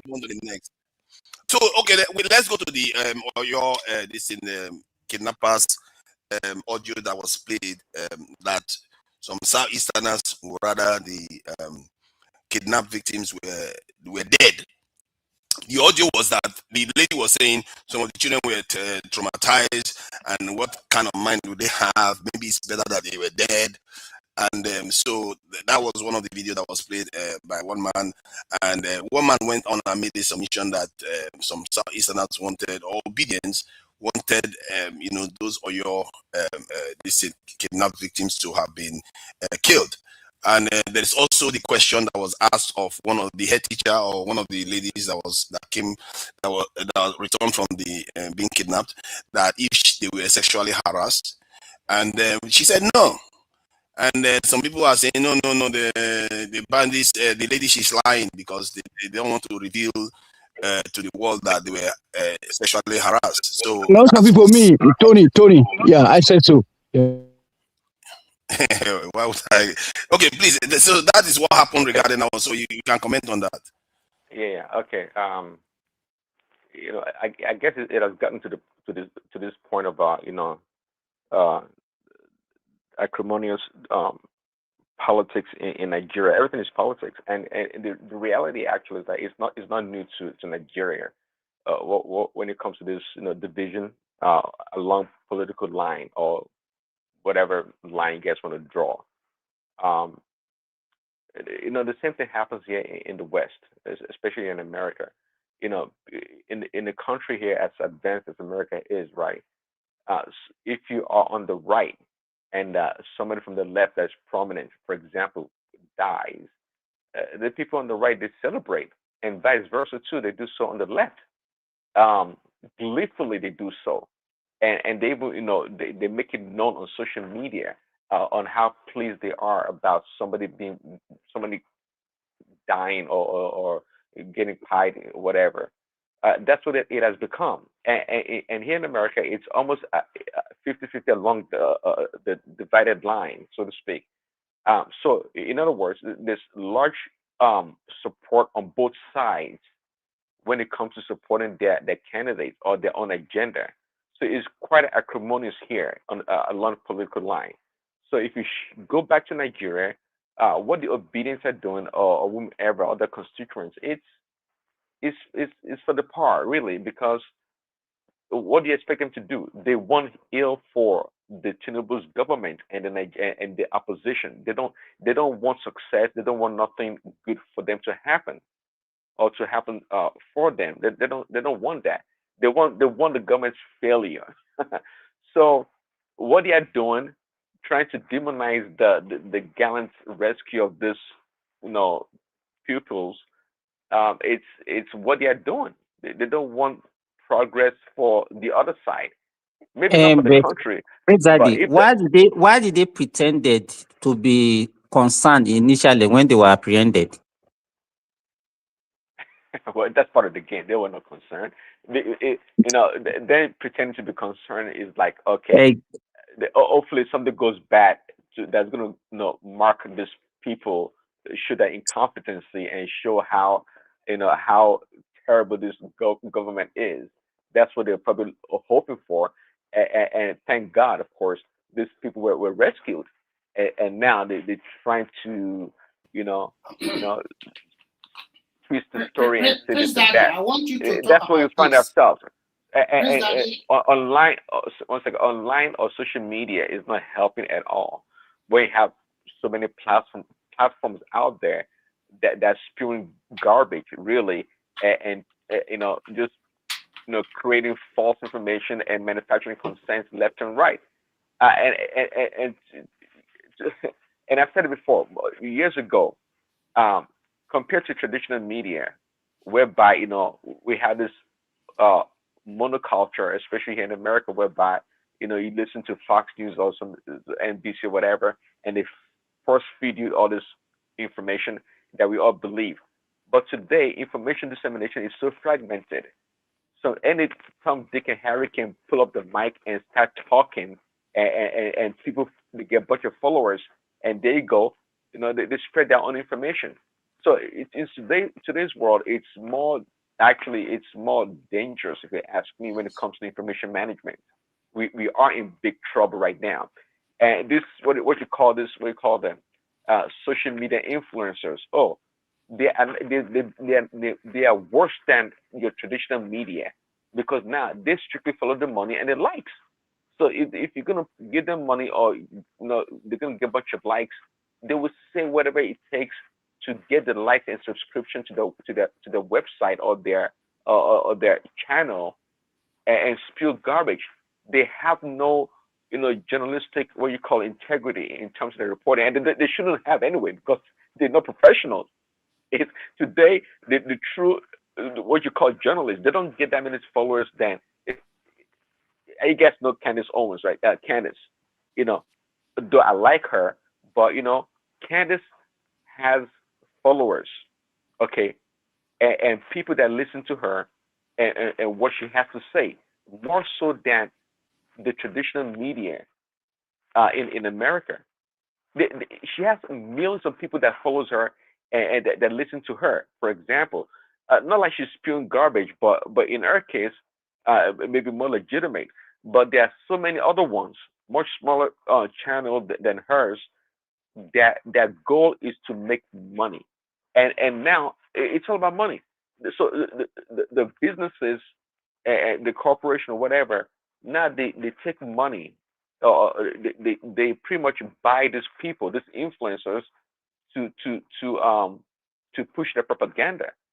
So again, to wrap it up, what is going on in Nigeria is nothing new. It's what has become the order of the day, and that's why when a country like China is quite aggressive when it comes to letting information come into its country from other places, well, now we know. All right, thank you for that, Prince Daddy. I think who is next? Let's see if we can. Go. I was trying to jump Remy. I don't know. Why do you want to jump me every time? Jump me. Even let me jump you. Okay, Remy. So what do you make? What do you make of all this drama that is going on now with?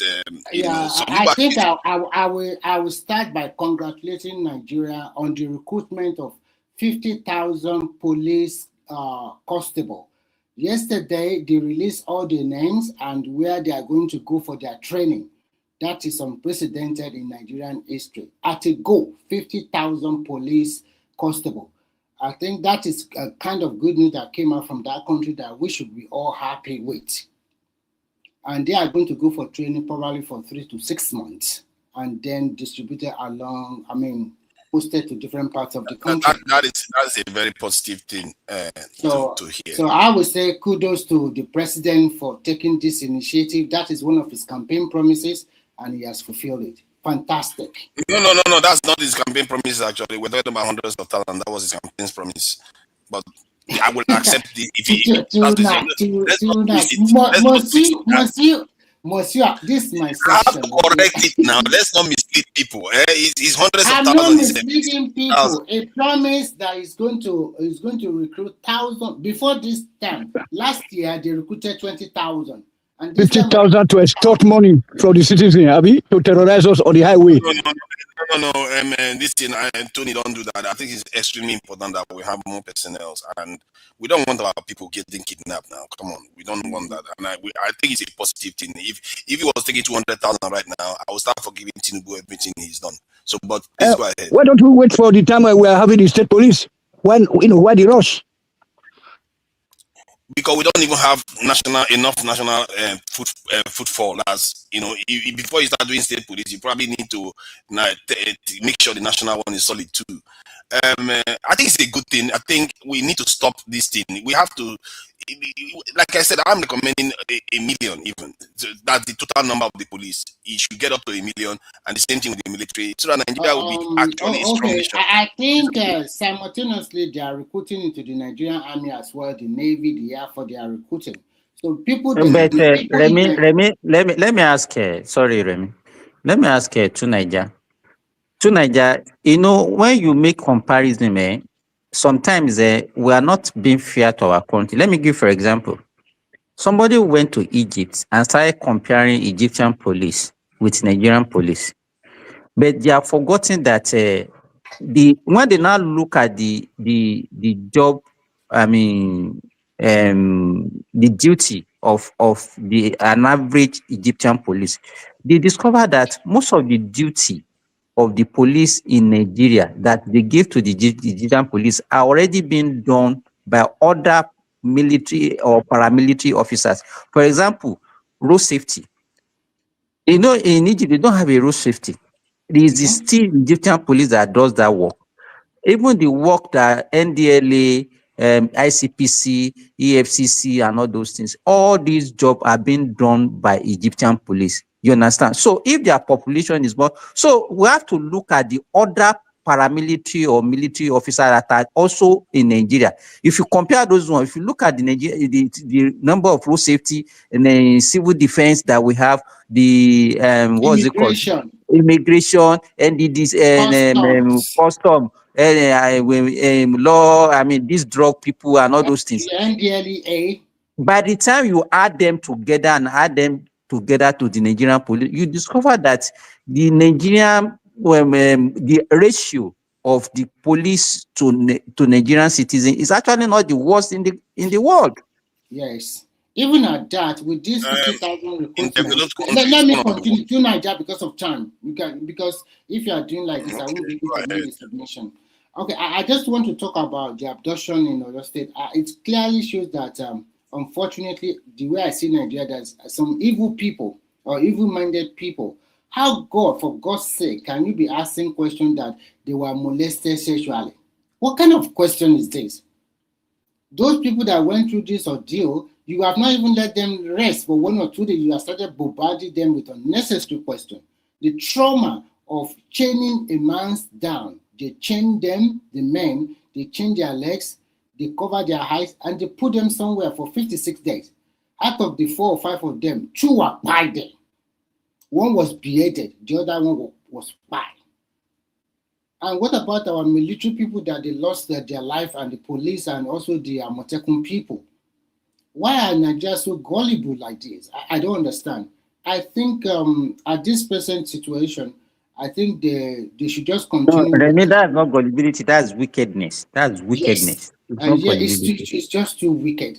I don't understand it. All because of it's not your guy, you want to play. You know, when Nigerians are talking, is from the way they thought that, most Nigerians don't want the best for their country. And when they are complaining, don't think they are complaining just because of those things that are absent. They just don't want to see anything bright. You understand? That's what they choose, and that's what the way they are. Okay, that's buttress my point that I usually say that the followership are more horrible. And I gave a very good example. The governors that we have today, 20 or 30 years ago, they were just in the bracket age of 25 to 30. And now they find themselves in governance. And when they were about 20 or 30, they were just like youth of that years. And they will be criticizing the leadership as well. But now when they find themselves in leadership position, what were they doing now? Are they better than the previous governors? Only few. Let me ask you, Remy, how old was Makinde in 1999? It cannot be more than 22 or 23. That's how Nigerians deceive themselves. No, the future. Yes, the future has been for the youth. The youth are the future, and they have been the future, and they are running the country grand. So you can see it's not up to 60 years old now, if I'm correct. So in fact, we have some governors in Nigeria that are just below an average of 50 to 55, and they were just around 20 something plus in 1999. And they found themselves in this position. So to me, when you continue to castigate your leaders, I think you pick your leader from this pool, and the majority of the people in that pool are horrible people, the followership or ordinary Nigeria that you might call them. So what you see now is what I always say, that the orientation has been bastardized. And I think that we should start rotating from the babies born in 2025 to start afresh. Because forget my generation and the rest and the other generation behind me. We have to start as from now reorientating the new generation so that they can be patriotic to the nation and they can know what actually in every country, it's not only what the government can do for you, it's what you can do for your country that makes a better impression. So I go back to this young woman I'm seeing her face here. It's quite unfortunate that as a professional, and we don't know the underlying health factor she might have had, and we don't know whether truly maybe they committed some kind of atrocity against her. But luckily, sorry, Tunaja, somebody want to come in. Benin descendant. He want to come. He said you should send him a link. Tunaja, Benin descendant. I think they have already. Okay, I think there's a link there. Benin descendant. Okay. Arobidigba is around. All right. Okay. Go ahead. We need to be because the thing is not moving very fast. So I hope the police or the people in charge of investigation can come up with what exactly happened to this young woman. But if the parents say they don't want to go for this medical checkup or whatever, I think we should just respect their wishes. So but unfortunately, the society is so bastardized. When you look at an average age of 18 to 30 years old young people, male or female, what they have in mind is always to get rich quickly, and they can go to any length to do whatever they want to do. Some into diabolical means, some into having sugar daddy or sugar mommy, whatever. So that means there is a disconnect, and there's a lot of work for our leaders to do in that country, because an average young girl, instead of putting all her effort, sometimes just look at the easy way out. And when you're going for the easy way out, there's always a tendency that something bad or sinister might happen to you. There was a lady I saw a video maybe 2 or 3 days ago. I don't know whether she's the one that commits suicide or not. She complained about a rape. But my concern about that lady is that you met this man just 1 or 2 days, and then the man just lured you to the house like that. I don't know why, for God's sake, follow this kind of man. And at the end of the day, throughout the night, the man repeatedly raped her and repeatedly used knife on her, beat her mercilessly, and do a lot of terrible things to her. She came online on TikTok, show all her bruises and whatever. I'm not sure whether it's the same girl that committed suicide. If it's her, oh my God, it's a sad story.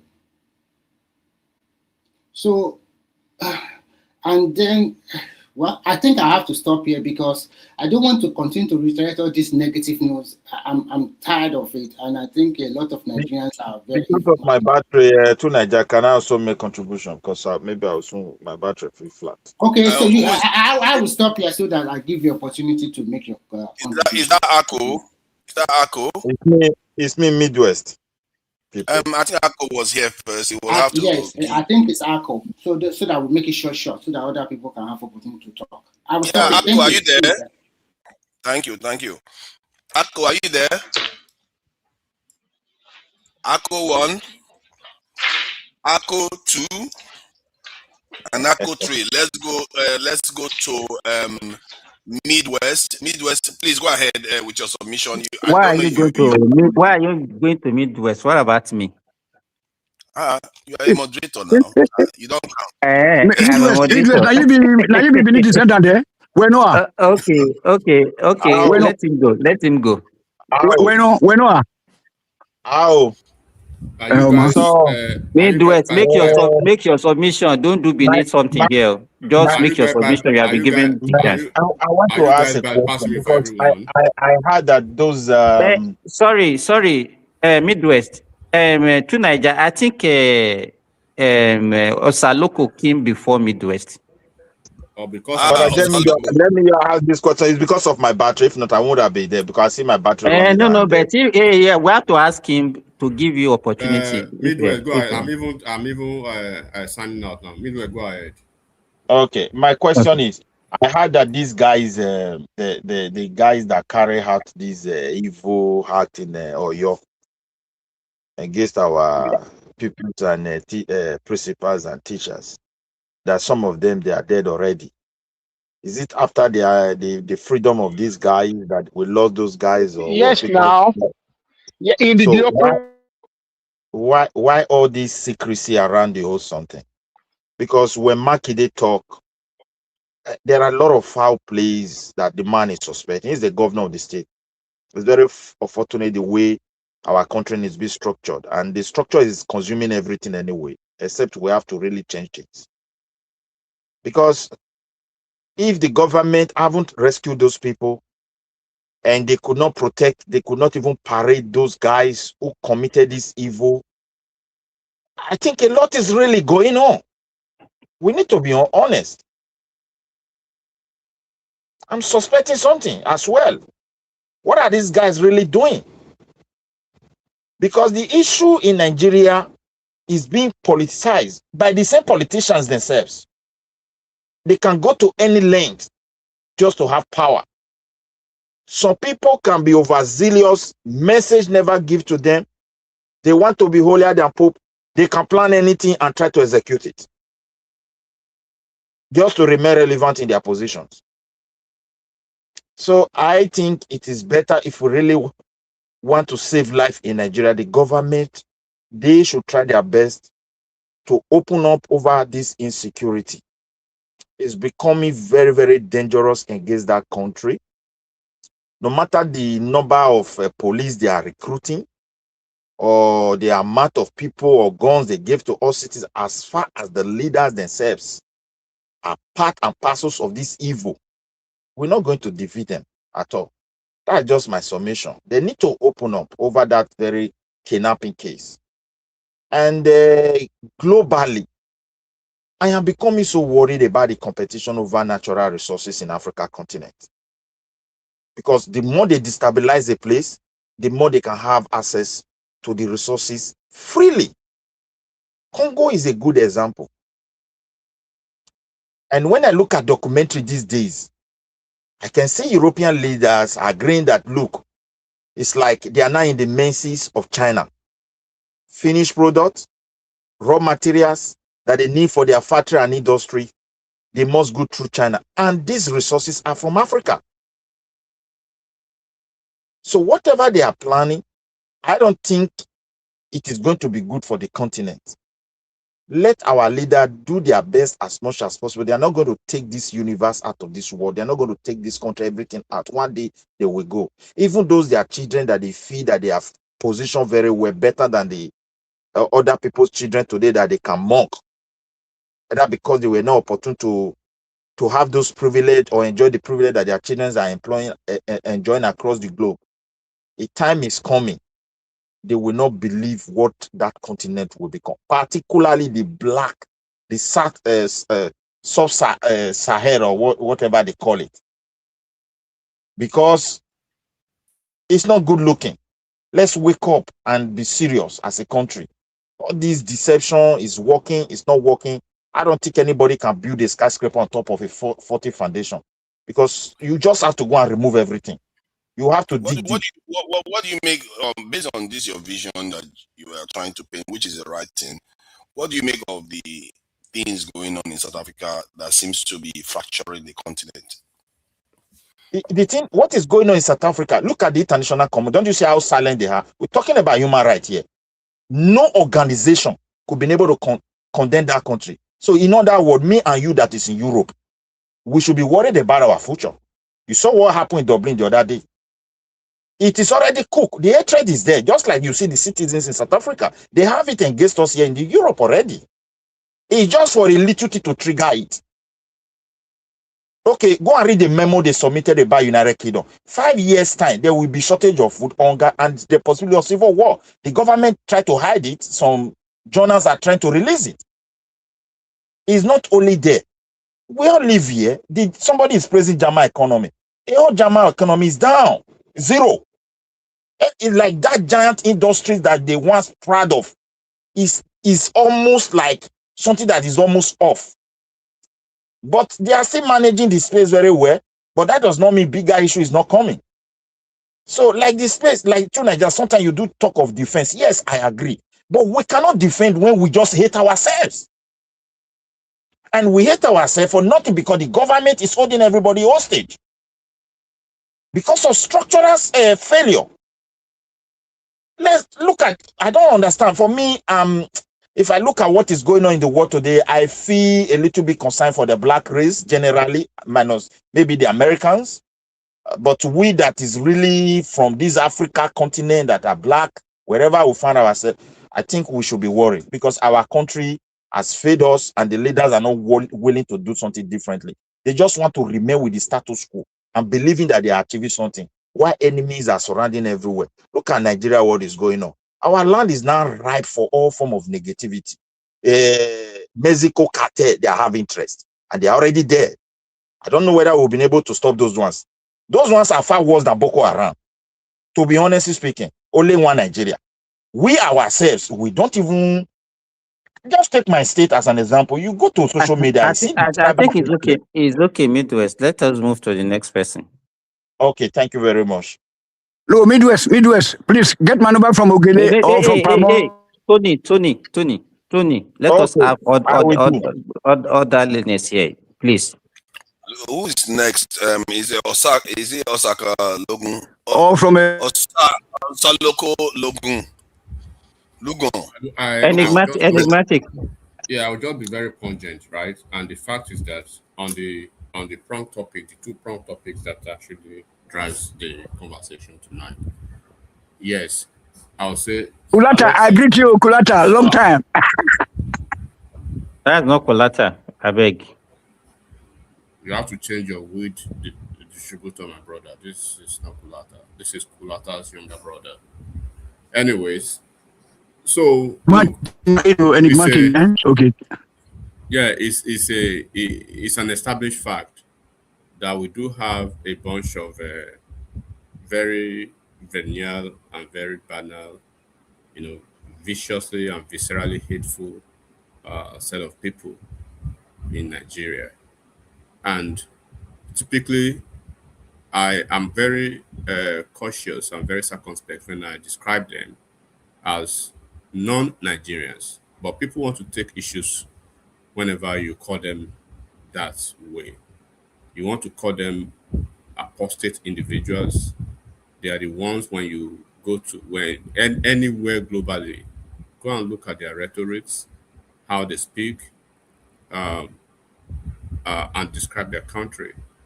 They care less a huge about the country. In fact, they've chosen to call the country a zoo at a time until they want to go into politics. They remember it's in Nigeria once again.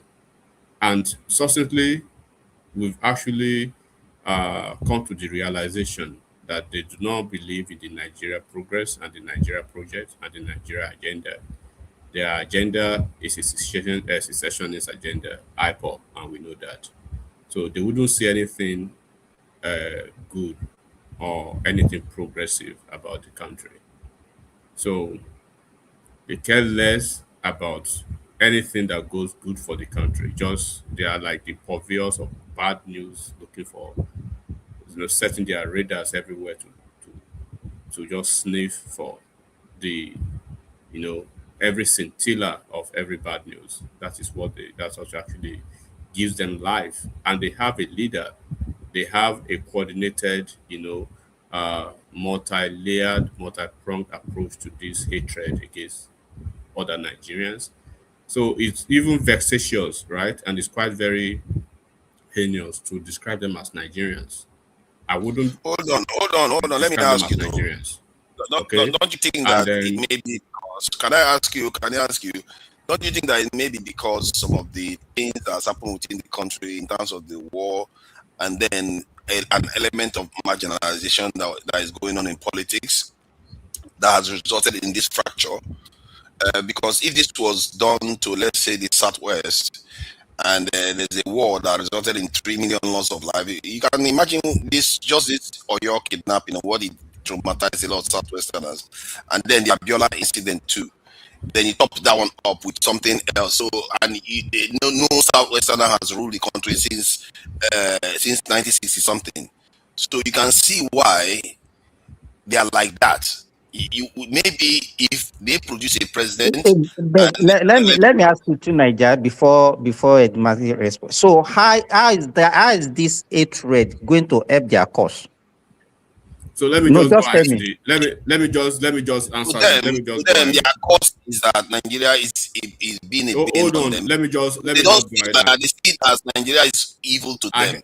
So I understand your point. That's what I'm asking you. That's what I'm asking you. Yeah, I understand your point. Let me just go straight to the point. First of all, Nigeria does not owe anybody a dime.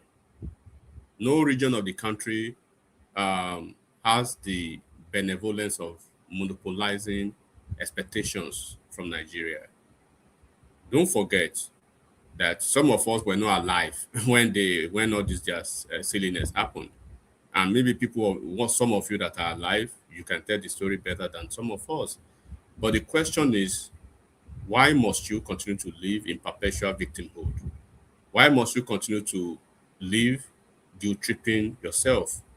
People of my age grade, people in their 30s, people in their mid-30s and stuff, and maybe early 40s and stuff like that, Why are they bothered? Why are they concerned about what happened when they were not alive? Who told them the stories? So they are actually tamping, and then they are yet, when we use certain languages, they think we use them carelessly. They are yet to tap out from the delusional phantasmagoria of the past. And when you do not divorce your past from your present, you can never move forward. You cannot hold a country down because of what you have in your head. The country does not exist because of only you.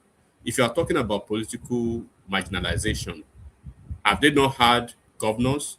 Have they not had senators? Have they not had governance at the subnational level? What have become their lot? What have become enigmatic? They had a vice president. Okay. No, I don't even want to go that far. Hausa people, right? Hausa people, I think they have the highest population, if I'm not wrong. People can correct me, in Nigeria. Have they been president as we speak? Nupe people, have they been president? Shetima's people, have they been president? There are some enigmatic. The only people that should be upset in Nigeria about the Nigerian state are the Benin people. They had an empire. As of 1966 January, they had their own region. Till today, let's stop. Let him flow so that we don't have much time. The thing is that when you are developed, let me add something to what you have please. When you are developed, hold on, please. Calm down. No, I want to ask a question because what you are saying, whatever you want to ask, let me land. Okay, go ahead. Let me just so when the opium of a lazy man is a default excuses. You already have a default approach to the reason why you are lazy and why you are not progressing in life. No region in Nigeria has had the benevolence of other Nigerians than the people of the Southeast. No region in Nigeria has had the camaraderie and the accommodation of other Nigerians than the Igbo people. More than 70% of Igbo people live out of the Southeast. They live in the North, they live in the Southwest, they live in the South-South, they live in every part of the country. They accommodate them, they do business, they flourish. How many other Nigerians live in the Southeast? When you grow up to develop this heterogeneous, hereditary, generational hatred, and people wake up in the morning to tell you hateful rhetorics about your country, and we keep warning them. Look at what happened 2 years, 3 years ago. In the next 40 years, in the next 30 years, somebody will tell a story that Nigeria colluded, right? A Fulani man who came second, a Yoruba man who came fourth, they colluded not to make an Igbo person a president. They will turn the narrative, and they will do the next generation of supposed leaders of tomorrow will become hateful. We become engrossed in this heterogeneous and hereditary, and then this bickering will go along for the next 100 years. The Biafra narrative have been coming for several years. They don't want to let it go. What about the people of the South that were involved in the Biafra narrative? How many lies have they told about this Biafra narrative?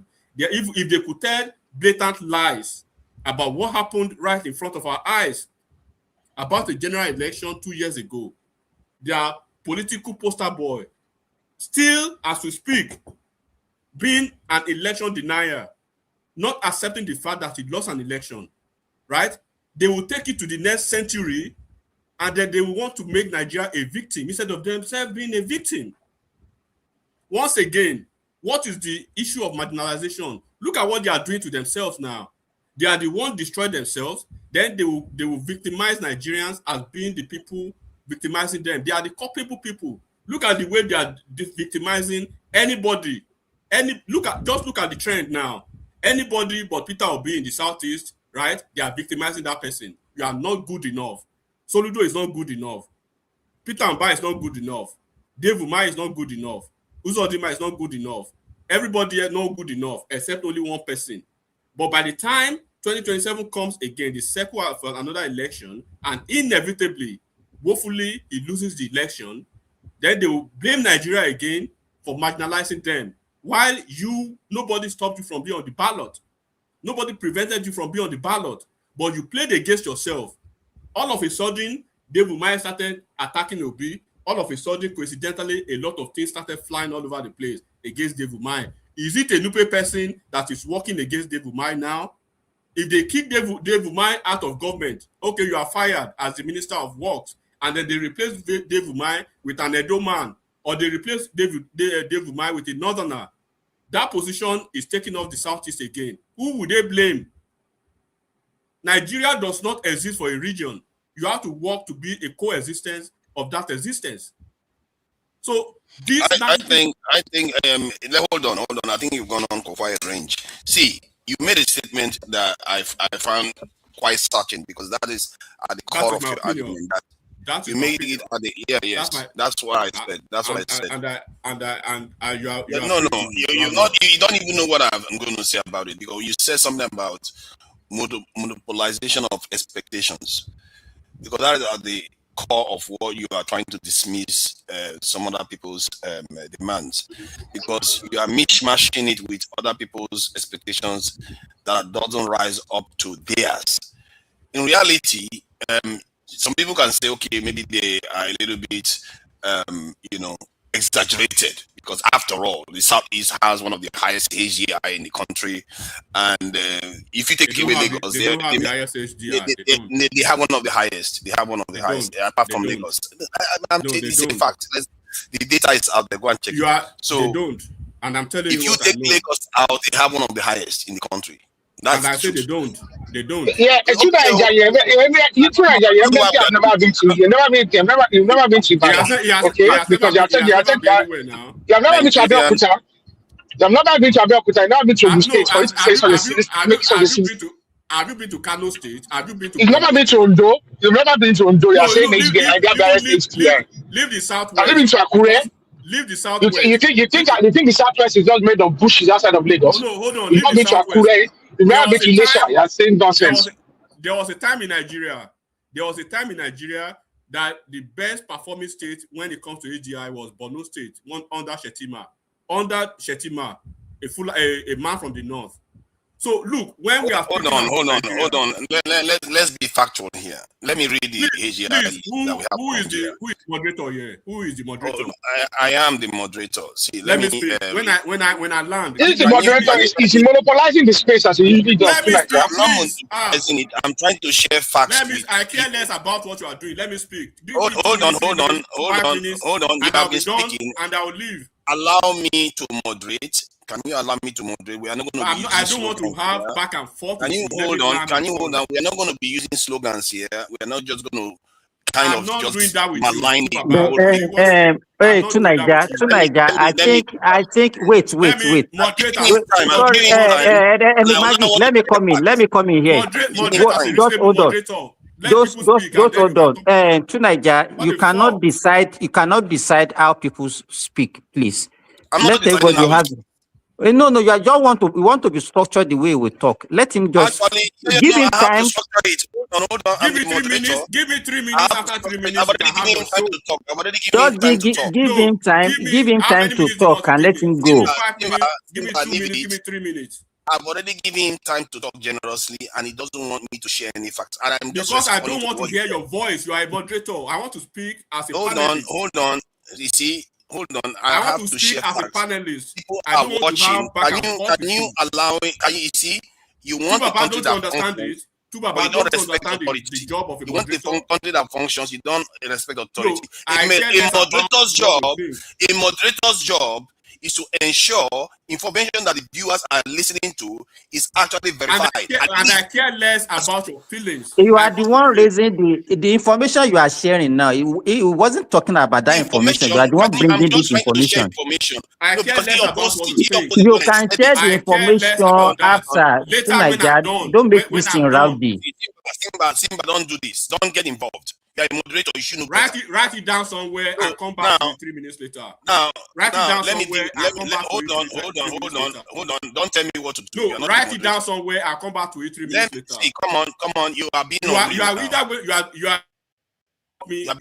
now. You need to behave yourself. I'm not dropping you. You behave yourself. Let me share the information. To Niger, this is a This is something that's repeating itself far too often. You are a moderator, okay? Can you just drop it? He's not going to do it to one man. And let people speak freely. He's not going to do it to one man. If one man wants to share something, one man will share. Because one man is not belligerent. One man does not behave stupid like you. You need to be quiet. Okay, now you're calling me. You see that he just called me stupid. Yeah. Okay. Fine, he's just called me stupid on top of it. You're not going to call one man stupid for wanting to share a fact. I don't know why people behave like this. You say you want a country that functions. You can't even behave yourself. You can't even restrain yourself. I just said one statement. I said the Southeast, and I'm in a way, I was trying to even argue along the side that he was arguing to an extent. Because I said, even if the Southeasterners feel marginalized, the data actually indicates that they have one of the highest AGI. He opposed that immediately. So 1 minute you are saying they are not marginalized, they are not marginalized. You are making an argument, and I'm making an argument that backs it up, and you are opposing it too. So you are saying but it doesn't want you to intrude in. That's what he's saying. So what's my business with their marginalization?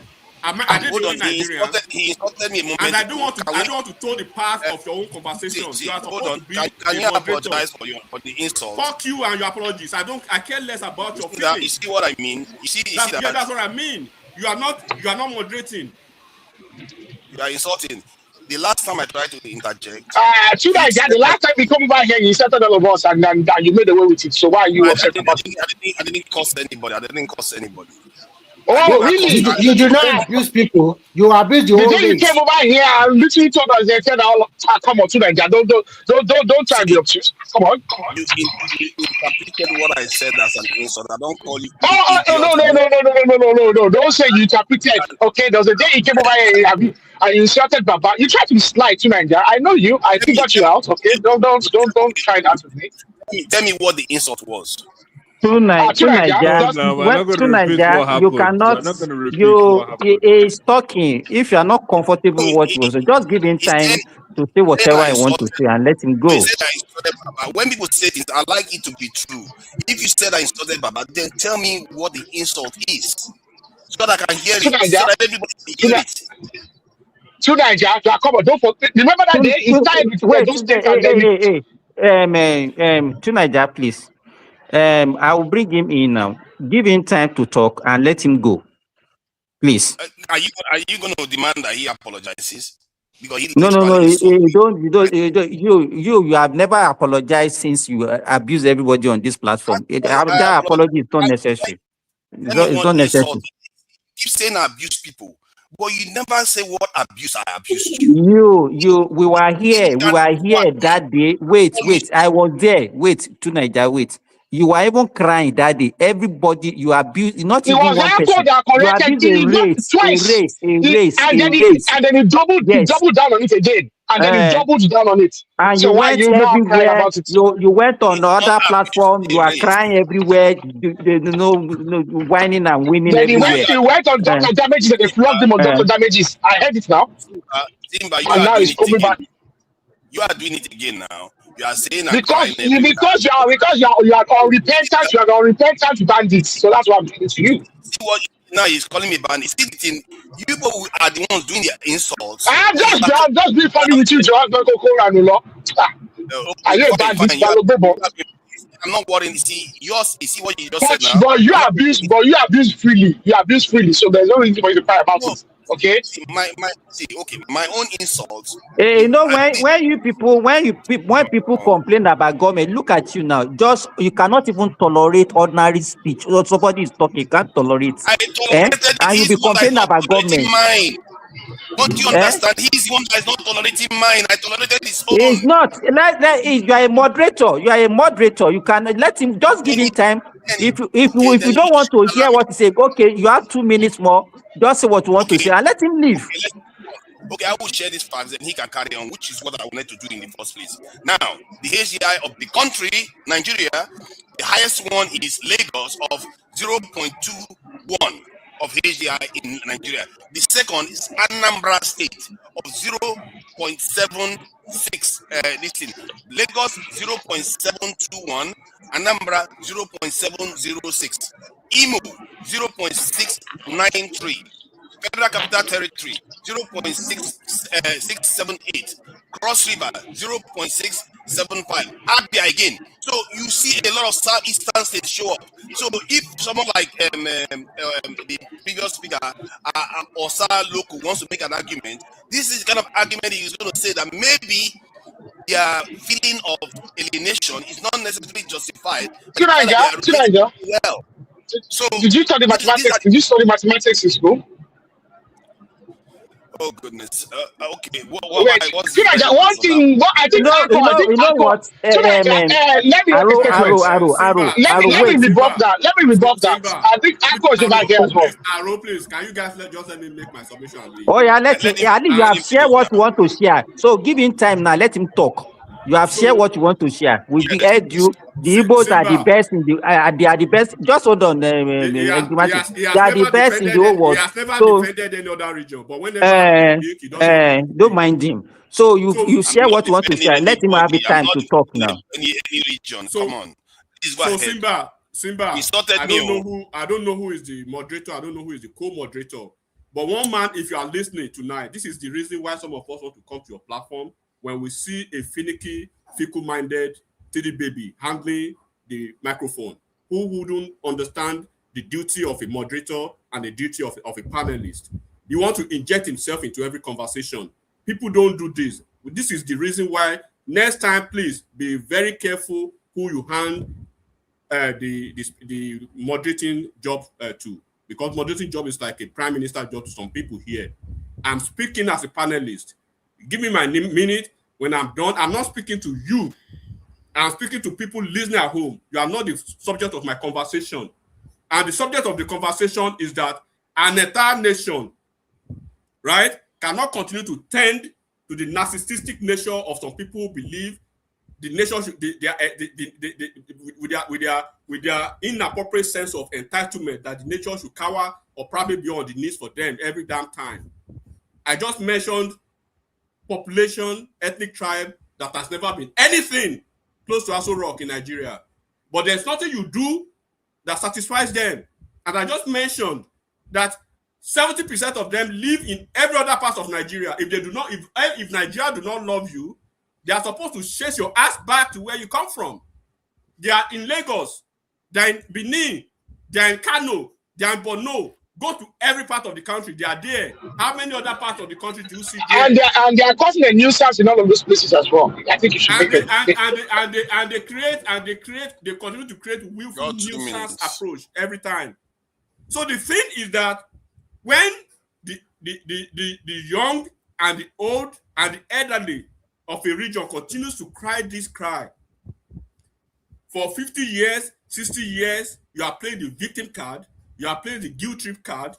At a point, you need to look at yourself in the mirror. They hate you in Nigeria. They hate you in the Southwest. They hate you in the South-South. They hate you in the North. They hate you in Ghana. They hate you in Tanzania. They hate you in South Africa. They hate you in India. They hate you in Cambodia. They hate you in Bangladesh. They hate you in Indonesia. What the fuck are you? Look at yourself in the mirror. And the point is that you have to, at a point, you have to take yourself out of the delusion of your grandeur. You have to take yourself away from the identification that a country is not meant for you. You are meant for that country. Play the game, play the rule, and play with everybody else in the country. What do you mean by a region is marginalized? Is it somebody from Edo State that comes to elect their governors for them? Is it somebody from Edo State that comes to elect their senators for them? Is it somebody from Edo State or from Borno State or from Ondo State that comes to elect their subnational leaders for them? For the part that they've not been president, as any Fulani, as any Hausa man become a president, as any Benin man become a president, as any Taraba man become a president, what the fuck are you talking about? So the point is that it is 2026 for crying out loud. In the last presidential election, even Omoyele Sowore was on the ballot. Nobody stopped him. Peter Obi was on the ballot. Nobody stopped him. At the end of the day, it descended to 3 different ethnic groups: a Yoruba man, an Igbo man, and Atiku, quote and unquote, representing the Hausa Fulani people. In that election, the Yoruba man came first, the Hausa Fulani person came second, the Igbo person came third. It is the Igbo person who came the distant third that is trying to divide the country now against ethnic and religious tribe, trying to weaponize, trying to deny the election, and trying to create a hearing to his bunch of vagabonds that he called the ethnic mob that calls themselves IPOB, telling them that he won an election. How do you win an election? Not winning a single state in the entire core north. 13 states out of the core north, you lose all of them, not even measured up to 10%. And you say you want the election, and you want Nigeria to, are you not seeing but the northerners talking about him? Come and tell us where you belong, and we are going to keep challenging and asking that question. He said, does it belong to a Biafra or to IPOB, or does it belong to Nigeria? He needs to identify who he is. Is he a Nigerian? Because somebody who actually was considered the leader of a terrorist group, Nnamdi Kanu, you say he's your brother, you say he's a good people, he didn't do anything. And the first thing you do as a president is to free him. Remember that statement. And then, no, he said the first thing immediately, don't forget the immediately. He said the first thing immediately he's going to do as a president is to release him, somebody that was duly convicted by a competent court of jurisdiction. He said you are going to duly release him, somebody that killed over 30,000 Igbo people of your brothers. They are Christians, but you have the effrontery and you have the temerity and the audacity to weaponize your avid in America here, American veterans of Igbo descent, to go to Washington and to go everywhere to the Republicans and some other people and lobbyists to say there is Christian genocide in Nigeria. Meanwhile, the 30,000 people that Nnamdi Kanu killed in the Southeast, are they Muslims? Are they Shango people? Are they not Christians? Are the Christians in the North more Christian than the one in the Southeast? Are the people in the North are they special than the people in the Southeast? Why has he not spoken a word against the IPOB and the terrorists? Is IPOB not a terrorist organization? So anybody can claim to be marginalized in Nigeria. A certain Shetima can come today and say, my people has never been president. It can be crime, marginalization, all we care. A child that was born 10 years ago is already crime marginalization in the Southeast. A child is somebody who is my age mate, who did not see anything about Biafra war or anything about the Civil War or anything, is hateful, talking about because of Biafra that he didn't see. Who told him the wanting stories of Biafra? Why do you viciously and viscerally hate your country? And you still want to lead over the country? And at a time, even when you date a woman, when you become so narcissistic to that woman, when you become so cantankerous to that woman, when you become so naggy to that woman, the woman will look at you and leave your ass alone and move on. That is who they are to the Nigerian society. They have become cantankerous, they have become naggy, they have become narcissistic, they have become a problem to Nigeria. Nigeria is not the problem to them. It's either they are Nigerians or not. Let's wait until 2027 election is done. They will come back and say marginalization. They will come back and say rigging. Peter Obi is junketing Europe everywhere. He's not back home to work at the grassroots, to coordinate the grassroots, to chant for election. Then when he's been whooped again, defeated soundly, he will find a possibility of choreographing somebody as an abhorrent vagabond like you, and you believe what he says. Round up. You are old, but you are stupid. You are old, but you are so prejudiced. You are old, but the malevolence in you and the abhorrence in you and the level of ignominy and infamy in you wouldn't let you see the front. You are a fucking idiot, and I say it. No apologies to you. All right. You're welcome. I'm magnanimous like that. So it turns out that I may be surprised by this data actually, that the southeastern states, apart from Lagos, has the highest AGI. Even more than all the remaining southwestern states. Every single southeastern state had higher. There's something peculiar about that. One thing about Nigeria, I know you don't understand data. I don't think you need this argument. You understand? I shouldn't bite because No, because just leave it. that data is easily. Leave it. I We wouldn't need to bite. try I to, wouldn't bite. we need to try to understand it instead of that. I'm I won't curious bite. about But how the question I want to ask you, let me ask you too, Niger. This AGI thing, how is it related to what we are discussing? sorry, there is a noise. There's a bit of noise coming through. I don't know where it's coming from. Somebody's audio. Okay, good. How it is related is because he talked about expectations. The previous speaker said you cannot monopolize expectations of the different groups of Nigeria because it means Southeasterners are demanding too much. So, and as a matter of fact, if he was listening to me, if he was wise, he would listen to what I'm saying. Because if Southeasterners are so marginalized and oppressed in Nigeria, how come they have one of the highest AGIs in the country? Why is he not paying attention to that? Why is it that the Southeastern states, as marginalized as they are, they appear quite developed? Maybe even more than the Southwest, apart from Lagos, of course. So these are arguments that you can make to a Southeastern. As a matter of fact, I've made arguments. You know when you speak to Niger, when you speak, yes. you know, we understand you. We know where you are coming from. All this one that you are saying, we are not mumu. You understand? So just say what you want to say and let's move to another person. To Niger, name 3 southeastern towns, cities not developed and Ibadan. Not on your Ibadan. I said I don't want us to go to that route. I don't want us. Name 3 southeastern. Name 3 southeastern. No, I'm saying name 3 southeastern cities not developed than Ibadan. So I want to show. I want to expose the fact that you are not well traveled in Nigeria. You don't have any. Name 3 West African cities not developed than Uyo. Calm down, please. See, if we take an aerial shot. Hold on. See, really, an aerial shot of the city is that an aerial shot of the city is that development.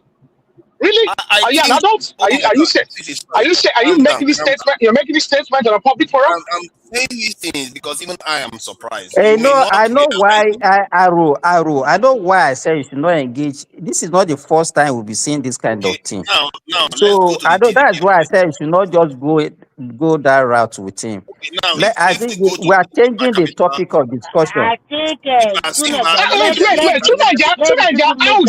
how would you take an aerial shot of Ibadan? How would you take an aerial shot of Ibadan? Are you not listening to me? I don't even know. This are Rosa. You know they hear word. You know they hear word. You are just a moderator. Let them make their submission. Hold on. Let them make their submission. He's not engaging anything. He's not engaging anything. Just leave him alone. He's not engaging you. The next person should just make their submission. There is AY there. Simba, calm down. This is not controversial. Why are we being all sensitive? You are the controversial figure there. See, move to another person. To Niger, please move to another person. You are the moderator. Make your submission. You are the next person. Let me finish what I'm saying now. I will move to the other person when I finish analyzing. I don't want to discuss with you. I've been advised. I'm Benini, and I've been advised by my elders not to engage with you, so I'm not going to engage with you. Okay? You know when children are being raised, they tell them not to talk to strangers. You're a stranger, and I've been told not to talk to you. Like stranger danger. I'm not talking to you. You know what? I can accept yours. At least you're not necessarily insulting, but it's okay. But the point I'm making is that there's something to be learned from all this. Because sometimes let him make his submission now. Let him make his submission. Oh no, be nice now. Be nice. I will stop. He was talking for 3 minutes. Now you can't even let me talk for 30 seconds. See, sometimes some things we have in our head is not true for what is actually real. And this, if there is anything I've said today, that seems to be the theme I keep coming back to over and over again. We say things that are in our head, but when we check the data, it doesn't show that. Why? And maybe there's something to be learned from that. Like the previous speaker, if he makes the argument to a Southeastern person, do you know that you are making this play boring? Do you know that? Do you know that you are scaring people away? You are making it more boring now. And we are telling you, let it flow. Let them so make you their are submission. exciting. You are exciting. You think so? You rather it is exciting making than it more boring, okay, now see, come on. Let me get to this. Why are you muting him now? Don't mute him. You think I'm the one muting him? AY, are you there? Yeah, AY, thank you for joining us. You know, one of our illustrious sons of Nigeria. You know, there are very few people I would call illustrious in this country, and in the diaspora anyway. I don't know about the ones inside the country. AY is one of them. He's dispassionate and he's trying to analyze things as plainly as possible. AY, thank you for joining us. Remy will not agree to that. No, of course you not agree. That one is Jagaban. Asimba, my guy. It's Jagaban to the end. Those ones, their brain is ruled by politics. So that's all it is ruled by. All right. So what have you made of everything? I don't know whether you've listened to what has been. Obviously, discussed. I was not listening.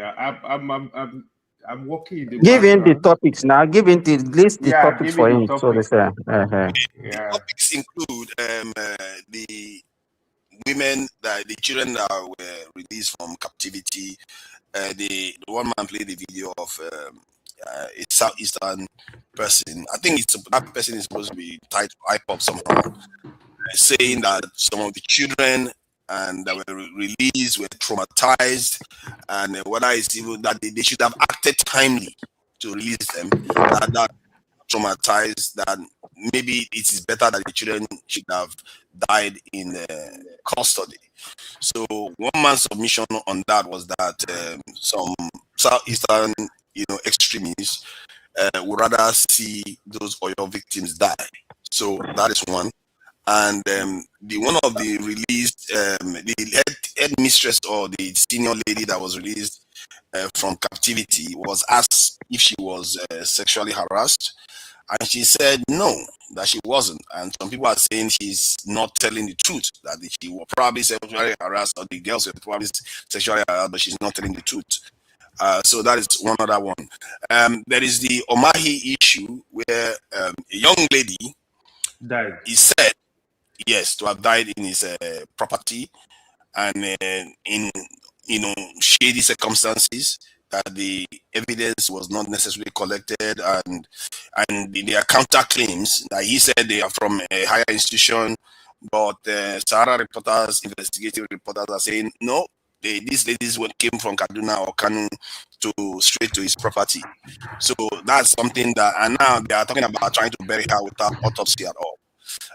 So that is another one that has occurred there. Then there was this conversation about the population of the country growing, and then it resulted in me asking one man, let him show us a country that population growth has destroyed, that if anything, it has made them more powerful. So that is the context of the conversation. If I miss anything, maybe sit back and shine a light on it. Yeah. No, I think you've given him all the topics. Yeah, I agree to everyone. First of all, I triggered the school children, right? So there is no debate on that. The happiness is they were able to rescue them, whatever happened.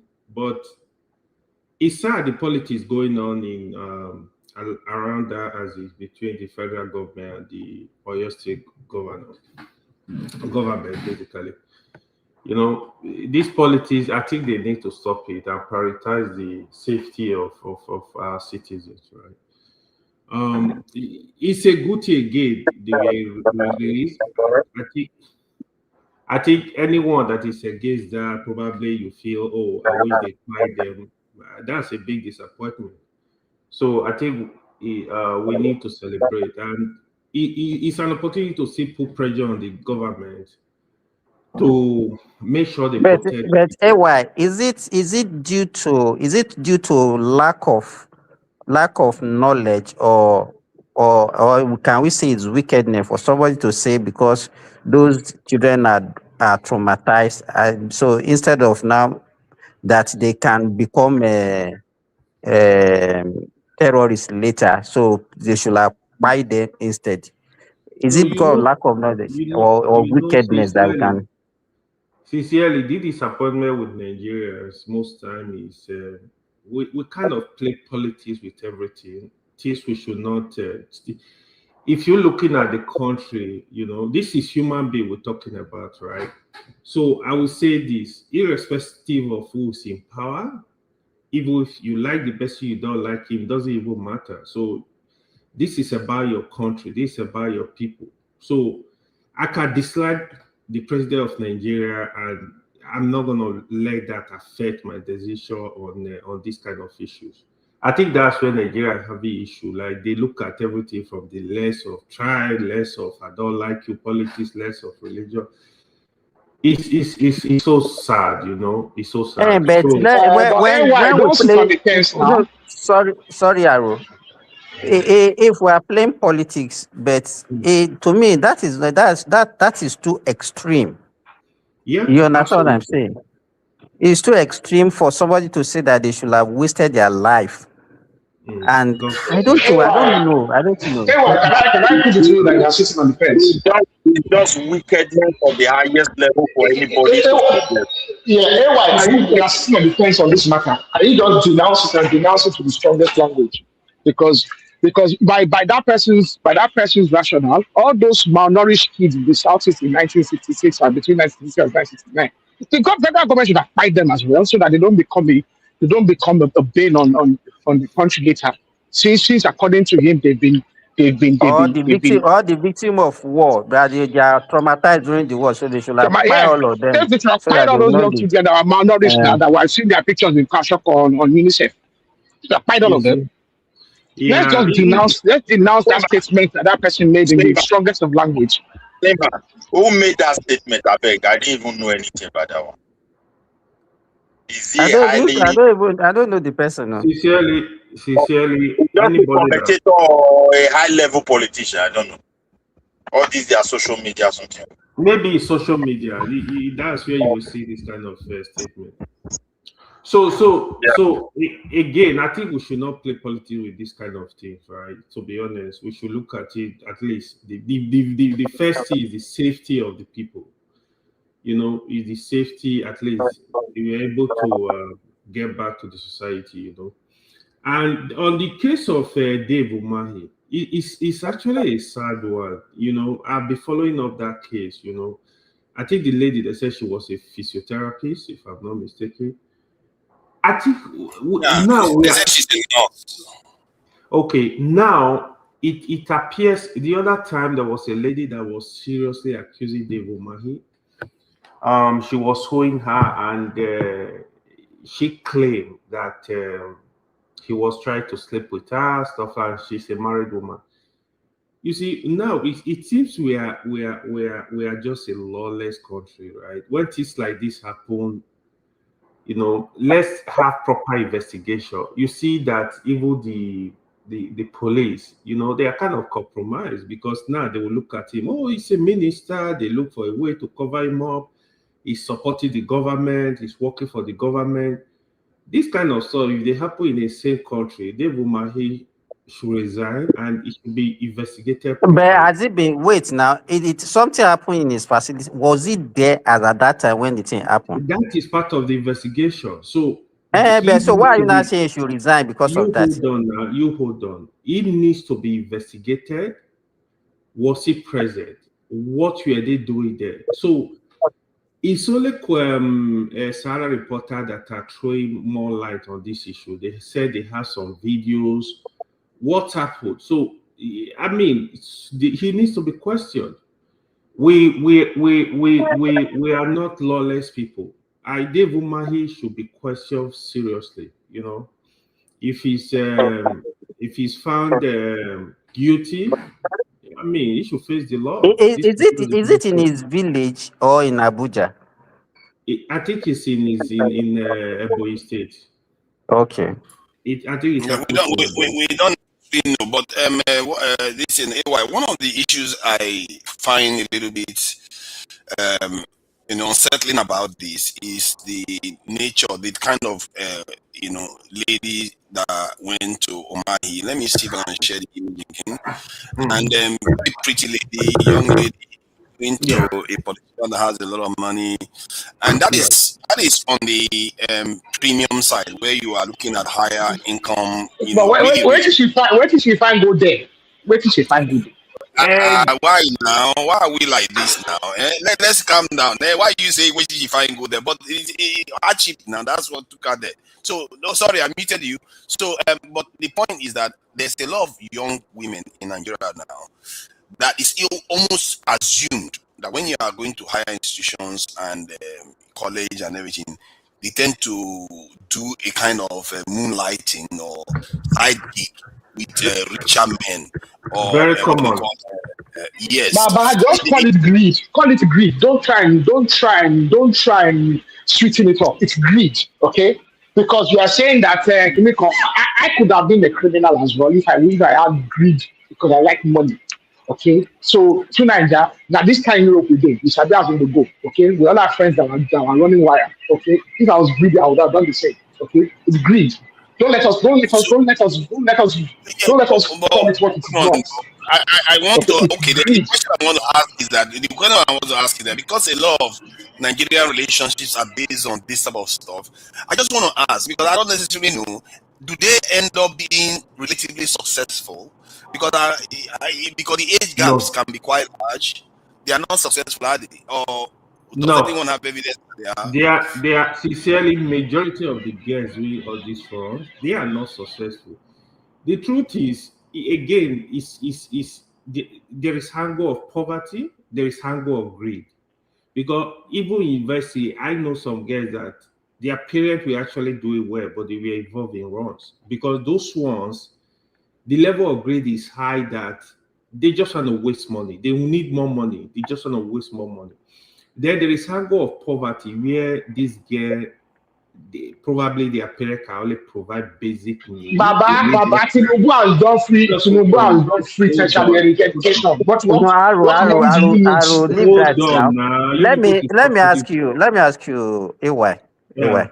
Why are we not also looking at the because it's not everybody that is poor that will engage in such thing. We can also see even people that are rich that can engage in such. Yeah. You understand? So it's not absolute. Why can't we also look at? Why can't we also look at it from the angle of parenthood? We are not even looking at the role of parents. So it's a combination of factors, right? Like I don't know, was it somebody mentioned greed? Greed is a factor.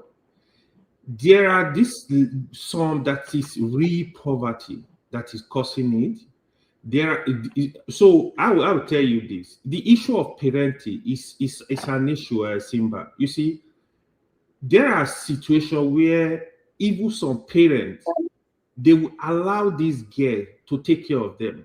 So to exactly, for example, in fact, how can you have it? You have a young girl that is supposed to be sponsoring. But it is now you now have a reverse that even you see the parent asking such a child money from the girl, demanding money from them. So many Nigerian parents are doing like that. Is it because you think? Is it because the parents are rich? That's why they asking the girl for money? No. Let me tell you. Let me tell you. That's a rhetorical question. Of course not. So obviously, maybe the parents are in need. I don't know. No. Let me tell you. Okay, when you are looking at that, where do we now put our value system? Yes. Yeah. So exactly. That's what I'm talking about. We should also talk about the society effect, the environment effect as well.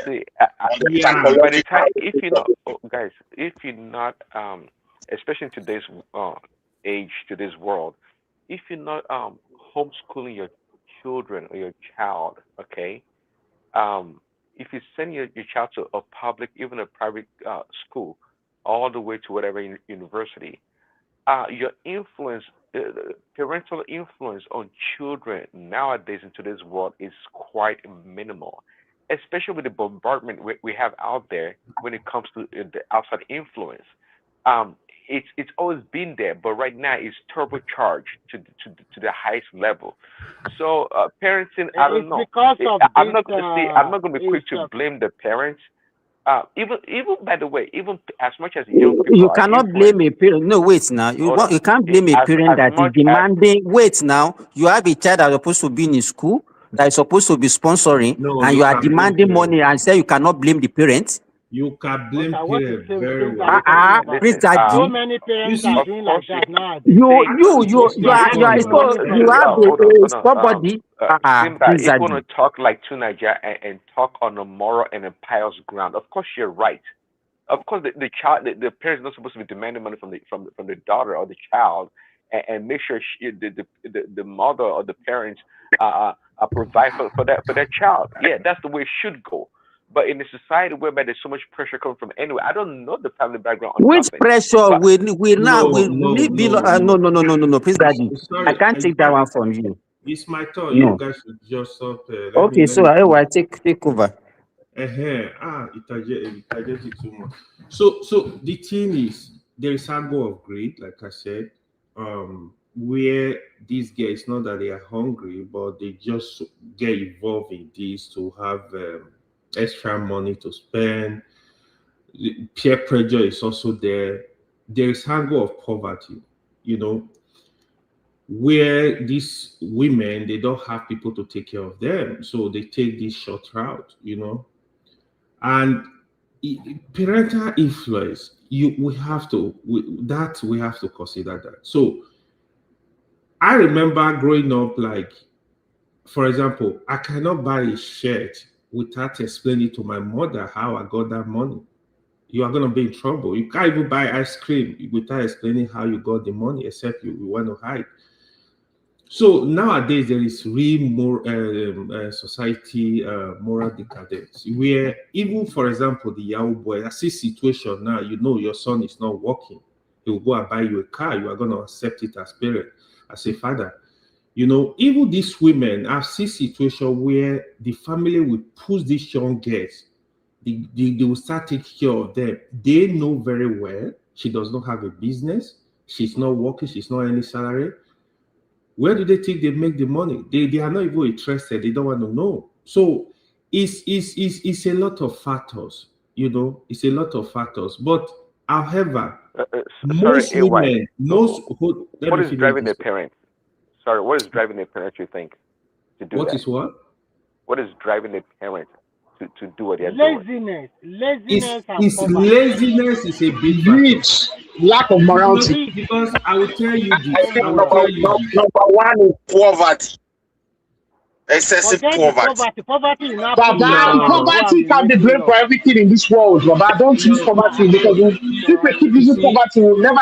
It's just moral. It's just immorality. Don't use poverty. There's nothing about poverty there. There's people that are poorer than them. There's people that are poorer than them that will. So poverty, especially the cheap. Okay, people bandits. Okay, on that note, bandits is innocent because bandits are poor. Good morning. Good morning, guys. You see, it's not. This is your rationale. You can as well excuse for bad bandits and Boko Haram. Because if parents that were really well cultured, where disciplines are not the one raising children like this, I think we have a lot of issues. Midwest, no excuse for such a parent. It's moral. There is no excuse. You get what I'm saying? The parents themselves. Wait. The mother and father we're talking about. Good morning. You get what I'm saying now? And now they are raising children. Now encouraging their own children to commit this evil. My brother, like me, sometimes I'm confused about the So why did you say that one now? So Midwest, why you not calling poverty? Poverty of the mind, yes, but not poverty of the pocket. Hold on, I need to find where this noise is coming from. There's noise. There's somebody. No, Kenny, please, can you mute yourself? It's Kenny, please. Kenny. I think I don't give back. Let me check out. You just enter. Sorry, let me see this to him. Kenny, you are just coming in. You have a lot of people. We can hear you. Good morning, wherever you are. Good morning. So when it's your turn, we'll call you. So mute yourself, please. You are driving and it's causing a lot of problem for us. Yeah, and it's not only him. I think there's some other person because before Kenny came, there was another this background noise that was going on. Mute yourself. You are not. I'm the only one that is allowed to be on mute. See why Allah, you are the king. It's my fault. I'm You see, allowed to speak. sincerely, it's not. Yeah, we not blame all this on poverty because sincerely, I've seen people, family that are poor, but the morals are just there. They don't do all this bad stuff. It's just like you could take a gun and go rob now. People were robbing when we were growing up. It's most time it's not really poverty.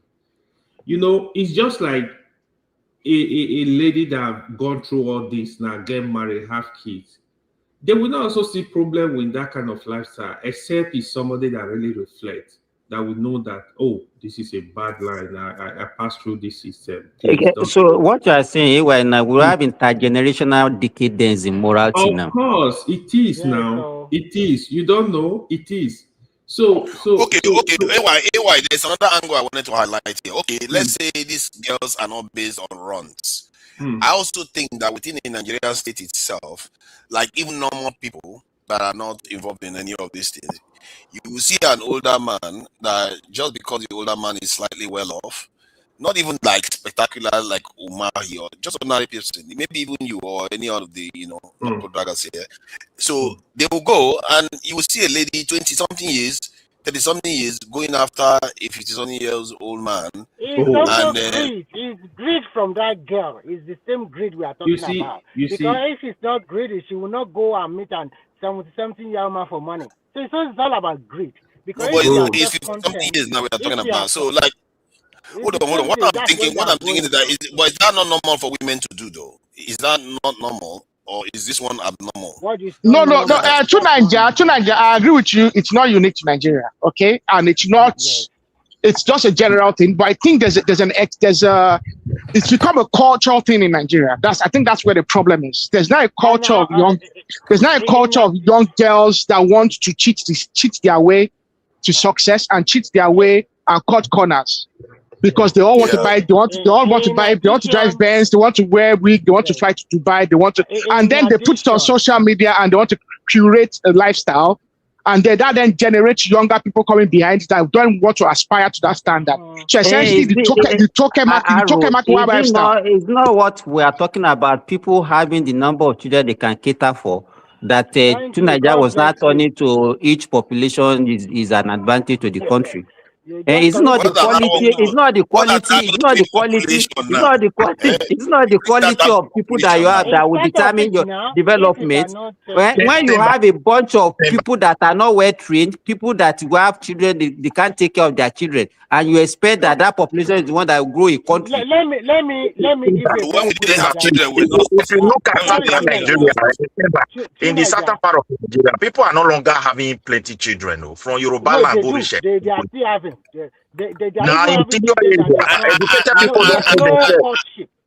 No courtship. And let me give you a scenario. Let me give you this scenario. I think all of you guys, you travel all over Nigeria. When you travel all over Nigeria, I feel witness that each time you get to a particular bus terminal or a station, you see a lot of ads, a lot of people, and most of these people are aged between 10 years old and probably 30. Okay, so you will see that, and they sleep, eat, and sell whatever they are selling there. Okay, so you will see that there's a lot of children in Nigeria now that they don't even know who is their father. I'm telling you, because there's so many children out of wedlock. They call them baby mama. It's about 10% of the whole population now. Can you guys hear me? Come on. I'm not sure that's that. I'm telling you the truth. That is. Can somebody hear me? We can hear you, Akim. Just hold on. We can hear you. Okay. Akim. So Remy, you see the problem with this thing is that we are focusing the conversation on the wrong side. Okay.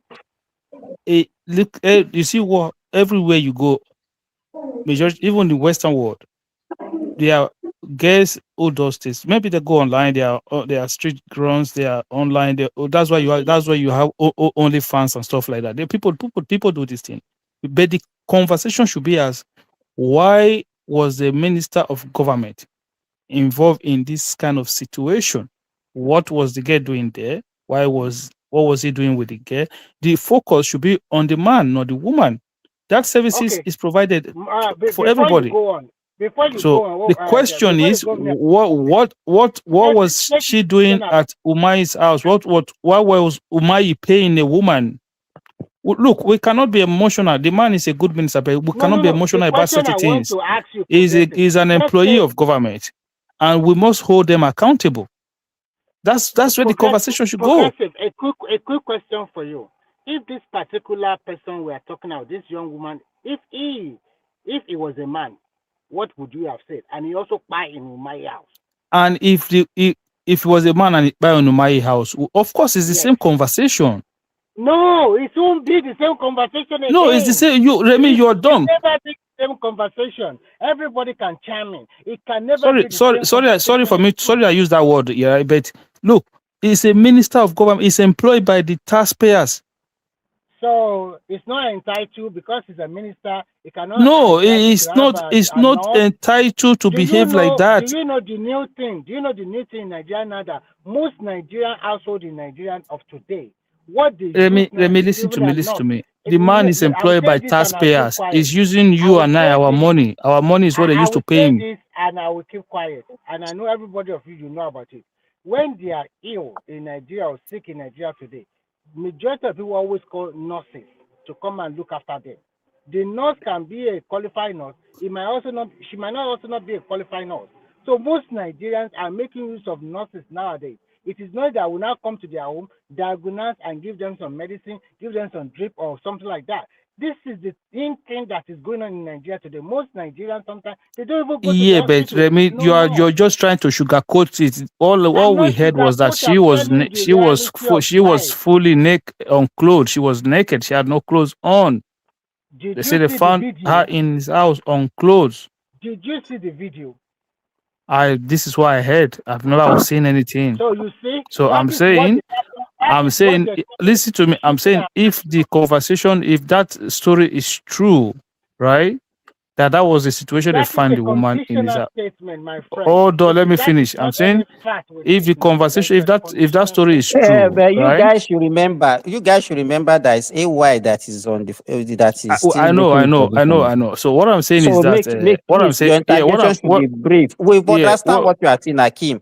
He's a minister, and everybody, even if he's not a minister, but why is the focus on the woman? Why is the focus on the woman? Wait. You just came in. We discussed the minister. We are just looking at, okay, the minister has been discussed. We're also looking at why are some ladies engaging in such things. That's not true. That's nobody's business. It's our business. It's our business. No, it's not. It's nobody's business. It's our business. It's our business. It's nobody's business. Kenny, that issue is actually more serious than what the minister has done. There's no Kenny here, Matunaja. What's wrong with you? Exactly. Hold on. Let me confirm that. I might see it up. Okay, it's not here. It's okay. Sorry about that. He's not here anymore. Yeah, he was here. So yeah, I think that issue about what our young women are engaged in is actually more serious because it's pervasive, especially within the southern community. I don't know about the northern side. I don't think it's happening as that much of a high scale because I find I go to Nigeria now. You know why Hakeem is saying that? Maybe Hakeem doesn't know how many of our ladies are dying daily because of this kind of circumstances. Exactly. He just wants to focus on the minister. Yeah, but look. It's important to talk about the minister, but it's also good to also explore why this is happening more and more often, and whether it's a problem even. It's not. Look, it's a personal decision for what they look. It's a personal decision. Don't be mean, Hakeem. Don't be mean. No, it's not me. If a lady decides that this is what she wants to do, that's what she wants. If you want to patronize her, you patronize. If you don't want to patronize her, you leave her alone. So why are we not crying when you hear such things happening? So Hakeem, you should just say that we should legalize. We should have a law to legalize abortion. Are we better? Is Nigeria a better country than? Is Nigeria a better country than Holland? Is Nigeria a better country than Holland? Forget about all these things. Stop all these things that you are saying. If we are losing a lot of people due to these same circumstances, so are you not saying that we should not discuss it? we can discuss the cause of the death. Why are they dying? How do we protect the ladies? Not why are they doing it? No so if you don't know what is pushing them into it, going to that look, it's a personal decision. It cannot be. It cannot be. Wait, if that is your own belief, decision. you cannot impose. No, it's not my. It's a personal decision. That is your own opinion. So, and you cannot decide what we discuss. You understand? You cannot streamline our discussion. I'm not streamlining your discussion. No, that's what they say. Why are we not discussing it? So you cannot decide what we discuss. I said the conversation should be about the man. We've discussed Umayi for hours. You're saying I'm streamlining your conversation, and at the same time you say that I just came in. So if you know that I just came in, so why you say that I'm streamlining your conversation then? I think what you should say is that they should legalize prostitution in Nigeria. I'm not saying whether they should. Remy, don't put words in my mouth. Don't put words in my mouth. I never say that. I didn't say that. I want to say, I'm not. You said a woman has a right to use her body anyhow she likes. I say it's a decision. Nobody is disputing that. But when it now comes to the issue about castigating some people because she went to his house or something like that, why not legalize prostitution in Nigeria so that everybody will know that it's a job, and then there is a record to show, and everybody can follow up easily. So we know you are in that pool. If the government want to do that, so be it. Let them. If the government feel like that, so they need to. The government should do it. But please, let me explain something to you. I'm not against what David Umahi did. I'm not saying he shouldn't do it, but I'm just saying in his position. Hold on, Remy. I'm just saying in his position as a minister of government, something like that happened. That's the conversation. It's been engaged by the taxpayers. It was not even around at all. It was not at his home. Okay, we can have all this conversation, whether it was around, whether it was not around, what was the person doing there and stuff like that. That's the conversation. We don't have the whole grasp of what happened yet. Yeah, if we have the grasp of all the whole story, then the conversation should be surrounded by that. Everything was just insinuated. Before you know, the picture is already flying around. If Dave Umahi was a private citizen and it has nothing to do with government, I don't care. I wouldn't care about this conversation at all. No. It does not really. I know, because you are right. But at the same time, I know that the photo flying around that blood gushing is a lie. It's all fake. Okay? Because it's all fake. Nobody knows. Okay, Mr. APC, let's assume that is fake for now. Yeah, okay, but also let's assume that it is real for now. Hakim, sorry, we don't have much time to. So, AY, are you there? AY, we don't push AY away now. You will come back.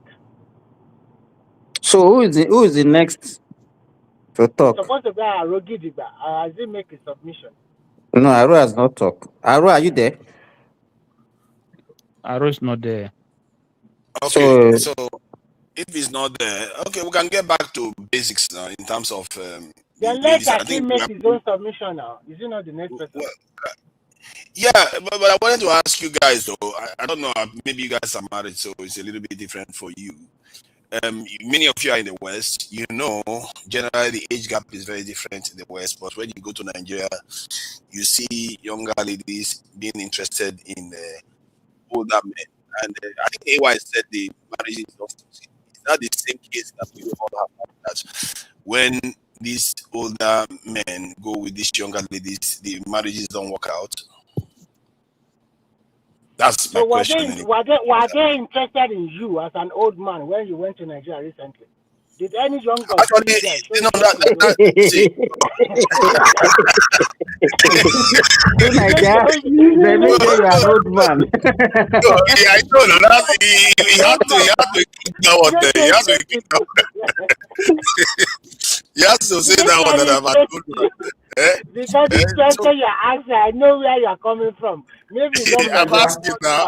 I'm curious because you don't know what that is all about. Yeah, go ahead. Yeah, that one is part of it. Now, sincerely, marriage in Nigeria most time now is poverty alleviation program. So women use it to escape poverty too. Yeah, it's not that they really love the older men. It's the money. It's the even in America. Regina Daniels and Ted Nwoko. Just this ugly Nwoko. Yes, very ugly man. Yeah, even in America, you will see young women that will tell you, oh, they only date older men. You will see a 25-year-old one of date a 60-year-old. Some of these women who in Nigeria, 20, they will somebody, tell you, oh, a lady has told us on this platform before now. Yeah, women don't. There are women that genuinely don't have problem with age, like they genuinely don't have problem. But some of them, look, okay. So I have a personal theory. I have a personal belief that women naturally are more mature than men. So most of the time, what happens? Mature, but that does not mean a 20-year-old should be getting married to a 60-something-year-old man. Yeah, but this is what I'm saying. Come on, a lot of Nigerian girls marrying all these white men, very old, 70 I don't agree with that principle. I don't agree with that principle because me, like when I hold when I go still marry one smoke quickly, take care of. So what I'm trying.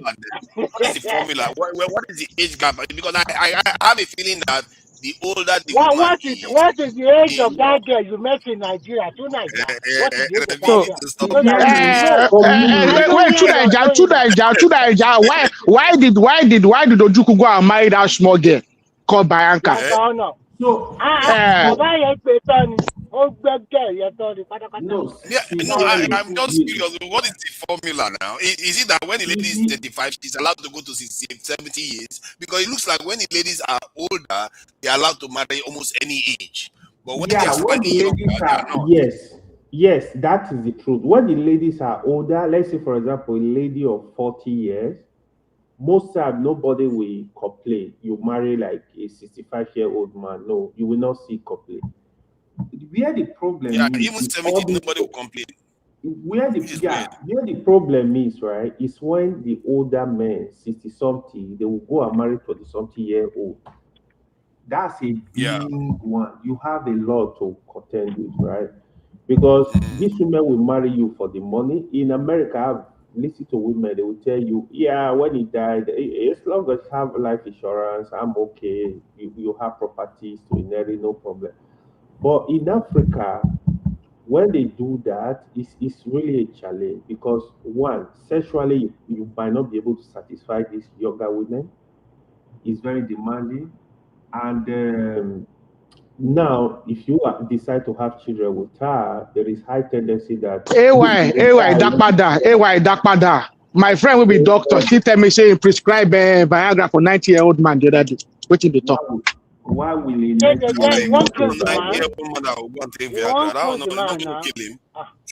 Yeah, that's it. Not be lying, oh. Is this not a lie? Oh, my friend will be doctor. Doctor prescribe Viagra for 90-year-old man. Guess how old the wife is?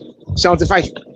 The wife, the 90-year-old man, wants that doctor needs to be taken up on it. What is that all about? No, he doesn't have a choice, so he can't deny. He can't deny him. Oh, he cannot deny him of his right. So he has a right. He has a right to health care. That is normal. Even here in Europe, most of the women here they take some kind of medicine to make them horny most times, especially when they are above 40. So what are we talking about? So that's why it makes them horny and make them their skin look more radiant. Because the more they have, the more they make love, the more it's good for their health as well.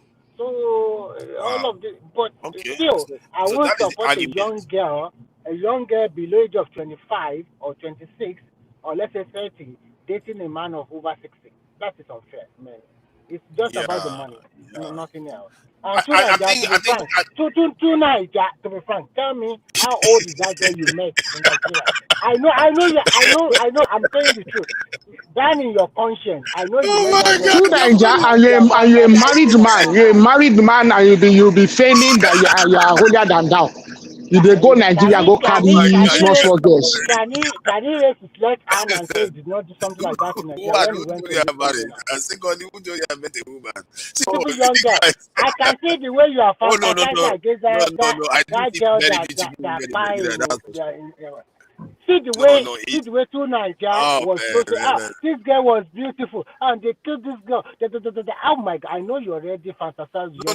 I acknowledge that, man. Some of the beauties I've seen in Nigeria. Just accept it. You can like beautiful girls now. Is that a crime or something like that? please, to Nigeria, don't mind Remy. Remy just trying to get back at you. Don't mind him. But Dr. Simba, let us grill to Nigeria now. Grill now. So, what was the subject of today? What's the subject of today about? The subject of today is through Nigeria taking a lot of young girls in Nigeria to I'm not taking a lot of young girls. I'm not taking them. Yes, we're still on the live show now. Let us discuss something. What's the topic about? Okay, let me give you the topic. Leave that one alone. Please. One of the topic is what you started talking about, the Umahi, the ladies Umahi, whatever. Then there was this this thing that they said that some guys that maybe probably the IPOB are saying that those rescue children, that why should they rescue them? They should have allowed them to be killed because they are traumatized and they may eventually become a terrorist or something like that. So that is one. That is another topic. Which one is it? Okay, it was also talking. I think to Nigeria introduced one population, whatever. I don't know. I don't understand that one. It talk about if you have a larger population, it's good. It's propel the economy of that country to grow. It's debunked in several ways, which is always a lie, of course. No, you grow your population, you grow poverty, you grow wealth, you grow both sides anyway. You grow both sides. You're growing because don't forget you have to, as your population grow, you have to be able to generate enough income to be able to provide the right set of whatever they need environment. For them. So environment for them. So your education, your healthcare, you have to continue to develop your roads, you have to continue to develop your infrastructures and stuff like that. So I've seen everything. Yeah, on one side, it create a huge market for the economy, but also it create a huge workforce as well for the economy. But then the government have to be able to still generate enough income to be able to support that level of growth. If it's that easy, don't forget that there was for many years China had a one-child policy. Okay, they had a one just to be able to put a stop gap to the rate of growth or bed growth in their country. So bridge the gap between the infrastructure and the exactly, and so that they will be able to catch up. If not, they will not. They will be playing catch up for very long time. They know that they already have a population explosion. The only way to do it is to put to bridge that gap so that they will be able to develop and catch up with the numbers. So that was one of the reasons why those policies came in.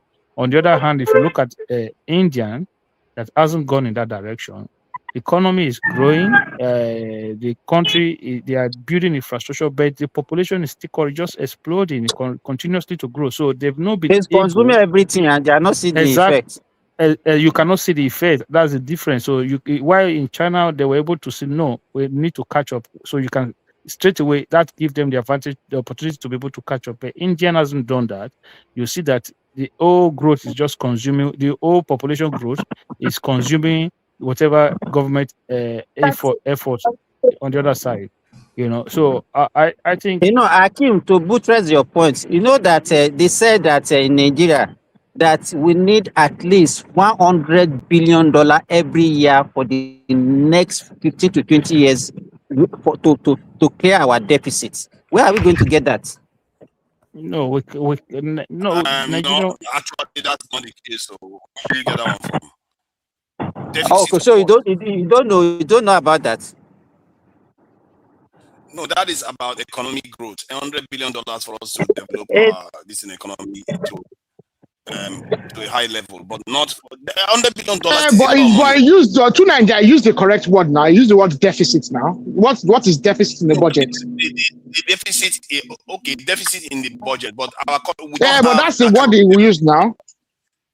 He's not talking about debt now. He's not talking about He's not talking about debt now. He's talking about deficit. No, sorry. We have to be in surplus. I said deficit.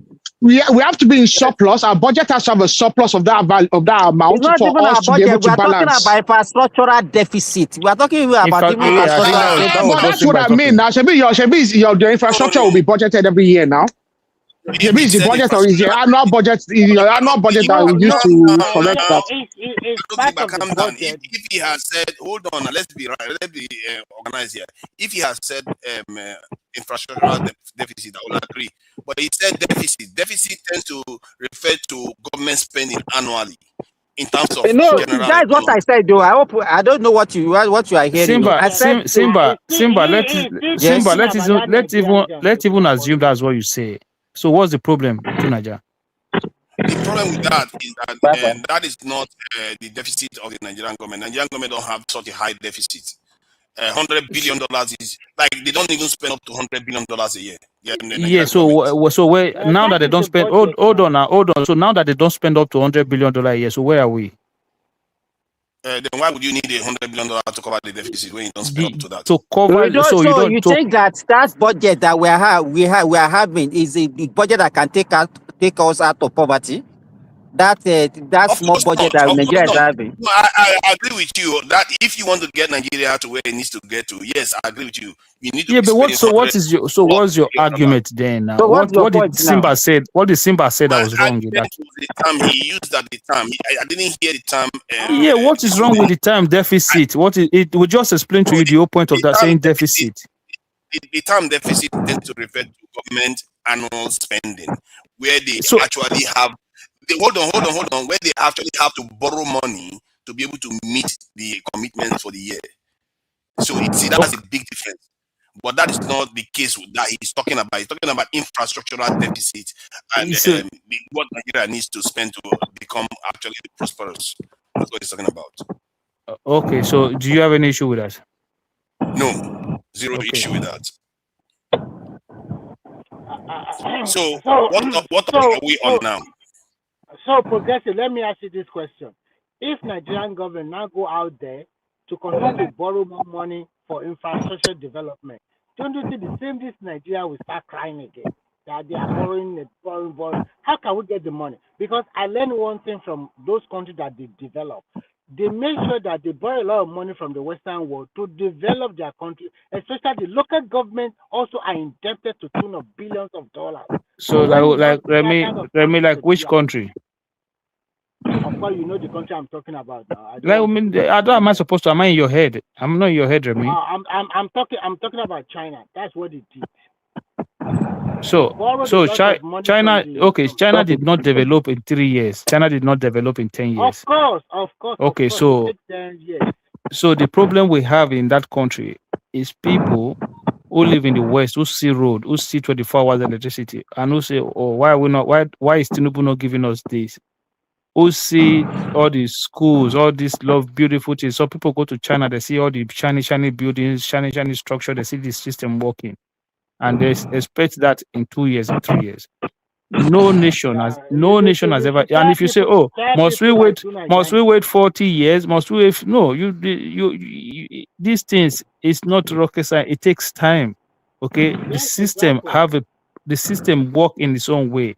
There are roads. You see that Lagos Calabar Coastal Highway, right? In 25 years.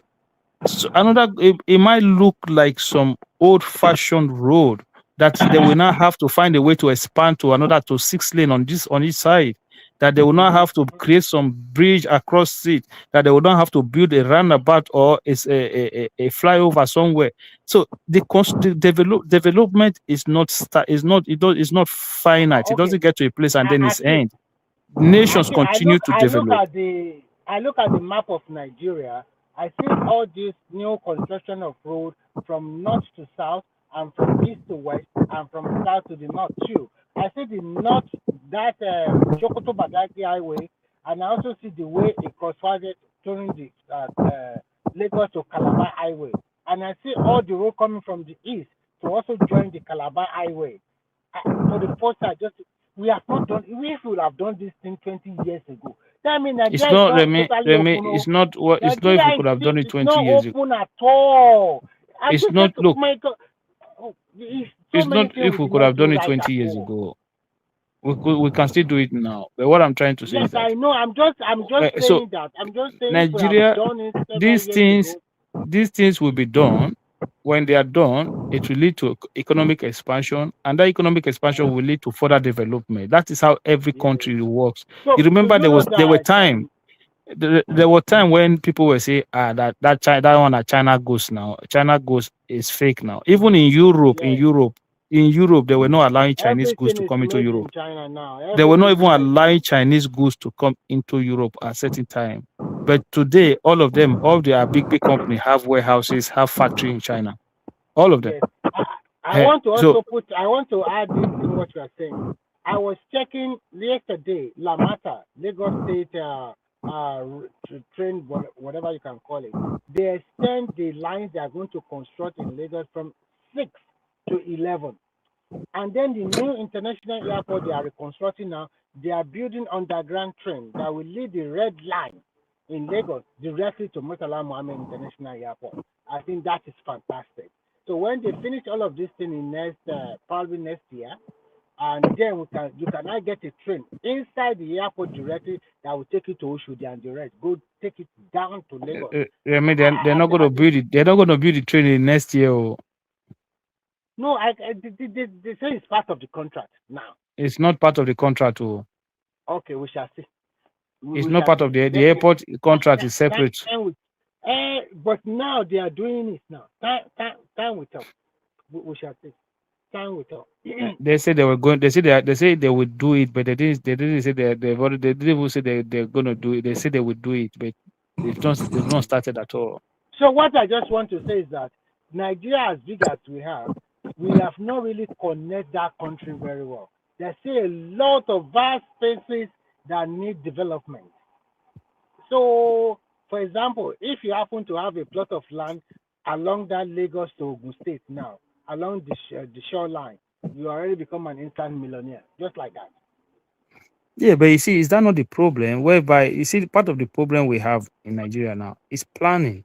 Why are you selling land to individuals? Why are we not having developers? Why are we not having developers? Don't touch that place, because if you touch that place, that country will burn. How? I will tell you why it will burn. If the government decides that all land now belongs to the government, then why did you put what in my mouth? I never say belongs to the government. I say, why are we not using developers? Don't mind Remy. Nothing. If the government decides to take all the lands in Nigeria, there's nothing will happen. I did not even go in that direction. Because the problem we have today, you will buy your land, you want to build your house. So, you will buy your land, you want to build your house, you don't care about topography, you don't care about erosion, you just raise your foundation as you want to raise it to protect your own house for the future. Everybody just do whatever they want to do. No, government need to regulate that industry. People should be made to buy houses rather than build houses. Provide facility for people to buy houses. You have a very good point. Yeah, so that if I want to develop, I go to a community. Let me hold on one second. If I want to develop, I go to a community. I negotiate with the community. I go to the council, I negotiate with the council. The community provide me with the land. I can say, okay, if I build 300 or 200 houses, 5 will be for the community, 5 will be for the council. Okay? We can make such deal with them. They'll say, okay, fine. Then we develop that estate, or the area, provide all the facility that is required: drainage, waterway, sewage, electricity, street lighting. We develop all those houses. As a developer, the community get their share, the council get their share. You as a developer, you start to sell your house. But you would have followed all environmental standards that are in place to create that estate. This thing can be done. You are right, but the problem we have now is this: some of this property after development, they want to collect their money under 1 year. In fact, that also no, but it's not. Look, Remy, you would have developed house, right? What I want to say to this is that they can do that. Part of the negotiation with the government, with the property developer, should be that whenever you develop this kind of particular flat or house or duplex or whatever, the payment should be spread at least 10 years. No, Remy, listen. The developer don't have that leverage to spread payment because he's a businessman, okay? So the bank is, hold on now, Remy. Yeah, it's the bank. The banks. It's the government has to do that to the bank. Is the bank that can do that have the capacity to do that. So me developer, build a house, you want to buy the house, you then go to your bank. The bank pays me. Exactly. The bank will pay me full cash my money. You will go and make an arrangement with the bank how you will be paying them, whether it's 20 years, whether it's 30 years facility, any arrangement you make with the bank, that's you and the bank. It's not me to be selling house that I took in. But I think that is one thing. That's where CBN is lapsing. No, but that's how it works now. That's how it works. Let me say this. Let me say this, guys. You know, Akim, as noble as that your idea is, because if we don't do that, and that's why our environment is not well planned. But the issue that you people are raising now is a fundamental issue about the financing. You understand? Do you think Nigerian economy is strong enough to be able to finance houses that people will pay over 20, 30 years? And then do we really have the structure? Wait. I'm just asking a question. Then do we really have structure to actually protect that money that people will not run away with it? The structure is the house. Your collateral is the house itself. You in Europe, if you don't pay, the bank take your house. It's simple as that. The house is not going to run. Yes, you cannot move if you can run away, but the house cannot run away. It's bad debt for the bank, but at least the house is still there. The bank will come back and claim it. Do you think that the country, Nigeria, has that money that they can pull and then put into that kind of project for that long term? Yeah. Of course. CBN can start. And how can you say wait now? Don't let us just be. Well, you said CBN is going to print money or what? Or but CBN and the banks already offered mortgages now. There's already mortgages. That is federal government housing because that was 30 million. Wait now. When you are talking about, it's not that kind of thing that we do. Let me tell you, in Saudi Arabia, you understand.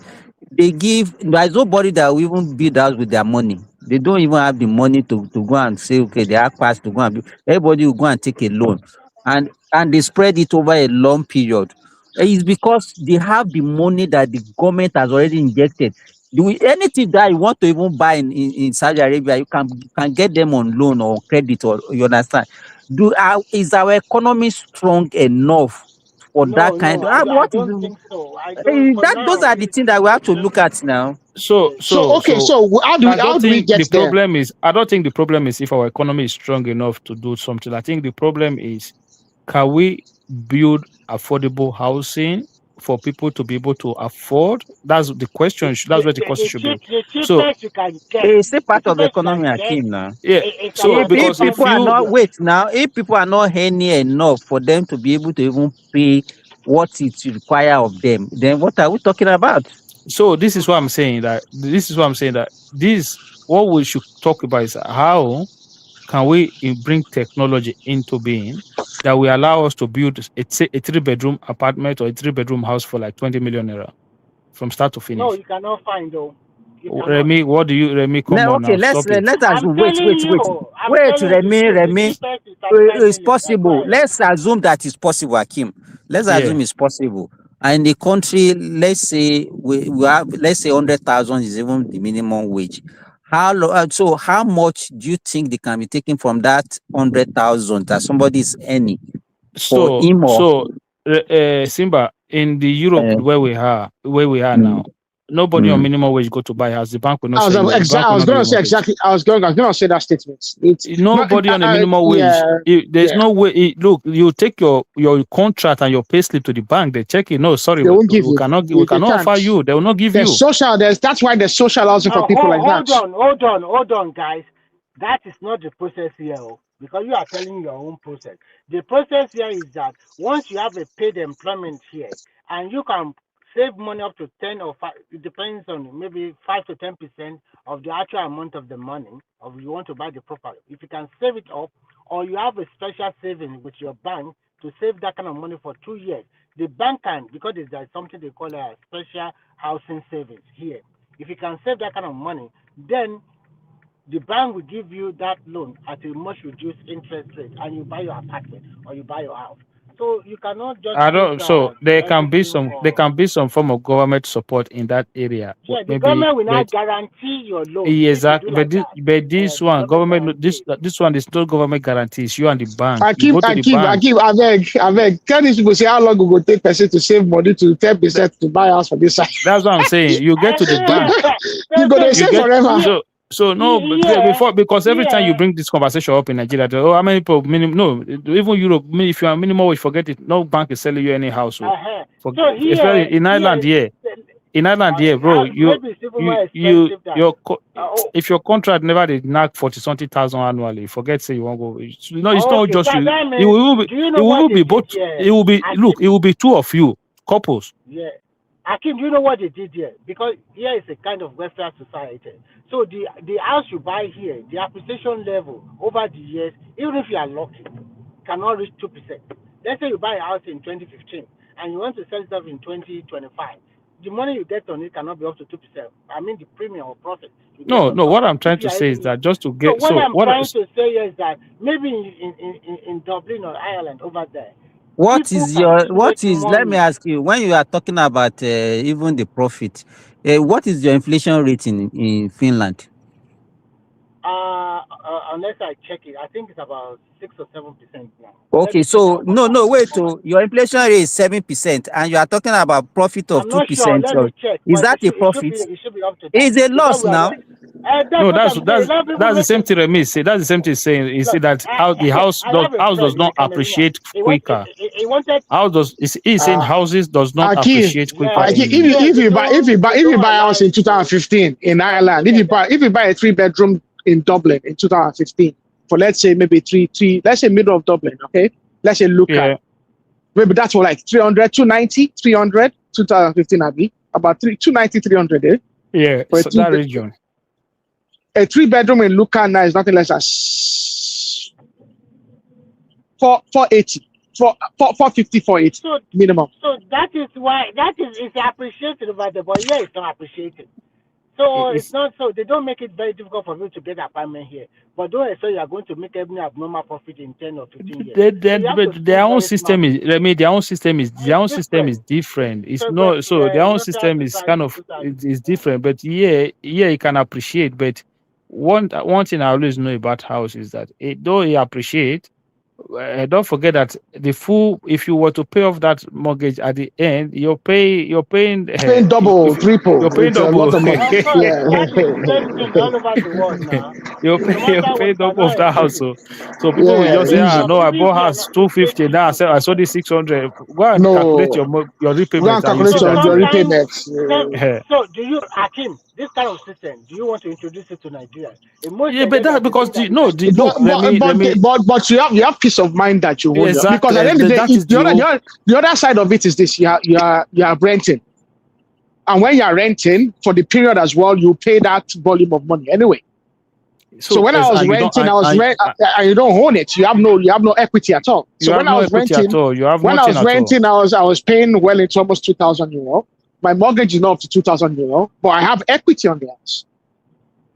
So you you have peace of mind. You have peace of mind. Nobody's going to come. Exactly. Nobody's going to come as long as I pay my mortgage. You cannot put this one here. You cannot put this one here. You cannot do this. No, it's your house. You can do whatever you want to do in your house. But what we need to do, Remy, is to look for a way to be able, because the problem we have is if you want to build maybe a one-story building, you go use concrete, use road, use concrete. You build like it's too expensive to build. We need to find. Akim, as an engineer, and I've been studying this for a while. The way we build houses in Nigeria does not suit our topography, does not suit our weather, and it is daft.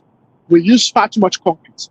Yeah, too much concrete and road and everything is too expensive. Logically, in Nigeria, hold on. Let me finish. In Nigeria, most of Nigeria does not have. I mean, there's really no earthquakes. There's no major tremors. Nigeria does not sit on a fault line. for most of it. I think there's 1 or 2 places, but most of Nigeria, we don't have any major fault lines that we have at the moment, or we are envisaging in the near future. So what kind of house should they build? We should be using engineered clay. Bamboo or engineered grass. clay. Engineered clay is the ideal material that we should be using in Nigeria, and we're calling engineered clay. Even we're not using enough wood. We're not using enough wood as well. Yes, we're not using engineered clay and wood. We're not using enough wood. If you once you build your house, once you build the surround, once you build the surrounding of your house with engineered clay is actually strong. Is not as strong. Concrete is too strong for what we are using it for. That's a fact. But concrete, that's the thing. This Remy, go on. This is an engineering fact. Go and do the research. There's actually a new movement across Africa to start using more engineered clay as the material of choice. So this engineered clay, can it absorb the heat? Yes, that's exactly. Yeah. Concrete is bad for our weather. Clay is perfect. Because okay, maybe some of us have not been. Some of you, like Mr. Remy, you are born in see those clay houses they build those days. If you leave the clay house in Nigeria, they're always cool. Because the nature of how clay absorbs and actually disperses heat is the thermal performance of clay is what is perfect for Nigerian weather and everything. If you live in a clay house in Nigeria, you notice that it's cool. And also the way you see these people will build a house, even a 2-story building. They will not use concrete to deck it. There's no need. They will not use concrete to deck it. I'm even talking about the decking or decking. Yes, concrete is a super material that has its uses, but concrete should be used in. So what will you use to deck it? What will you use to deck it if you want to deck wood? Wood. They use wood. They used to use wood those days. Now I don't know why they stopped using wood. This is what I'm saying. We need to find a way for housing to be cheaper. For us to build cheaper houses. If not, people will not be able to have access. Once one big man just do something. Now everybody, both poor man. You go to Germany and you look at those old houses. You go to Austria and Germany. You look at those old barn houses. 100 years, 200 years is wood. Not a single piece of steel. Even in the city of London, very close to Westminster, there. I rented an hotel now, and the decking was just wood. Even the St. Thomas Hospital, they have wood. Some of their buildings for this side they use rod for house to build the decking. Because my house, I don't think say rod there. They do use rod. You don't think say rod there? Take your carpet off now. Because I have the structural diagram of my house now. You go see wood. Brand new I buy my house. Now nothing there when I buy it. Now me do everything. So I can now wood do everything. Not a piece of iron rod inside. And this is a country. This is a country. No, but this is a country that you have high winds. You have a high volume of rain right through the year. Nigeria, yes, we have torrential rains. But we don't have winds. Wind won't carry. My house don't stay there. Look. Just look at it. People are building shops, bigger shops, and when they'll use wood, the shop will never be strong. They'll use wood and sink, but wind will blow. Still with it. But if you can build a house, look for cheaper way. We need to find cheaper ways to build houses in that country. We have a lot of wood. So that family that are on like a combined family that are on like say maybe 450K, if they can afford 100K from their salary every month as mortgage payment, why not? Why not? Even look at our roofs. See the way we build roofs in Nigeria. In this part of the world, they still use slates to build roof. Slate shingles. Yeah, it's slate they use now. Slate, not this. It's what they use. Slate is what they use. But in Nigeria, everything is just I don't know. We have a perverse idea of things. And then now we now start using more energy because everybody wants to use AC. If you have engineered clay sometimes is not as strong as concrete. but it doesn't. Concrete is too strong for the uses that we are using it for. And even the way that we use concrete, we don't even mix it properly. So to be frank, we are not even getting the performance we deserve. Because concrete, because the way they use concrete, the way they use concrete is just perfect. It's just not right. Aro, you have to understand that it's a material that is actually an engineered material that you cannot just. You can in this country, if you buy concrete, it will be mixed, it will be tested. They will come and they will deliver it on that day. And it will be offloaded and spread on that day within a short period of time. You have to understand. So if this people wants to build the house now, you see the outside frame of the house is what is blocked. Inside, all the partition inside. Everything is wood. Wood. All the partition inside the house. The whole frame is wood. The outside that is block is just decoration. Just small decoration. Block. Yeah. Inside that block, they'll still come inside and they'll use wood again to touch to do inside. And the inside is just what? It's just plasterboard now. Now plasterboard with the inside. If you're going to that what do you call this area now? I always forget the name of this area. Like the small UCD campus, not the bigger campus, the small one. Yeah, I know that side. As if you are going to Donleri side. Donleri, What's that area called again? No, it's Logan. No. It's the Logan area. Yeah, it's the Logan. You're correct. It's the Logan. So if they are building some house in that place, because I used to drive past that place recently, right? They're almost installing. It's like they are installing the house, not building. It's like they already built it somewhere. They just bring it and start to install. Now the roof. They see that they install. They do roof for here. Now they don't build the roof finish for somewhere else. Now they just bring the roof and just put it on top of the house. They'll bring pattern. They'll bring this one as they're installing. You see, there's already window. There's already door. Everything's already attached to it. You can build a house. You can build a house. The only thing that takes time in this place building a house is the foundation. The foundation to guide the house. The foundation is always concrete. So they do the foundation, they do the pipe work, they do the facilities. The facilities, the borehole, everything comes. Sorry, I said ball. The sockaway, everything comes into the foundation. It's all prepared. They do the foundation. They do the form work. They pour the foundation. They let the foundation set for about over 1 week. So they let the foundation set. And everything else is just wood. You see, once that foundation set, go there in 3 days' time. There's a roof on top of the house. There's a roof on top of the house. There's a roof on top of the house already. The roof is prefab. You see them on these lorries now, the back of those beds. They just bring the roof. They bring the roof, 10 roofs in one big bed. They bring 10 roofs and they do 10 houses. They did 400 houses in my estate now. That 460 houses they built for them. Yeah, Rivers End Estate in Trim, it's nearly 800. It's nearly more than 400-500 houses there. I knew when they were constructing those estates. And all the people where they do those buildings, all their staff where they do those construction, they feel pass 50, including the carpenter. Including the carpenter. Now Glenville, and then they do pass. Now the carpenter, the girl will be the girl that is the head of HR in Glenville. Now one of my cousin Maria. But it's just simple now. Now just very simple, very simple job now. And like I said, there's no reason. I've already decided that my next residential in Nigeria is engineered clay. I'm not using concrete.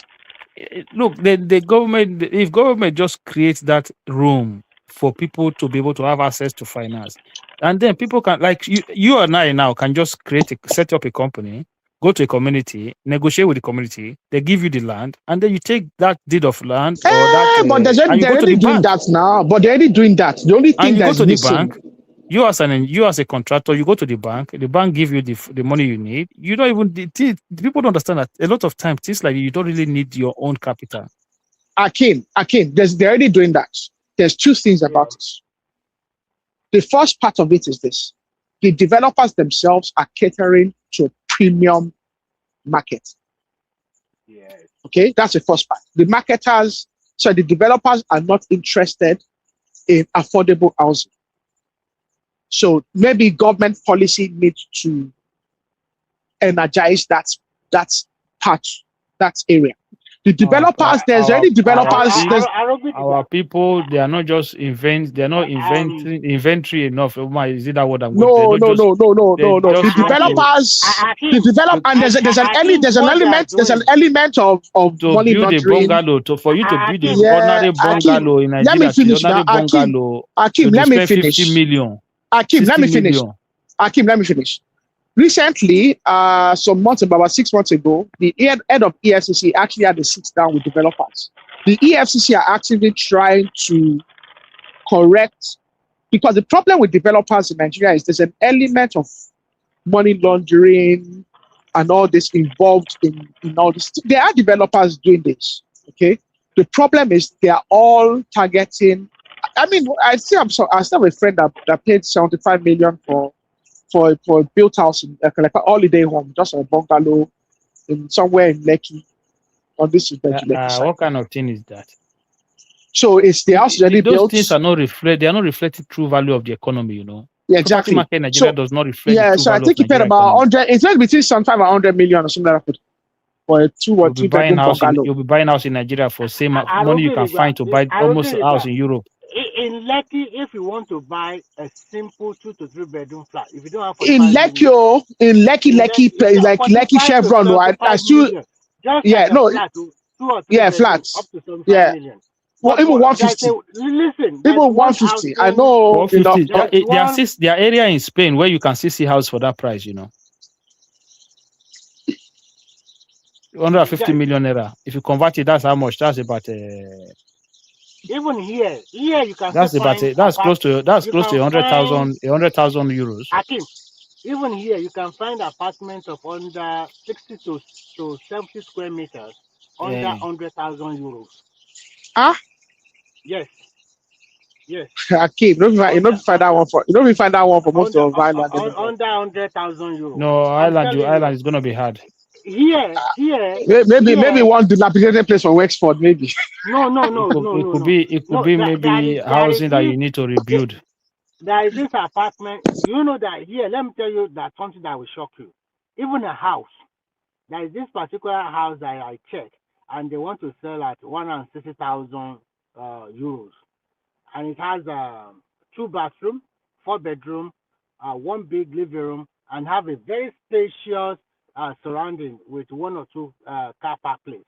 So it's not so, it's not so, the way they do it here is that they control it tightly. Because they are just using it just as like a welfare society. It's not for this capitalist kind of stuff. What I just want to say is that the new housing project that Tinubu is building all over, there's one in particular I was interested in Lagos. But at the end of the day, they told me we are sorry. They are only selling it to civil servants. So you see, and those people, they can spread the money to pay in 20 years. But first, you must be a civil servant in Nigeria. So the civil servants are the ones that corner everything. So you as an individual in the diaspora, they say, okay, if you want to buy as a diaspora, we are sorry, you have to pay the money back in 2 years. But if you're a civil servant in Nigeria, they spread it for you for like 20 years. So I will give that that's it. So, well, I'm working here now. I went to look at it as well. The thing, yeah. I looked at it. It was only 15. It was only about the mortgage thing was only about 15 or 20 million as well. It wasn't. Yeah, wouldn't cover. It's not expensive at all. And I think cover the people can really look into. But when I was interested in the Oyo State ones, in the ones in Oyo State. It's the same thing. The GRA ones. They have not started the Oyo State one for those GRA. They're like there's about Akala. No, not Akala. They shall name them all types of people in Oyo State. Those like 4 GRAs in Oyo State. Okay. Even you. But it's under that housing scheme as well. That federal government housing scheme. Is it in GRA? They call them GRAs. No, they say they did like 4 new GRAs. They established like 4 new GRAs. But they all. I don't. It has changed because there is some new housing development going on around the battle. And I checked one, and they want to sell 1 plot of land in the very beautiful, but they have not really started building there. But the plot of land there is about 1.8 million naira. But really, where area one here? I will tell you. The other one, this one is around Money area. Money or bad, they'll be able to develop. And the one I'm talking about, if you are interested, is that you know what the place is called Ologwu Momologu now to develop. Ido local government area. But also genus towards. You can take Eleyele to go inside. Yeah, that's fine. Yeah. The airport, Yabi. Boyabesha, I don't know. So, and the other one that I'm really interested that they have really developed, but a plot of land there is about plus the management fee, everything is about 18 million naira. That one, it has it's 100 homes. It has a mini. I know that one. Towards Coca-Cola. I don't know. I think that was towards Ashejire now. That one, I think that one is towards Ashejire, towards Coca-Cola. I think they have one is the old one. No, that one is the old 100 home. The one I'm talking about is also towards Oriire local government. They have a mini stadium inside, and the roads were tarred and everything is quite okay. Understand? So they are selling that one plus everything. That's the land alone. People started building various duplexes inside already. So, and those duplexes that he himself built, if you want that one, it's close to about 70 million. But to me, I think it's a waste of money because it's just too. I don't like the design and the space. I don't also like it. So the market is so. Even in Ibadan now, you cannot get land easily again. Everything. Everything is all.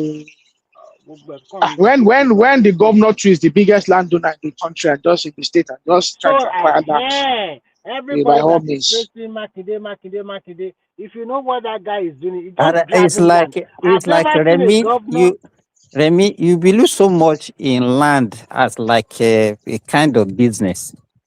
It's not a business. No. Me. When I have my free time, I just look around. Okay, it does not mean I'm buying them. I just look around. The one I can buy, I buy. But not that I'm looking to buy every now and then. No.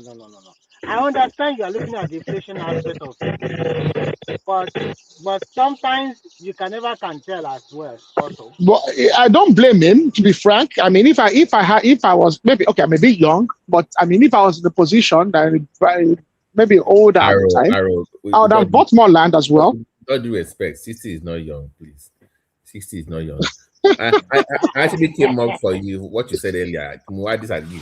You see, if I'm a developer, if I can build two homes, luxurious homes, where I can make ×3 of my investment. Why would I build 50, 40? But I meant about BT. I made mention as well that its government policy needs to maybe encourage them to do that. There's no incentive for me to build that. So I think the incentive should come from CBN. CBN should maybe make available a special development loan to developers. But however, there should be a clause that they must use it to develop affordable housing. I don't know how much of the knowledge of financial listing that you have. CBN providing loan is not the duty of CBN to be providing. But they've been doing that in the past. Are they not doing all these different agri programs? It doesn't make it right. CBN is not a loan. Okay, but maybe CBN can facilitate it through one of the banks. They cannot. But it's not their role. It's not their role. That's not the role of the CBN. There's a low-cost housing estate there are two of them actually. One was built by Oshoba.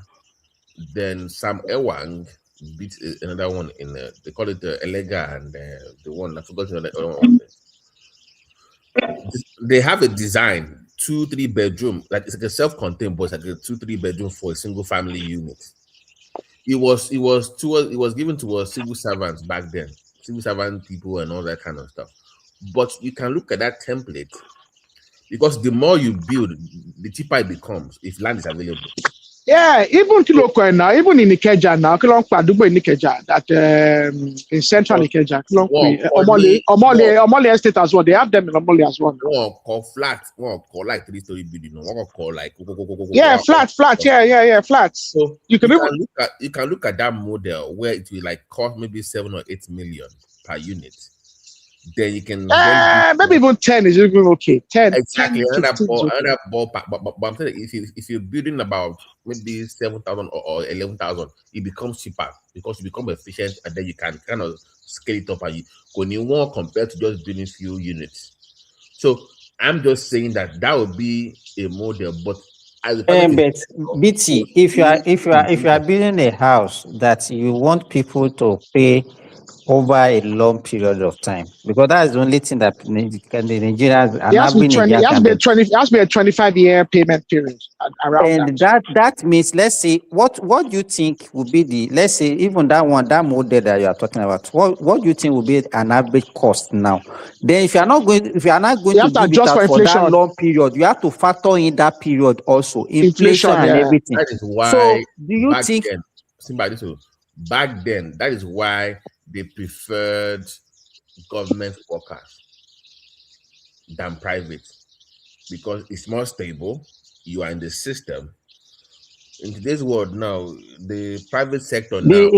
That one, even BT can't even use that one as a model, because the government that were doing that time, they are not looking at the business aspect of it. And anything that you are not looking at go and look at those estates now. They will be really. They have turned those, funny enough, you said that they have turned the people that bought those buildings back then. They've expanded, they've added, they will have disfaced the whole place. No. In fact, most of them will have sold it, and one thing that let me go and ask, most of them will not even they won't offset their loan. That was the thing. That's another thing. To be honest with you, the one that was done by Sam Elwan. But Simba, we cannot use back in the days. No, I'm not. Wait, now I'm not saying that is. I'm not. He was one I mentioned. I'm not saying that is going to be. I'm talking about when we need to be able to look. Okay, we need to be able to look at the mistake made then and correct it now. But the issue is, whatever you want to do, Akim, you have to look at the visibility of whatever anything that you want to operate in an environment. We are facing flooding issue you see, this flood is not only happening in Lagos, it's happening across the country. I will come for you. I will come for you. That I will buy ticket. Come for you. Wait now. What I'm saying is that if you come now, hey, me and Aro will just come carry you. Aro, where be that place? I know they follow you carry beat you. The guy like 6'3". But the man, they're not a big man. My point is that there was a movement from. I will carry crane follow body now. From that low class to the middle class, because they did not only provide money for housing for people that were rented that moved into those buildings. They also provide more financing for cars. So those, do you remember those golf cars? Golf, when it became those two golf. There was financing for that as well. People got loans for businesses that were working. So there were so many schemes for you to move from that low class into the middle class. So they had so many programs where your salary only wasn't the one financing your loan. So you had other grants too that came, like your school fees for your kids now. Healthcare came as a package. So you kind of relieve the pressure on you paying those loans because you had government grants backing you up in BT, what I noticed about all those things that government were doing those days, they are not looking at the sustainability. They are just doing it for the socialist. So and those things are not sustainable. We can look at it and kind of modify it a little bit now. Don't abandon. So like what BT is saying. Like what BT is saying now. Okay, let's look at it now. So you're a salary earner right now, right? If you not do pass yourself, say you don't want to do pass yourself. Public school generally is still free, primary and secondary. So now you have student loan. So it's almost like the burden of education in terms of fees is completely out of the way. That's one part. Then if they can sort out the issue of healthcare as well, right? Look for a way to make it cheaper for people. All of a sudden, your salary is about food, it's about bills. That's all. You pay your accommodation and you still put your children in private. There are people in that country. There are people in that country who rely on people to support them who have children in private school. Make it make sense. No. I still believe that even with with the current earning of an average Nigeria, a lot of Nigerians can still afford a low-cost housing if government make it a policy. You understand? Because you see Nigerians, even up to now, you still see people building 30 million, 40 million house within 1 or 2 years, and they'll complete it. They'll complete it. So exactly this is what I'm saying. But if you can provide that if you so provide that platform, it's not only it's not even. In fact, let me tell you, the poorest people in Nigeria today are the civil servants. They are the civil servants. Mostly civil servant salary earners, because people that are trading, selling stuff. A lot of people in that you see that your marketplace that you see. A lot of people in that market can afford easily to pay 100,000 a month. Hakim, you are not a Yoruba. You are not a Yoruba. Maybe Aro and BT will be able to translate to you. Wọ́n ní iṣẹ́ ọmọ aláṣẹ jẹ, òwò ọmọ aláṣẹ là. O lè ṣiṣẹ́ kó là láyé, wàá kàn máa jẹ ni. So hold on. Before you translate, BT, what does it mean? So it means that when you work can only sustain you. Yeah, you guys, you support. I want him to answer it now. Let me see how Yoruba is. Oh, BT, okay. Okay, BT, okay. You think that BT doesn't understand Yoruba? Me, I understand what I understand what Simba just said now. Now, Prince Daddy is supposed to ask that kind of question. Where is he? Is he there? Prince Daddy show come answer. BT, you can see the insult. Can you see the insult? Where's Prince Daddy? Prince Daddy is there. He's just been. If you are talking about Prince Daddy, when it comes to that, is an Olodo now. Olodo uprising. Prince Daddy is Olodo uprising. But Simba, even during the OBJ era, who came up with that word, Olodo uprising? That's it. Don't worry, the progressive. Even during the OBJ era, you could see the upward mobility with government programs targeting the civil service. The people moved up. But the civil servants then corrupted the BT. The problem is this: the civil servants of the time they corrupted it. They took advantage and they made it impossible for government to sustain it. No. The whole point was that it got to a point with these housing schemes that the middle class and the rich were buying it to them. You guys, sorry.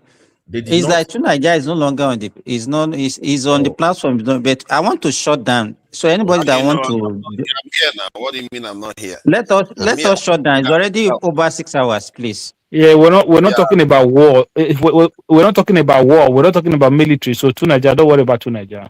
Sorry, hold on. So that program at the beginning, it worked perfectly because I knew people that actually moved up. But it got to a point where the middle class... Sorry, BT. Tunaja, are you going to shut down now? Yeah, let him finish speaking, then I can shut down. So no, what we are discussing is not something that is supposed to be. Let me shut down now. All right, all viewers, thank you for joining us. And if you want to come backstage, use the link and come backstage, and I'm shutting it down now. Thank you very much. No. Send the link first before you close that. Don't close down. Send the link first. Let me send the link. I will send it. All right. I will send it. Because somebody's but if you send the link, the person have to come immediately, because once you show that link disappears. That's Pato. I think Pato wants to come up. Okay, where is the link now? Let the link be. Okay, let me put the link. I've not seen it. Tell Pato to go to work. Or is it where is it? Is it evening time where this word, the way they create this word, some people will be in the morning, so will be in the evening. You just get confused.